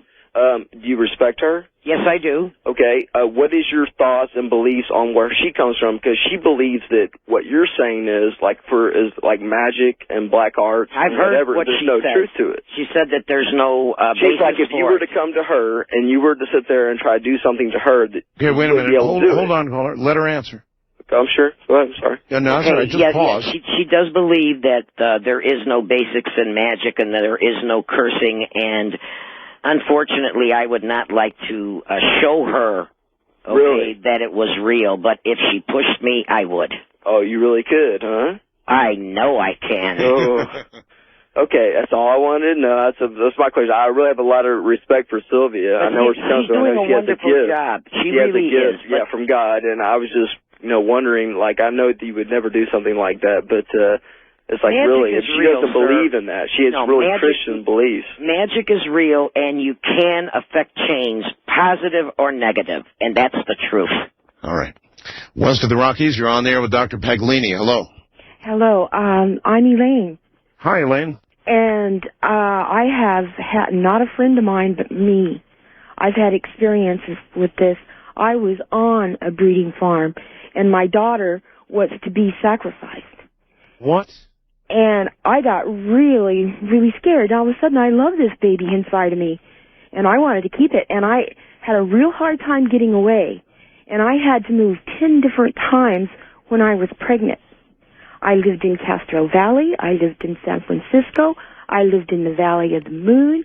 I lived in Berkeley for a while, and then I moved back to Oakland, and then I moved to Fremont, and that's where my daughter was born. Wow. And subsequently, ever since then, like... May I ask a question? How do you get lured into a breeding farm? idea... I was 21, 22 when I first started getting into it, and it was just the idea. I moved into a house with these people back in the day, when we smoked a little green and stuff like that. Because I'm your age. I'm 52. I'm not a baby. And the people, they would go out in the backyard.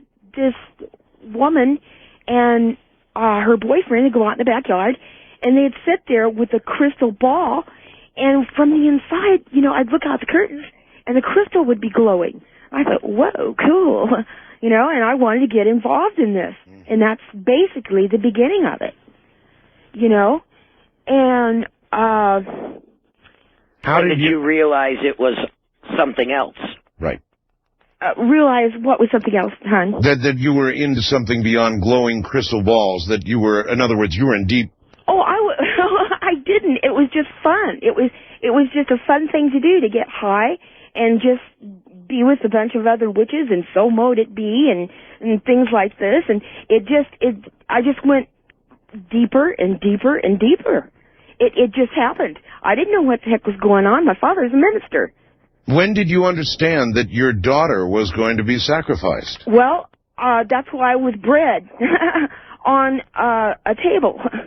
On an altar table, and my daughter was to be the sacrifice when she was born, and that was the 21st of December. So in other words, you were on the altar in the nude, and you were penetrated and therefore conceived to bring about definitely a child for sacrifice. Yes, the winter solstice. That's right. And, well, I've been practicing witchcraft since then, but it's been quiet, you know, of a more, I don't know, I've just felt so bad about all of this. Did you witness yourself any other people being sacrificed? Yes. You did? Yes. And were they children or adults? No, they were babies. Babies? That were sacrificed. And was the blood they were drunk? Like newborn. They were like 3 or 4 days old, never any older than that. And did they drink the blood? I don't know. I don't remember. Thank God you don't. You see, there's a lot. You see, I don't even remember any of my high school days. I don't remember. Of course, I don't remember any junior high or any elementary. I don't remember anything past a certain point. And I can tell you this: my folks, you know, they have a place in Oklahoma, and my father and mother, they're comfortable. My sisters all have great educations, BAs and associated arts, and they work in making glasses and things like that. They're all successful. But me, I'm poor as a church mouse. I can't concentrate. I'm on SSI.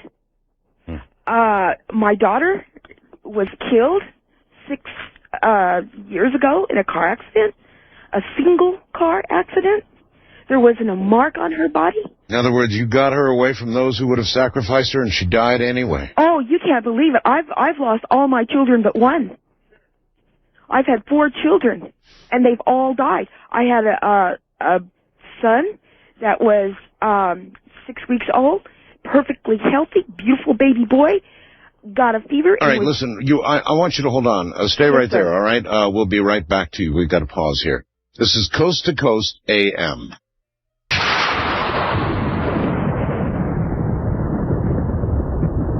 Dr. Evelyn Paglini, welcome back. Thank you. And here is this young lady with this incredible story, and we didn't have time to finish up. I don't know how you finish up with this kind of a story.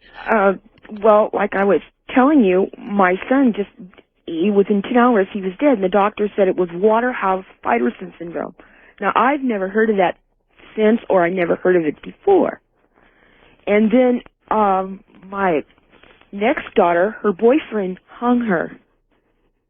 Good God. I imagine then that you attribute all this to... Yes, I do. ...that which you didn't quite escape fully. Yes, I do. I've had other problems, too, because I've tried to call you several times, like when you were talking about the ghost, but I don't believe it's a ghost that's bothering me. I believe it's a demon. I don't know if it's the fear that I have in me. I've done tried to do some cleansing. I've used the sage. I'm just sitting here shaking like a leaf because it's not something I really like to talk about. Evelyn, what does she do?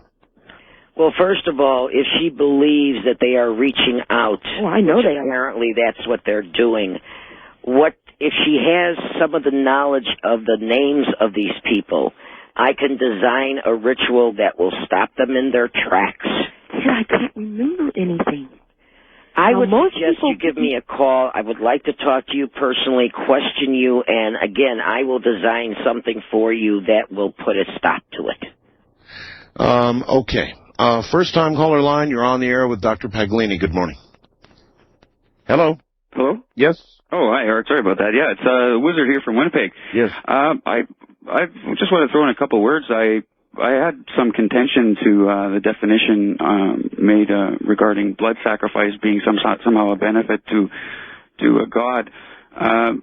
There's really nothing to be gained as a god from the sacrifice of the innocent. It's only through... Not God, sir. Nobody said anything about God. Oh, I thought that she had said earlier that these sacrifices were made to the gods. The belief. gods, I'm sorry. Okay, the belief. Let's talk about God with big G versus gods, plural. Okay.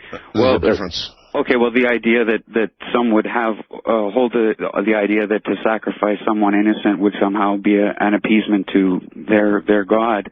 It brings power. That's what she said. Right. Exactly. And that idea is only made through man's, which is it's a big God argument, really, the blood sacrifice thing, and it's done through man's inability to face elements of truth through our fears as ego, And I could give you a quick example of a sacrifice, but I don't. At the same time, I don't want to offend you, and that's part of the problem. It's real world situations. Like I'll give you a real world example, and I by all means don't mean to offend anybody. And it's certainly nothing like the fear that's already been presented. But an example would be, let's say, in Iraq, over a million people are denied medical treatment, and they die, and their children. And it's through our fears to face our mistakes as mere mortals, as men who make mistakes, like particularly politically, because as a God, you recognize the ignorance that we all suffer from at one level or another. But as I say, it's through our fears to recognize that maybe we made a mistake denying medical treatment to people we claim are being repressed. Like if they're being repressed, why would you attack them, right, or make them suffer any more hardships than they already go through? So it's being able to reason those and using reason and being of God or being of one of the universe has them as us. Like you say, us. Well, you're really including them. There's not really a them and us. It's everyone's included. So those are the things, and those are the ego. That's when the ego gets away, because you think, well, am I telling Madeleine Albright she's not a nice person? Well, you know she is. She's a nice person. All right, sir. Hold it there. Okay. Hold it there. I'm not exactly sure where you were running. It got from the personal to the political to the world situation. Evelyn, I suppose to some degree there is that. I mean, there have been evil blood sacrifices made on national levels, haven't there? Oh, absolutely. But I'm talking about those practitioners. I know. Okay, who are really calling down demons, and they are making sacrifices to them. Human sacrifice, is in every culture and in every religion. And it's only since Christianity became civilized that we do not have blood sacrifices anymore, except in those other societies. But to contact a specific demon and to be able to gain the knowledge and the command of it, it is usually a blood sacrifice that is offered. Gotcha. West of the Rockies, you're on the air with Dr. Paglini. Hello. Hi, Evelyn. Hi, Art. I'm really thankful that I got on. I don't know what to talk about first, but I had a personal question about these fallen angels. Like the fallen ones that, like, Elizabeth Clare Prophet wrote about in The Origins of Evil, and the ones that came down. Mm-hmm. Do you believe that they are among us in human form? There are some that have been able to manifest in a body and walk the land, yes. I believe that I know about them, and I've encountered them. And, yeah, I had a girlfriend that was ritually used, and she's had a really hard time with it. In what way?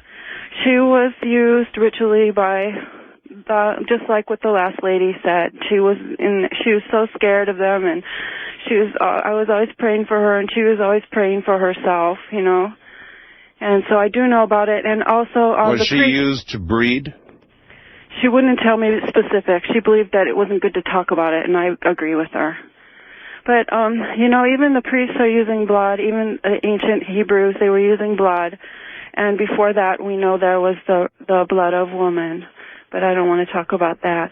But I wanted to talk about the new children that are coming in. Mm-hmm. And I also wanted to talk about the mass conditioning that's going on in our population. And one of them is the immunizations that I want to see that they get avoided for our new children.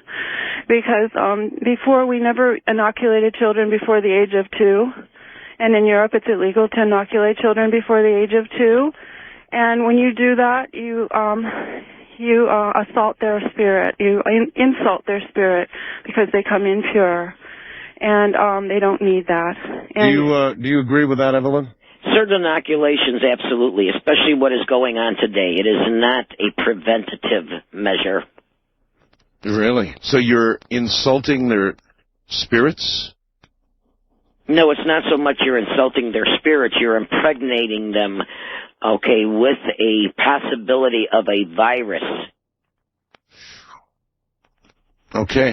Wildcard line, you're on the air with Dr. Paglini. Hello. Hello. Hi. Yes, this is Tristan. I'm calling from Houston. Yes, sir. Yes, I am a Wiccan of the universal Wiccan variety.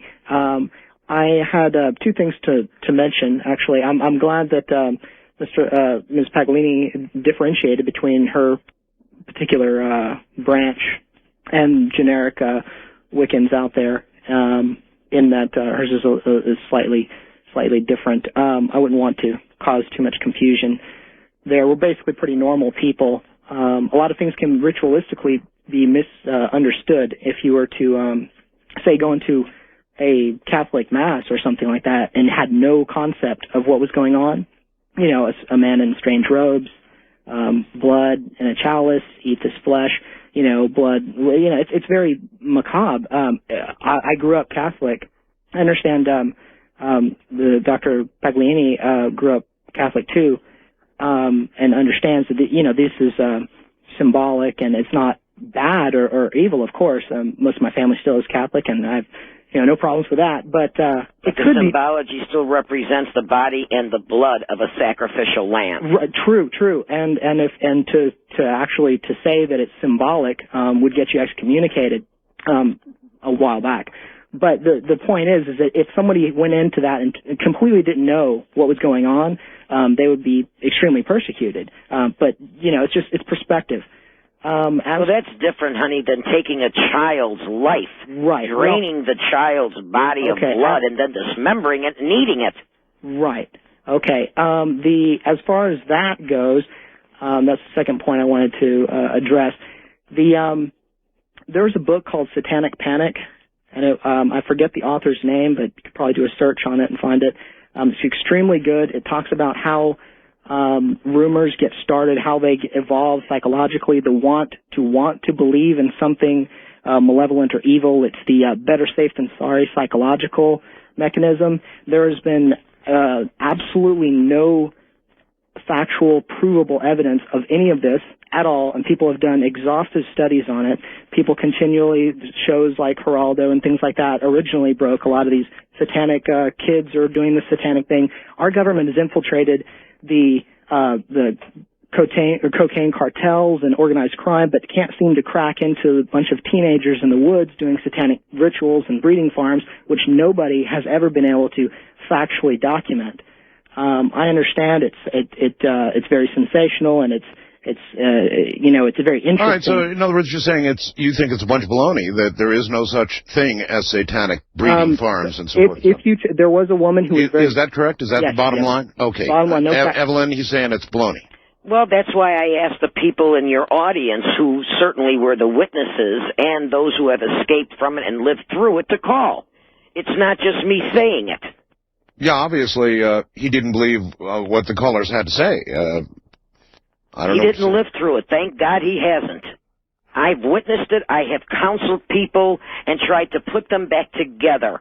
And like I said, they're out there and they are willing to step forward and tell you what they have witnessed. All right. East of the Rockies, you're on the air with Dr. Paglini. Good morning. Hello? Hello. Hey. Should I tell my story now? I don't know. What's your story? Where are you? I'm in Houston right now. Okay. And, like, almost every other weekend, I go to my friend's house and, we smoke marijuana. Am I allowed to say that on the air? Apparently you are. All right. Yes, so? And, well, when we go there, he'll tell me these stories, like, 'cause I've known him forever. He said that his parents, like, which are dead now, he never told me how, are, like, he said that they were involved in, like, some, like, cults and stuff and voodoo and everything. And, like, he said that something about him being, what y'all are talking about, one of those childs for sacrifice. And, I mean, not just because he's high. I mean, like, before that, I was just saying I go over there a lot just to smoke. But, I mean, before we get high, he'll talk about it and stuff. And, he's got a little, like, I don't know, a little token or something. Like, a little symbol, token thing that his parents gave him. And it looks real weird. I don't know, like one of those voodoo movies, you know. You still there? Yes. Yeah, we're listening and sort of waiting for you to tell us what you say he was involved, his parents were involved, and he was a ritualistic victim? Yeah, that he was going to be used as a the sacrifice for. And he got away. Yeah, and he told me that it was because like his parents, when they found out they had to give him up, they took him and they moved away. He said they just moved away so that they wouldn't have to sacrifice their own kid. And that story has been told over and over again. Oh? Yeah. So that's not so unusual, Evelyn? Not at all. There are many people that have been duped because they have joined an organization or a society and they believe that this society is going to help enlighten them as well as possibly even do good work or charitable work. Later, as they go into the ranks and they go up to the levels in the different hierarchy of evil, they find that they have been duped and that they will ask for their offspring. West of the Rockies, you're on the air with Dr. Paglini. Hello? Hi, for me? Yes, for you. Okay, I was saying that I was wondering about the connection between possession and this type of stuff. I think where I get confused is I've had experiences my whole life with possession, and what I now believe might be demons, or I don't know what to call them, ghosts or demons, but they seem often to be negative or evil.